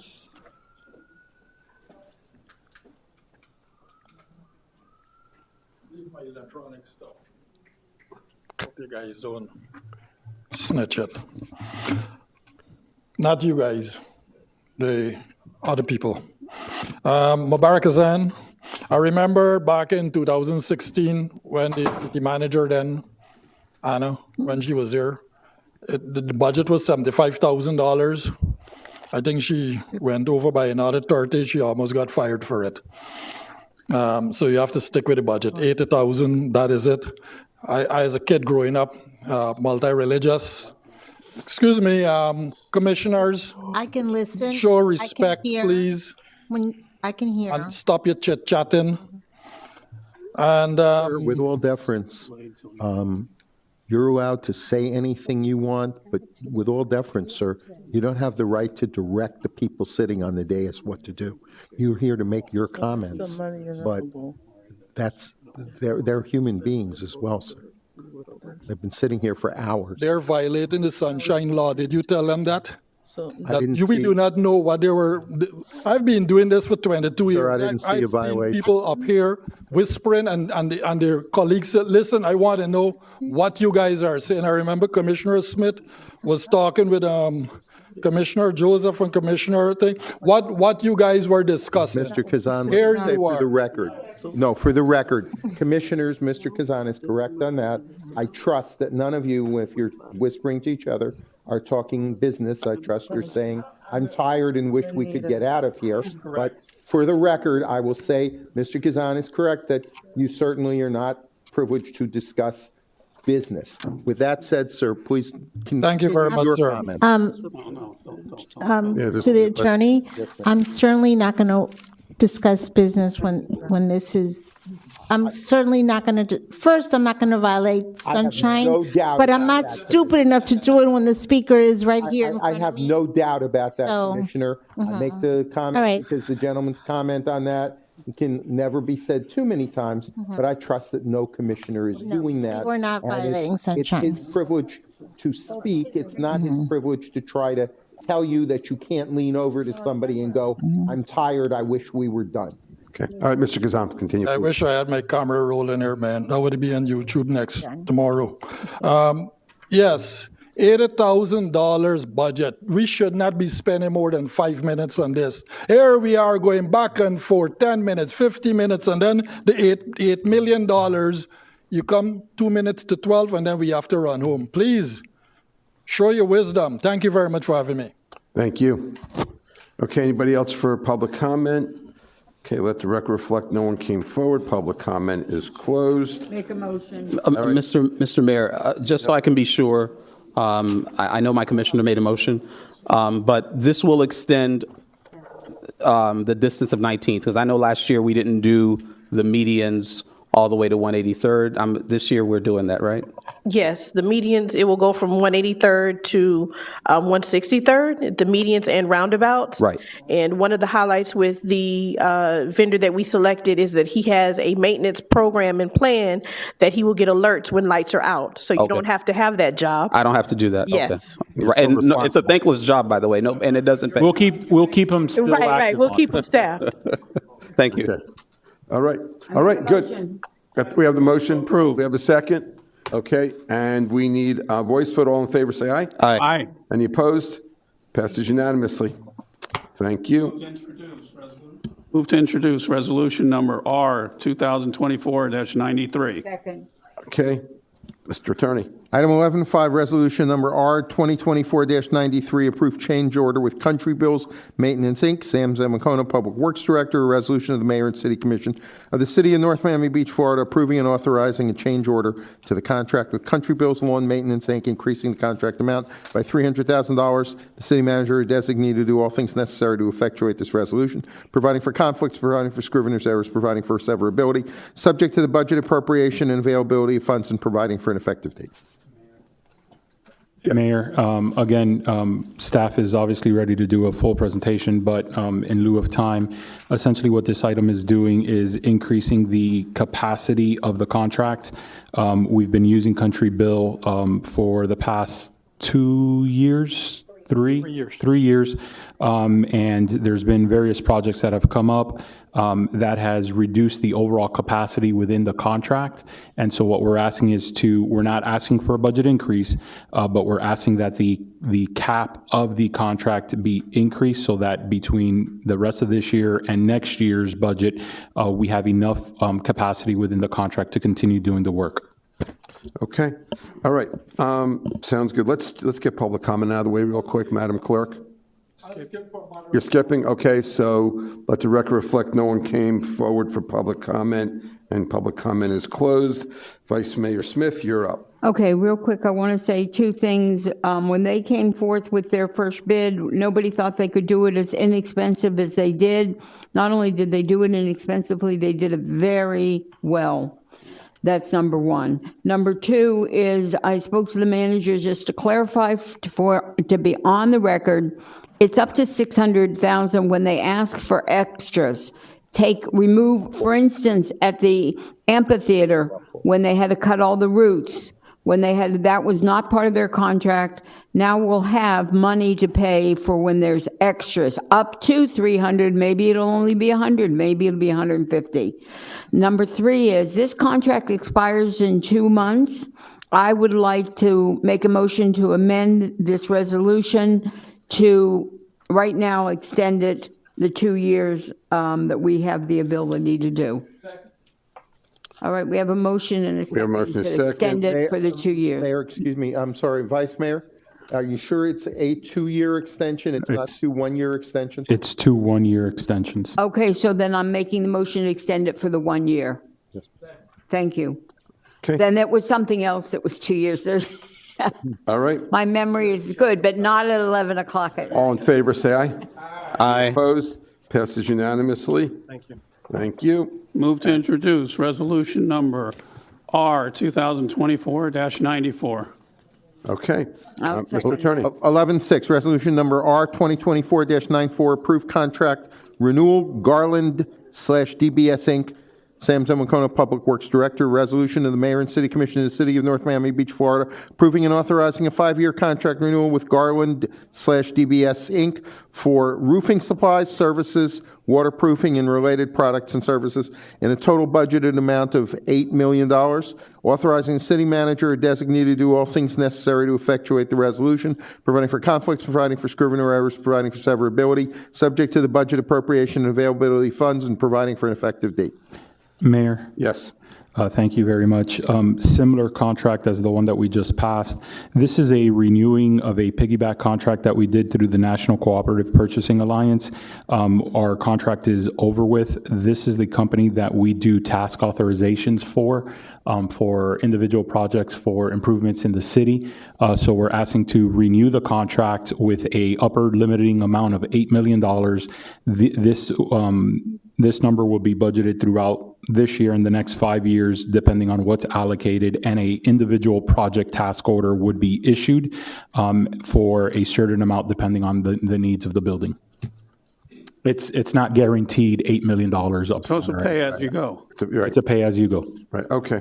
All right, let's do, Madam Clerk, public comment. Am I right? Perfect. Any speakers for this item? Sure. Thank you.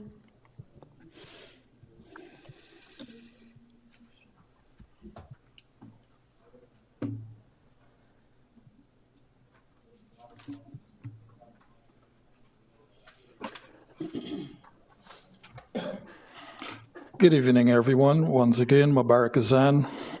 I was looking at this $8 million roof in relation to the roof.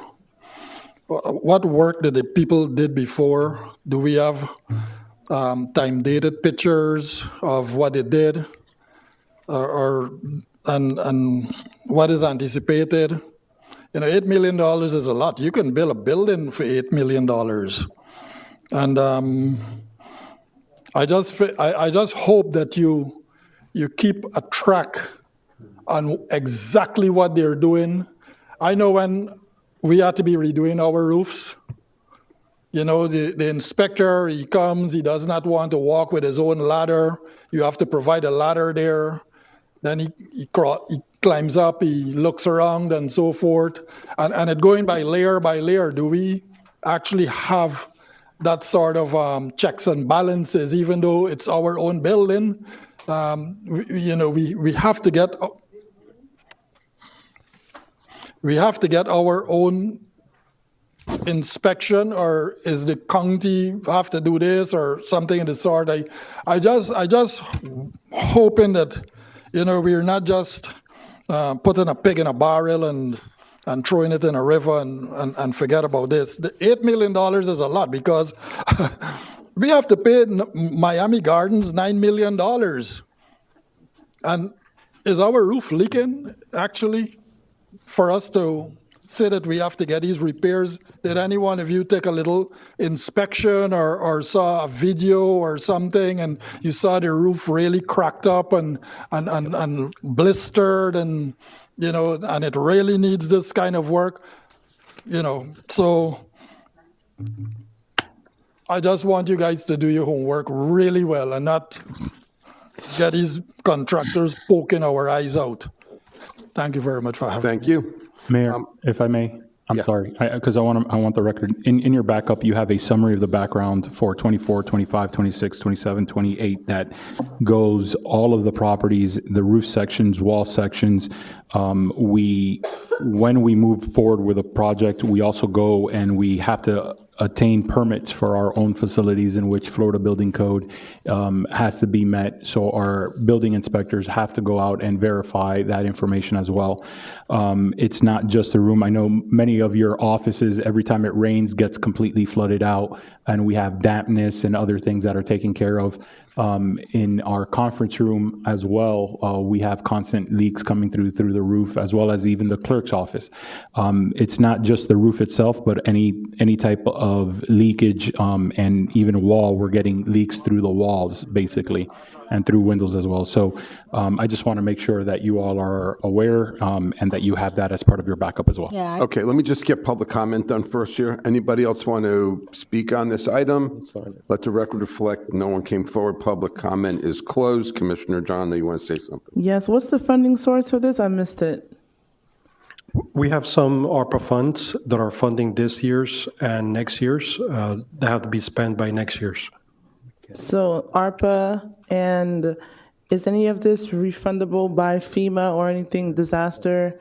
Only after a storm, when the governor declares an actual federal incident, is when we're able to file for reimbursement. But it has to be specifically caused by the storm or the event. None of these damages were, like, when is the parameters, for example, of this?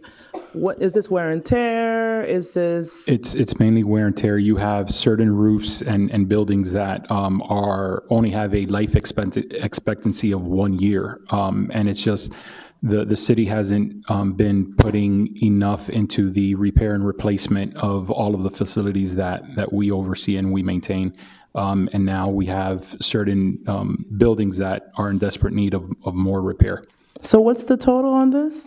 The contract upper limiting amount is $8 million. Over 5 years. So why are we using ARPA funds? The 700, the 800, so we're using ARPA funds. Explain to me the. There would be multiple funding sources. Right now, we have availability to use ARPA funds to be able to make certain repairs that we can to the buildings, and so we've taken advantage of that opportunity to do that. Other funding source would have to come from essentially our general fund, whether that's bonded out or if it just comes from direct from year over year. And it's one vendor that's going to be doing the work, or multiple vendors? For this contract that it's in front of you, is for Garland, is one vendor. Thank you. Commissioner, we are looking into some grant opportunities for flood mitigation grants through FEMA. So those are being explored, and if there's opportunity for that, we would be able to take advantage. That's my ask, because why would we use this money in ARPA when I'm sure there's state and federal funding for this particular allocation? It's such a small amount in the ARPA, but that amount could be used for something else. So I want us to revisit that, because I think it needs to be revisited. Yes, Commissioner, we're constantly looking into resiliency grants, which pay for the hardening of facilities, government facilities. Okay. Any other, all right, otherwise we need a motion. but just I'm not ready to make a motion. I For, can see it. for clarification. I do want to make a motion, but I just want to make sure that Commissioner John's point is well taken, and that if we do have grants for year one, that it's not for year one. So we don't have any grants for year one. We don't have any grants secured, and the money that ARPA is funding goes to current needed projects right now through Garland to assess to finish repairs that are already underway at the library, police department, and here at City Hall. So it's not funding to wait in year 3 or 4. It's current projects that are immediately needed now. Okay, gotcha. So I want to piggyback on that. When you have state allocations, I've had a conversation with our federal lobbyists recently. We're leaving so much on the table. So when you mentioned that we have to use ARPA funds year one, the concern is that we're not even doing our due diligence to make sure that federal funds, state funds are actually being sought after. So to your point that we have to use ARPA funds to pay for year one, I would disagree. Commissioner, as mentioned during the budget workshops, one of the things that we're doing is we're reorganizing the way that the city has in the past sought after and looked and applied for grants. In the past, each department was responsible for applying for its own grants, which made no sense, and we almost lost a potential federal grant for traffic calming. As part of this budget, one of the things that we're doing, I'm sorry? We kept it.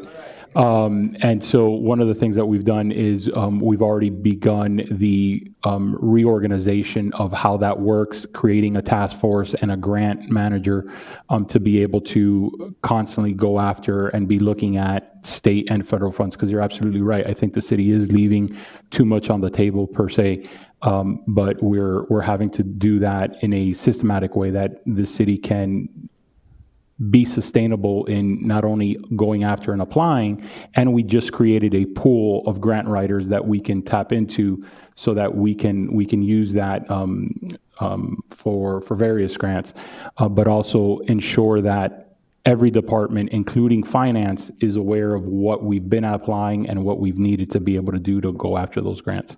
I would just like to add two things. One is, the $8 million is put aside in case we need it. If we don't need it, we're not going to use it, of course. But I do want to point out, because I had to get the buckets, staff to get buckets as I was trying to go to the restroom up on the 4th floor. A lawsuit, if somebody got hurt, would cost us a lot more. So we need to make sure we maintain, we need to make sure we maintain, we need to make sure we maintain. I'm talking sidewalks, everything, that's a priority. I mean, it's a lot of money, but we have no choice because we have a lot of buildings. Okay, motion, someone. Move to approve. Second. Okay, all in favor, say aye. Aye. Any opposed? Passes unanimously. Thanks a lot. So I want to make a motion, and I'm glad we're moving we're almost done with our legislation. Huh? We're almost done with legislation. Let's keep it going, man. No, but because Don't slow down now, man. Yeah, Let's go. we're almost done. All right. You can do this. I'm excited. The coach is saying go. All right. So I want to introduce number 11, resolution number 2224-95. I'll second it. 11.7, resolution number R 2024-95, approve the award of request for proposal number RFP-24-020-SG, conveyance of city-owned property for construction of an affordable home. Mario Diaz, City Manager. Resolution of the Mayor and City Commission of the City of North Miami Beach, Florida, approving and authorizing the award of request for proposal number RFP-24-020-SG, conveyance of city-owned property for construction of an affordable home, authorizing the city manager or designee to execute an agreement with XXX, authorizing the city manager or designee to do all things necessary to effectuate this resolution, providing for conflicts, providing for scrivener's errors, providing for severability, and providing for an effective date. Okay, Mr. Manager. Thank you. Again, staff is ready and willing on presentation and answer questions. Essentially, what this item was, it was brought to my attention that about 2 years ago now, or just a little over 2 years ago, The commission had requested that a vacant lot, which is on 173rd Street, and it's a triangle kind of block, and 174th Drive near, just north of the Jackson North campus. It's a vacant lot. Can't really use that for much more of anything. The commission had wanted to convey that property over to a builder that would build an affordable housing and sell it at an affordable housing rate. During that time, there was some confusion during the procurement and the although the commission voted to approve, the bidder was not did not meet the requirements. We rebid, and we've received 2 bids. One is from Palmetto Homes of Miami, who has done a lot of work with the county recently. I think they even did a new building for like 170, 180 units for workforce or affordable housing. And then we have so they meet the requirements, and the property would move over to conveyance where they would build it and then sell it at a rate of for affordable housing. Sharice, I think I kind of cliff noted it, but is there anything of importance that we need to identify and mention? If we can take off the presentation from the screen, please, at the moment. First. No, you kind of summed it up. The sale or rental of the home will be in accordance with the HUD Affordable Home Guidelines. So it's guaranteed that someone of a certain income will be able to purchase and or rent this property. The city gets nothing out of it. No. Just the builder's going to be the one profiting at the end of the day. Yes. And for X amount of years, right? Yeah. Well, once the property is sold to the homeowner, then they own it, and of course they'll then like pay 30 the years. taxes, and Right. yes. Right. So Okay. All right, but hang on. Well, yes. Guys, one second. Listen, 1 second. The only question I had was, Wait. Hang on. Can we please do public comment first, just to get that out of the way, so we don't get into a discussion, forget about it? To clarify something, because I think it's a valid point before public comment, Mayor, if I may. The vendor also pays for the construction and all the material of the home as well. Yeah. Everything. Right. Okay. Yeah. And then, of course, there's going to be taxes that come out of it afterwards, I suspect, so. Yes. Yeah. Okay. All right, Madam Clerk, public comment, please.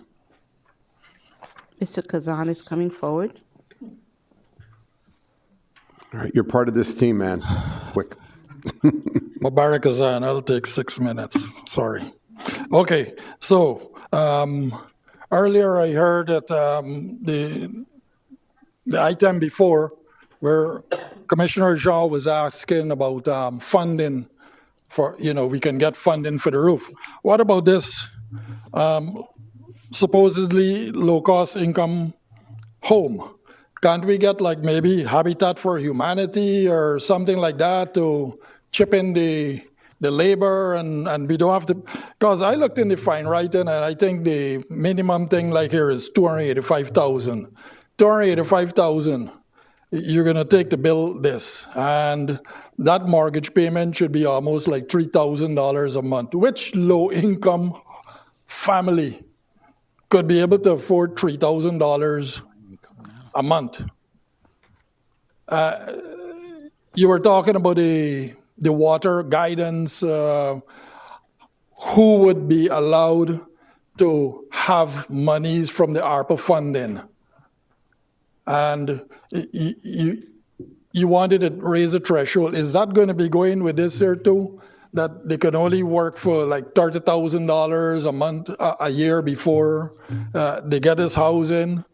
Or are we going to do it by a lottery? Are we going to be do it by a friend, a family, or something of the sort?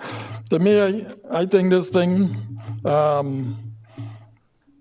it needs more.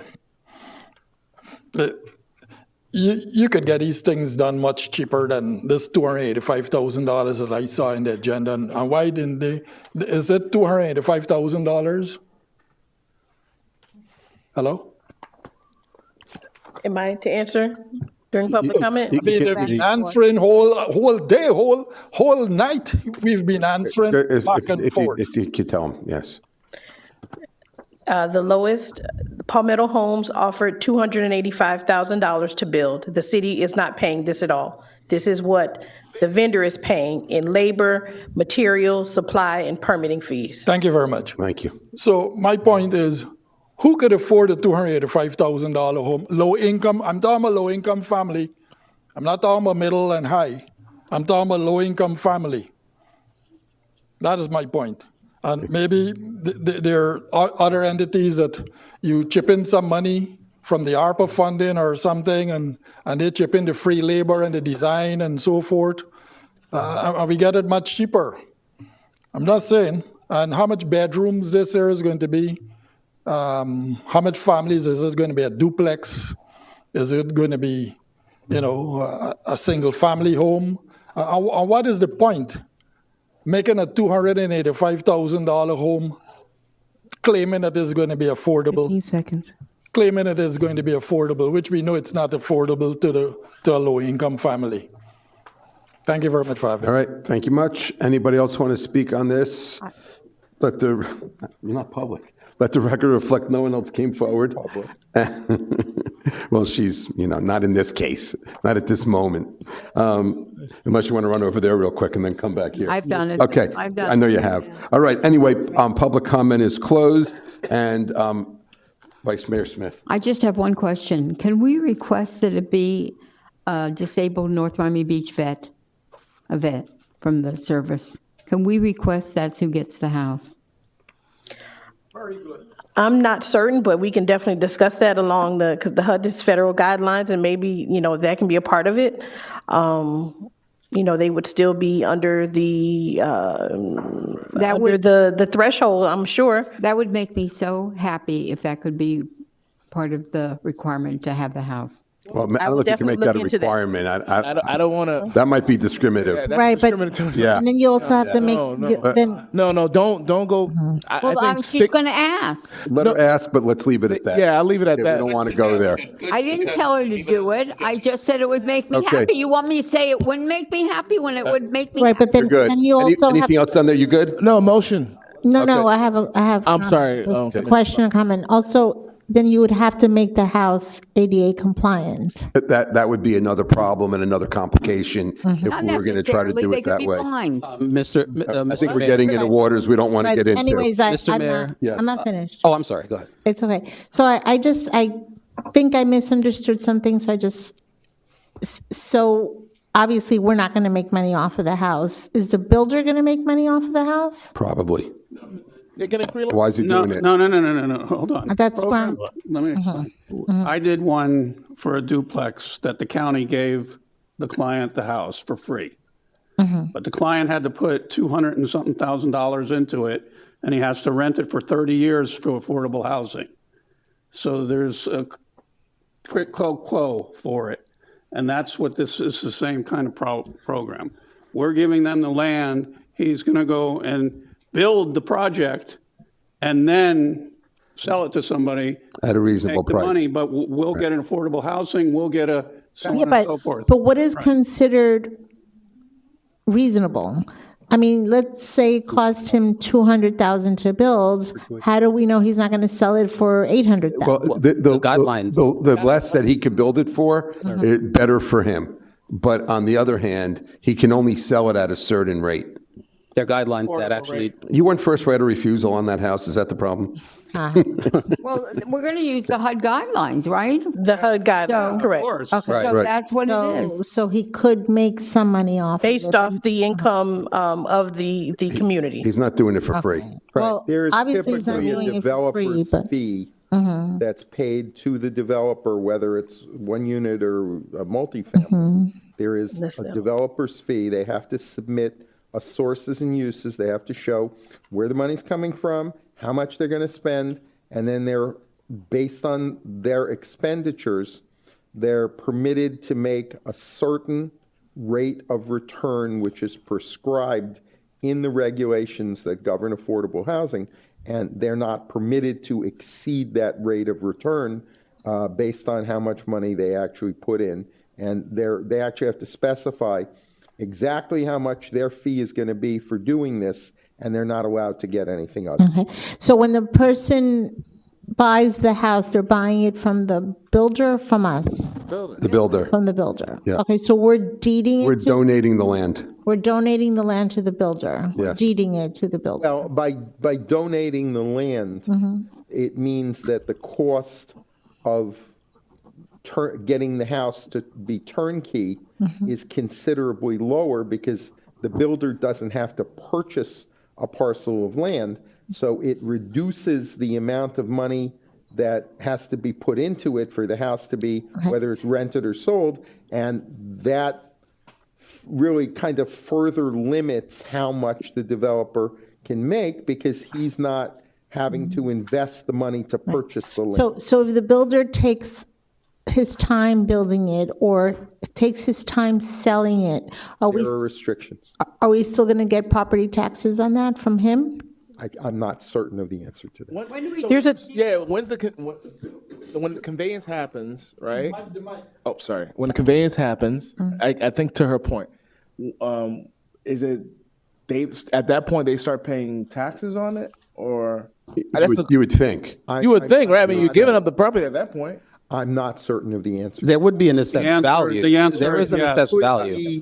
There could The answer is yes. I think Sharif knows the answer. You know, I'm not 100% on when the taxes are paid. I can definitely find that out. However, there's a time frame in which they're supposed to build and sell. And if they cannot sell, they have to rent, still to someone along those HUD guidelines. Right. When we convey the deed. We're getting a little granular on When, this item. when we're ready. And so we're also, there are some things that are exempt, and with the new homestead, and it goes up Not and up. exempt. I'm just not certain of that particular, but definitely it has to occur in accordance with a fixed schedule. They can't just take their sweet time with it. And before it's built, the amount of tax is going to be minimal. When it gets built, require them to most likely not sell it, but to rent it at an X amount of rate that's affordable housing, and require for a 30-year period that they have to hold it before they can sell it. And Right, if they but sell it during that time. I don't think that's a negotiated deal here, and we can't No, I don't renegotiate it now. either, because they can sell So- it now. But when do we convey the land deed to them? we have up to a year to convey it. But of course, we want to convey it, be a little, expedient in doing that. But we have up to a year to convey the property.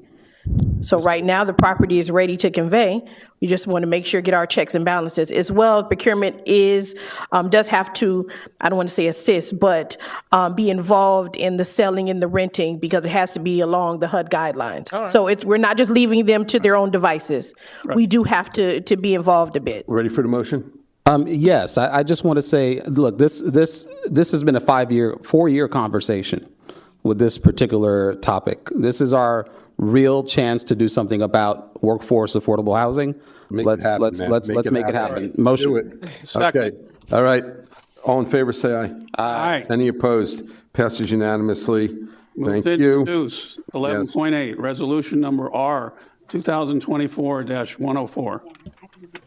Okay, Mr. Okay, so now on this one, I guess the attorney needs to read you ready? Okay. 11.8, resolution number R 2024-104, transfer of the Public Services Administration PSA building from the Water Utility Enterprise Fund to the Building Services Enterprise Fund. Sophia Taylor, Finance Director.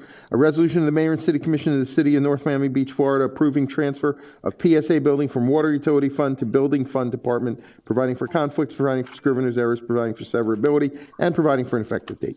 Mayor? Yes. Thank you, sir.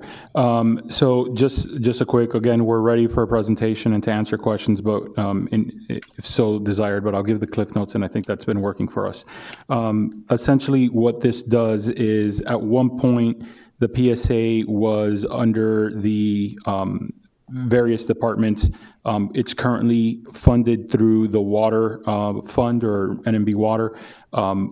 What this action will do will allow the building department to take over that quote-unquote ownership of the PSA building. They are, we did a an assessment of the property. The property is valued at about $11 million. We're transferring that $7 million is to the initial investment into the property, as well as helping for additional funding on the water side that would be needed within their budget. This also allows for building to continue to expand their services within the footprint of the PSA building. We've talked about all the digitalization. We've talked about the storage. We have a floor. We're redoing the floors, but there's additional services that building also needs to be able to do. So by having this under the building department, it allows us to use the building funds that we've received to be able to move those projects forward. Okay. All right, sounds good. Let's do public comment, Madam Clerk. Okay. Anybody want to come forward for a public comment? Let the record reflect no one came forward. Public comment is closed. And any commissioner comment on this at all? If not, we'll do the someone make a motion? Okay, second? Second. Okay, all in favor, say aye. Aye. Any opposed? Passes unanimously. Thank you. Move to introduce resolution number R 2024-105. Okay. Second? You need a second. We need a second. Somebody second? Second. Second. Okay. And 11.9, resolution number R 2024-105, fiscal year 2024 budget amendment. Sophia Taylor, interim finance director. A resolution of the mayor and city commission of the city of North Miami Beach, Florida, approving a budget amendment to the annual budget for fiscal year October 1st, 2023 to September 30th, 2024 for various funds, providing for conflicts, providing for scrivener's errors, providing for severability, and providing for an effective date. Okay. Thank you, Mayor. This is with the end of the year, fiscal year coming in and closing out. There are several items that we have that we do on a yearly basis to close out on those. We talk about overtime for like police department that was briefly mentioned during one of the reports, and some of the issues that we've had this year for protecting the community. It's not just that. We also have other additional overtime, whether it is for events or court or needing people to stay over for investigations or anything like that. We have other improvements in park and recs. We're also recognizing the carryover funds from fiscal year 23. Part of our commitment in Washington Park, for example, was to move some of those carryovers in a total amount that we reported earlier. We had said about 2.8 or 2.4. 2.5, but we're at 3.8. But staff is recommending a 3.8 allocation from that revenue into there, as well as other items. That's the Cliff Notes, but Sophia, if you can kind of just go over in case there's anything I think that is valid that we should be able to talk about, because this is, I want to make sure that the commission's aware. Okay, and for some of these items, for example, the Washington Park, in previous years, these amounts were budgeted but not encumbered, so it's just a mechanism to bring the funds from the previous fiscal year over so we can budget it in a line item for spending. And it's the same for the parks improvement. Those are funds that were budgeted in FY23. There is no PO to roll the funds over, so now we need to assign them to a line item for expenditure. And we need to do that. So it's a PAL, the $58,000 for PAL that was approved in FY23, but there is no purchase order. So these are not new amounts.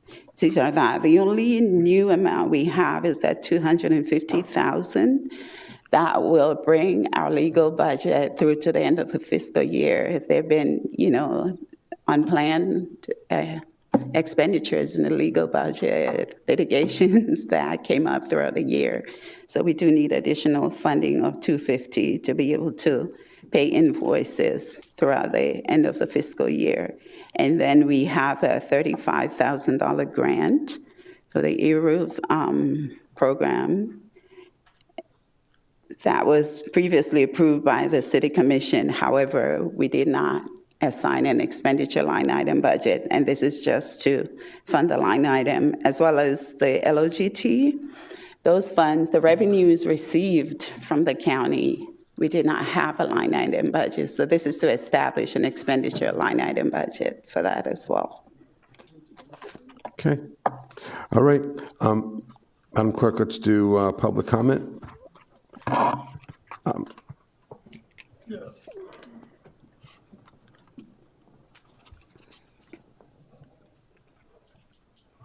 Mubarak Azan. Last year, we had the Assistant City Manager, Alan Cohen. He was saying that, and I do not know if it's included in here, CIP funding, we approve for 1 year, and none of the CIP is being done, capital improvement projects, for those at home, capital improvement projects, CIP. None of those projects are done. And we moved it into the next year. And Commissioner Daniela Jaw was saying something about having quarterly reports so we can keep a check on these projects going forward, not one budget you pass it and then the next budget you realize nothing was done. Like, for instance, the Washington Park, nothing was done actually there. And to be honest, I think the city manager said nothing was going to be done because things still were, way behind. But I hope that we could turn some shovel over at Washington Park pretty soon instead of just, because this has been kicking down the can, like from since 2018 to last year. The gentleman, Mr. Cohen, says we passed $23 million. So what did we do with the $23 million? Just like there's a resolution, keep kicking the can down the road, and filling up holes where the money was not belonging to. And we're not utilizing the monies passed at budgets for the actual CIP projects that it was approved for. So this resolution kind of remind me of that, and we need, instead of like quarterly reports, we need bi-monthly reports. Every 2 months we should be having an update of the capital improvements, how far it's gone, where it is at, or it's just like, looks good on paper, but actually it's not done. Thank you very much for having me. Thank you. Anybody else here to speak? Let the record reflect no one came forward. Public comments closed. Move to approve. Commissioner John had something to say first. I had a quick question to the manager about the police overtime. In past years, we've received reports about crime and trends within North Miami Beach. I'm not sure if that's something that you can provide to us. I know there's been an uptick in break-ins and such, and different things in different areas of the city. Since we're paying more for police overtime, is there a way for us to get a gauge of where we are with crime? And it's in the police report section, right? You can ask to move it up. It's there. Yeah, Commissioner, we provide you a monthly report of all the police crime statistics and what's going on within the city on a monthly basis, as well as additional highlights on the weekly reports as well. And to the residents' comments, in your report on the agenda as well, we have the template for the CIP project. This is currently what's in the system. We're still populating this based on what the budget would look like, but you have a draft of the CIP report that will be on your monthly basis that you can look through as well as the capital update for water that's on there as well, and the 4 weeklies that I provide as well. And to make sure that the record is clear, because it's very important that we make sure that we're factual. I have never said that Washington Park, nothing's going to happen there and we'll kick the can down the road. And I believe, as a matter of fact, a couple weeks ago, I said that we're anticipating a groundbreaking for the first part of the Washington Park, which is the force main and the pump station at the end of October. So we are moving forward. We have stayed on time and we are moving that project forward. It's important to the committee, it's to the commission, it's important to the community, and it's important to me as well. Thank you, Mr. Manager. One more question. Sorry for taking up. No worries. Going off on the rant. I have to answer your. Any progress with the while we're on the topic of CIP? Any progress with the bathroom, first floor? So part of that, we have getting additional quotes as to what it would look like. We have 3 available options that had been brought to, David had to leave ill, but he has that option, and we were also looking, there's ARPA allocations in there for that, so we were also looking for that to be able to bring those options forward so that we can move that forward as to what level of, you have the quick level, which was discussed at the first budget hearing, and so we are preparing that, and we'll give you that update next week when David's here. Do you have an update to the manager, Mr.? Yes. Yes, Commissioner. The lobby project will include the restrooms upgrades, as well as the lobby floor and the walls and the ceiling improvements, lighting improvements. As the manager mentioned, there's 3 budget options. We will be bringing the ARPA amendments. And option 1 is the 250, just to round off for simplicity, 255,000 will be the lowest budget option. The next available budget plan option is the 550,000, which would be similar to the first option, but with a higher material for the flooring. And it would also include the flooring entrance for the theater, as has been requested. And then the third option will be to complete not just the lobby flooring, the restrooms, the entrance to the theater, the entire wall ceilings, but also the interior office space improvements for Madame Clerk's office and the customer service office. Thank you so much. You're welcome. Okay, any other comment? Third option. If not, we need a motion and a second. So moved. Second. Okay, all in favor, say aye. Aye. Any opposed? All right, passes unanimously. Now, Next, I want to give a moment to the city attorney. Just very quickly, time sensitive, just to place on the record, the manager, HR director, and I made very substantial progress with our union negotiations with the police union. And at this time, I'd like to request an executive session with the city commission so we can discuss that confidentially and see if we can come to, well, let's just see if we can continue this substantial progress. We'll ask the clerk to schedule it. I just need to place on the record the request for the executive session. Maybe it can be done in conjunction with the second budget hearing. Thank you. Mr. Attorney, I'm glad you brought that up with the clerk getting, getting a time for that. I looked at my calendar. Actually, I am available on Wednesday afternoon. So I just wanted to put that on the record. I am available Wednesday afternoon for if we were deciding to have. No, not tomorrow, Wednesday. Next week, Wednesday. So prior to. When the second budget hearing is scheduled. We can do it but to your point, since we're going to be here for the second budget hearing, I'm sorry. We might as well do it then. Since we're here for the second budget hearing, we can, if everybody agrees, we could just show up for the shade meeting. Half hour. How much time do you need? Mr. Manager? I think it's fairly simple, and we can probably do it within half an hour, but discussion, if depending on the questions and all that you have.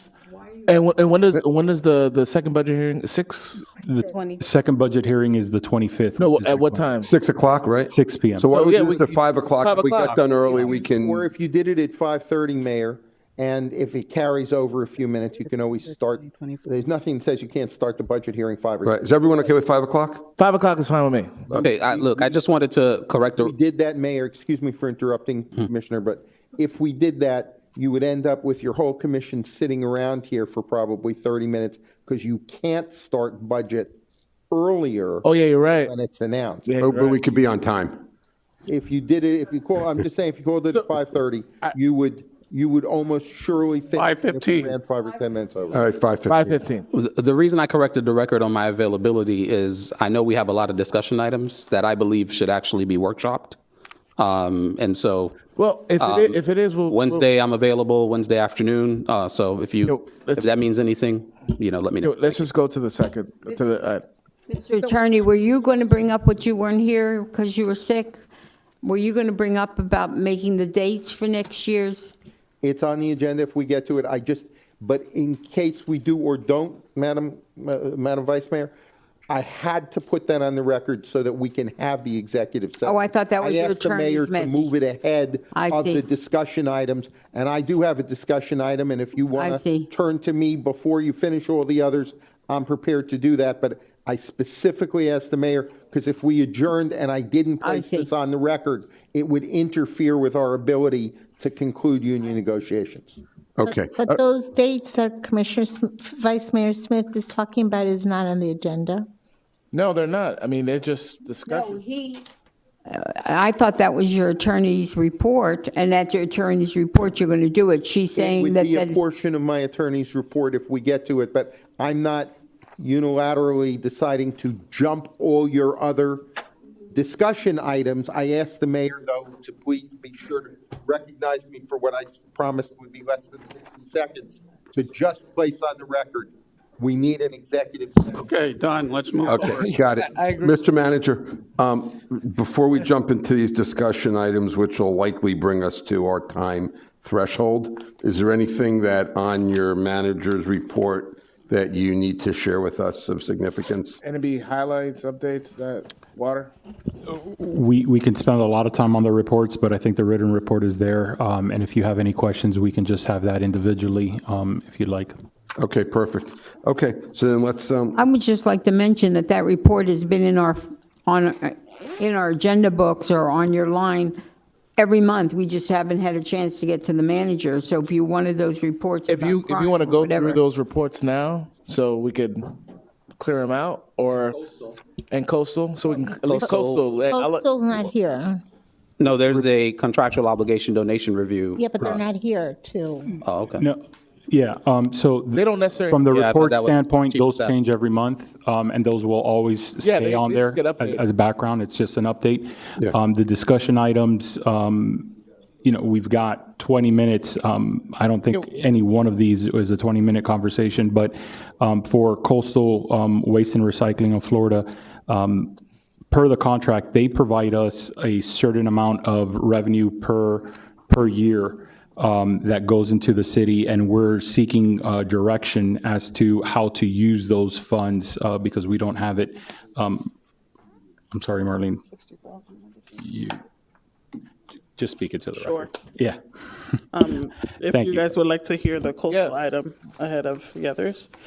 So based on the agreement, coastal provides $110,000, which we would need some direction from the commission to allocate for programming. So $60,000 goes towards city scholarships and community initiatives, and then $50,000 would go towards emergency utilities and rental assistance programs. Though those are sort of specific, we just wanted to make sure that the commission directs us even more specifically so that we can allocate the funds appropriately.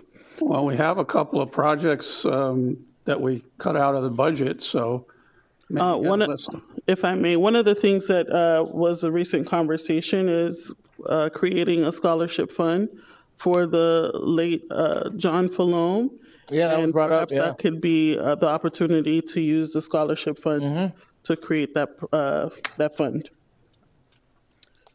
So if the commission would indulge me, Yes. would you want to do for the full 60,000? Annually? Don't we have an allocation? What was the ARPA allocation that you have for scholarship and? So for phase one, there's a balance of $57,000. 25 is pending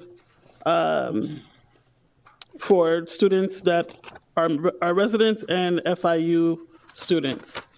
And then for phase two, there's workforce training that is now at $75,000. So my recommendation would be to champion more to use the ARPA for the scholarship and to rental assistance and mortgage assistance.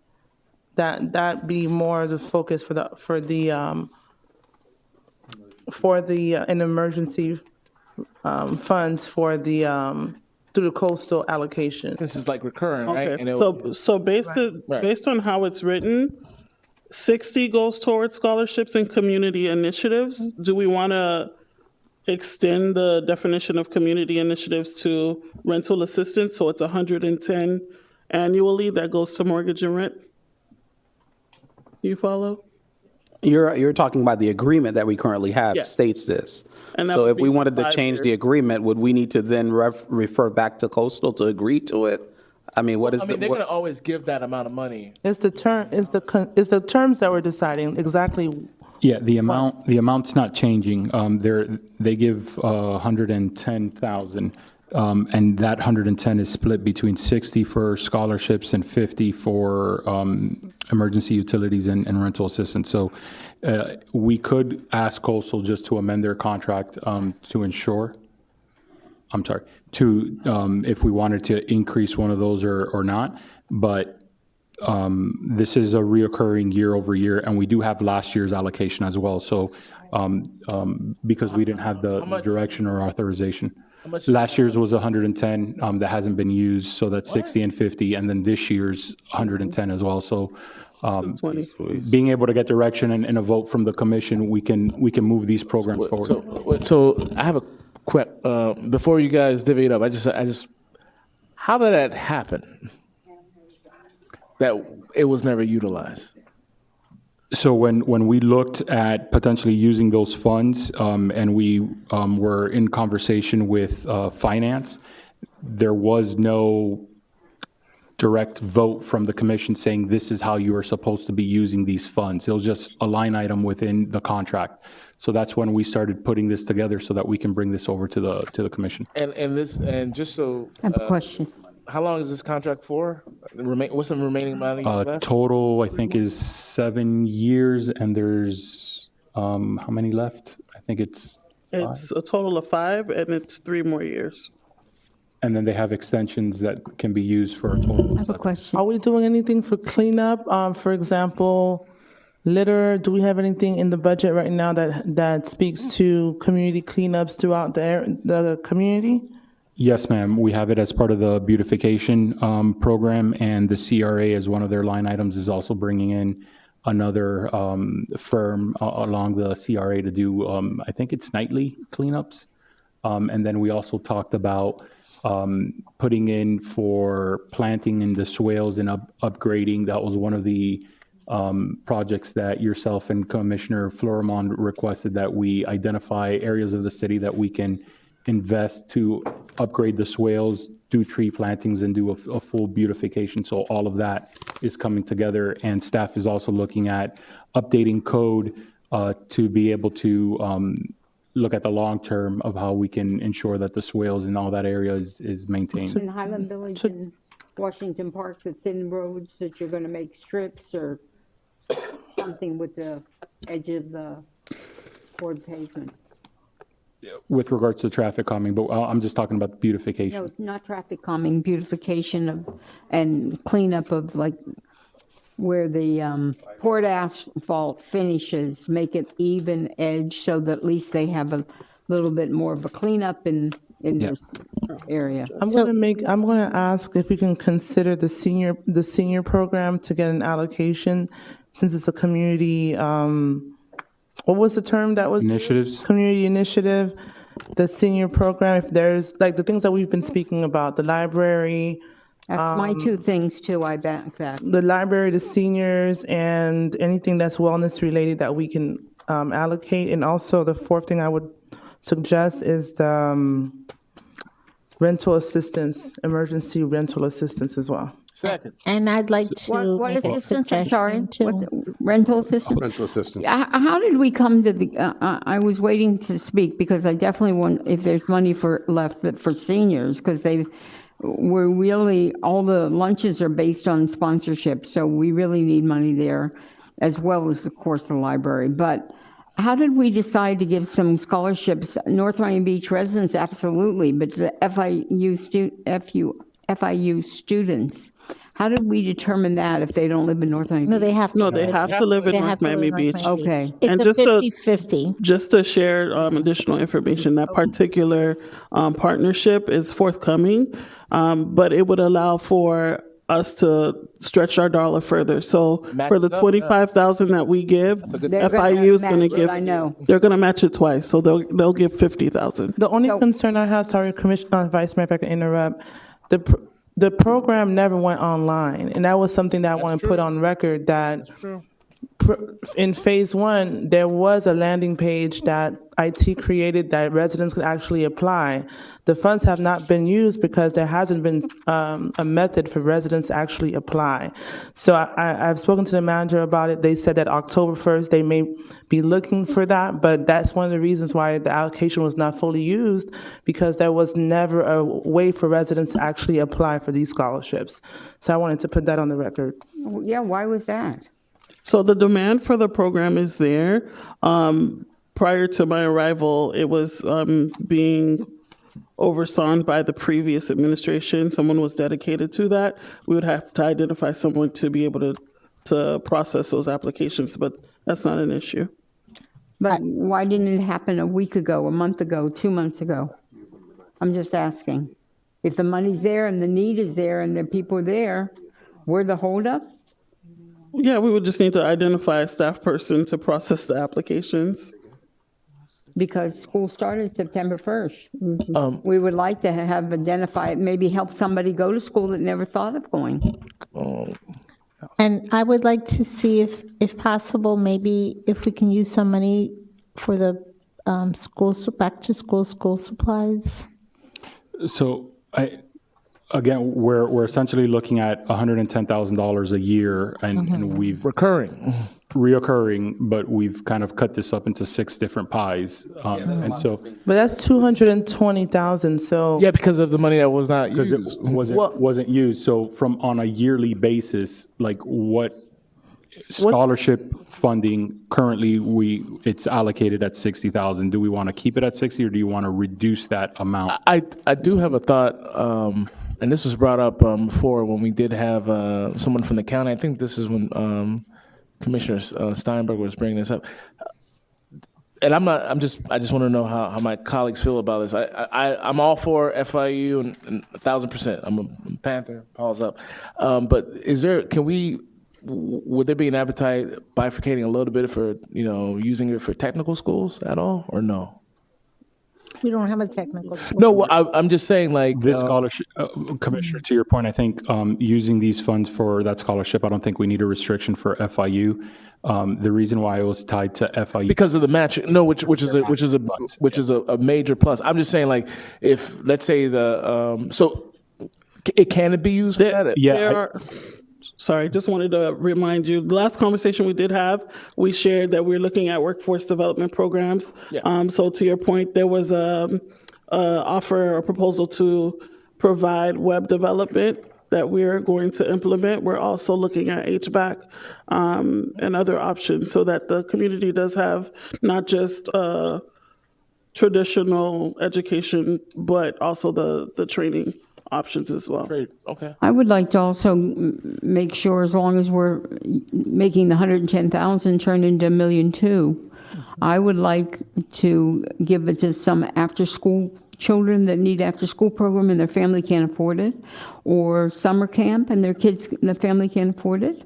I would like to. So why don't we do this instead? Why don't I'll send an email to each of you, and you can each give me what you believe that the funds can be used for with a certain allocation, and then we can come back with a formal resolution that would spell that out for you all to vote, because we can the needs for the community are many. 110,000 isn't going to solve that, but we want to have 220,000 at this on a yearly basis. On a yearly basis. We're talking about 220. Right. I mean, technically, we're talking right about now. 550,000. Well, there you over go. 5 years.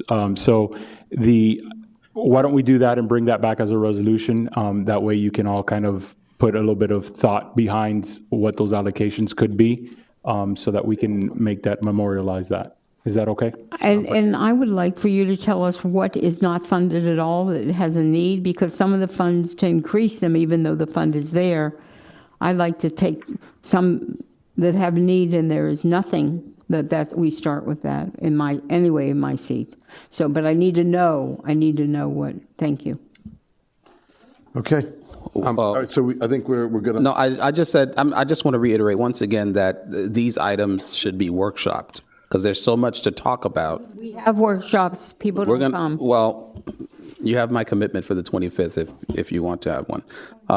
We're already having an executive We have an And, executive session and a budget. and a budget meeting. Yeah. All right.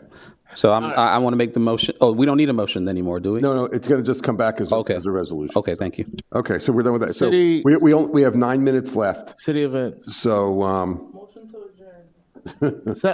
Well, nah, I almost feel. Second. I want to talk about city events as much as we can because I want to make this very, very clear, if I can, because it's the next one on the agenda. Okay. As I pointed out, this was brought during when we were talking about the tree lighting. Events attract people to our community. They see the buy-in in that, our reinvestment in really creating an attractive community. That's what these events do. Heart Walk. A lot of these events attract a lot of people that normally wouldn't come to North Miami Beach, but because we make it a family-oriented type of event, kids show up. I've seen them and I just don't want us to take this broad stroke and just cutting events left and right. Now, I understand some people might have run on that, but these events affect people. And I understand. I've seen the value of people that look forward to these events coming up every year, especially when they've been going on for how long has Heart Health Walk been around? Like 10, 12 years. 12 years. 12 years. And so I just like when it comes to these certain events, especially when it comes to committees that you have people that are giving up their time, which they could be doing something completely different. I think we should have a little bit more duty of care in that and not saying just so we can just say we did it because it was a campaign promise. And I'm not not denying that there's people that have some type of credence in that.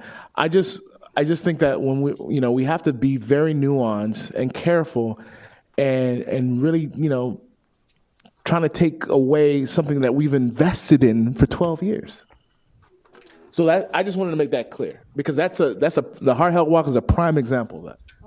I'd like to say that an event is not just an event. You have to have the staff preparing the tables, preparing the tents. You have to have the staff cleaning up. You have to have extra police. You have to hire whatever the event costs. Do we get $15,000 discretionary money? How much do we get discretionary? Somewhere in that realm. I believe it's 13,000 in contingency per commission. I'm looking at Sophia for validation. Might be 13.5 maybe, right? 13,000 contingency for each of the commission seats? Yeah. Yes. So every event is important. There's not, to some people, the Heart Walk is the most important thing they look forward to. To some people, the other event, whether it's the Bike 305, that's what they look forward to. But we've been up here for 1 year discussing how we have no money, and this year we're going to cut down on the events. We've gone over this and over this and over this. If the decision is not to do that, between us, we have plenty of money to do the two events. And that's what the discretionary money this year could be used for. But to say to the city again, because the event is very important, the Heart Walk, the event is very important, the backpacks, but then the event that the Mackenzie Floramine might do that's very important. There could be something that the Haitian community needs that's very important. There's something that, whatever it is important to that person. So I understand. I understand how important it is. But do we want to delay Washington Park because we need to spend the money? No. Where's the money? Wait. But you can't see, we're not comparing properly. You have to find a place to get the money. We're not. have 110,000. We just found out we had 110,000. I wanted to add something. Hey, if we're going to use that for the Heart Walk and use it for the backpacks, then we're not going to use it to give scholarships to FIU. We have 4 minutes, and I promise. I wanted 30 seconds at a time. 30 seconds, you got it. And this is why the correlation between the communication plan, the city's communication plan, and the events go together. Because as a commission, we're the ones that, in addition to the residents, speak to what the city is known for. So and that's why I see the communication plan, the events, all those things work together, because if someone sensibly cuts the Heart Health Walk for something that's been happening for 10 years, I would say that the good thing would be to say, okay, let's allocate $1,000 for it, but see if the American Red Cross or someone else can sponsor it, right? Instead of cutting the event totally out of the budget, because now you're still picking and choosing which ones are important, which ones are not. And that's where, any management team that's looking at these events need to know which events are tied to the branding of the city and the brand of the city. So I think as you review, Mr. Manager, that has to be some of your priorities, because some of the things are together with the brand of the city. And if they've been cut out of the budget, I found the onus on you as well to see what can supplement it outside of our contingency, be it a partnership with some of the community partners that we already have relationships with. Yeah, and Commission, to that point, as I indicated earlier, that will be brought back to you at the second budget meeting, and we're making those adjustments. And I wasn't planning. From my standpoint, I don't think it's appropriate for me to recommend changing the mayor and commission budget that are directly tied to your offices. I think those are conversations that you all have. So any changes that you asked me to make in the first budget hearing, I'm making within the various allocations that we have in departments or where we can make those cuts.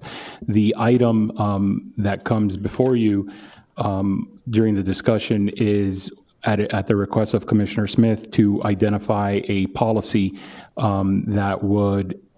that staff and everybody would follow, not only for city events, but how the rentals of our facilities are, what type of events, when can we do fee waivers or discounts on events. We have a minute and a half, by the way. I understand, Mayor. Okay. And so that is the document that is in front of you, as well as an overall calendar of what type of events the city does.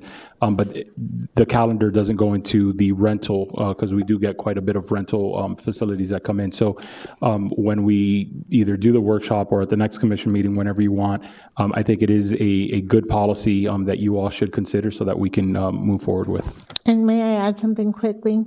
I also wanted to be part of the policy if this can be done. And I'll give you an example. In my cases, I'm the liaison to the Heart Health Walk.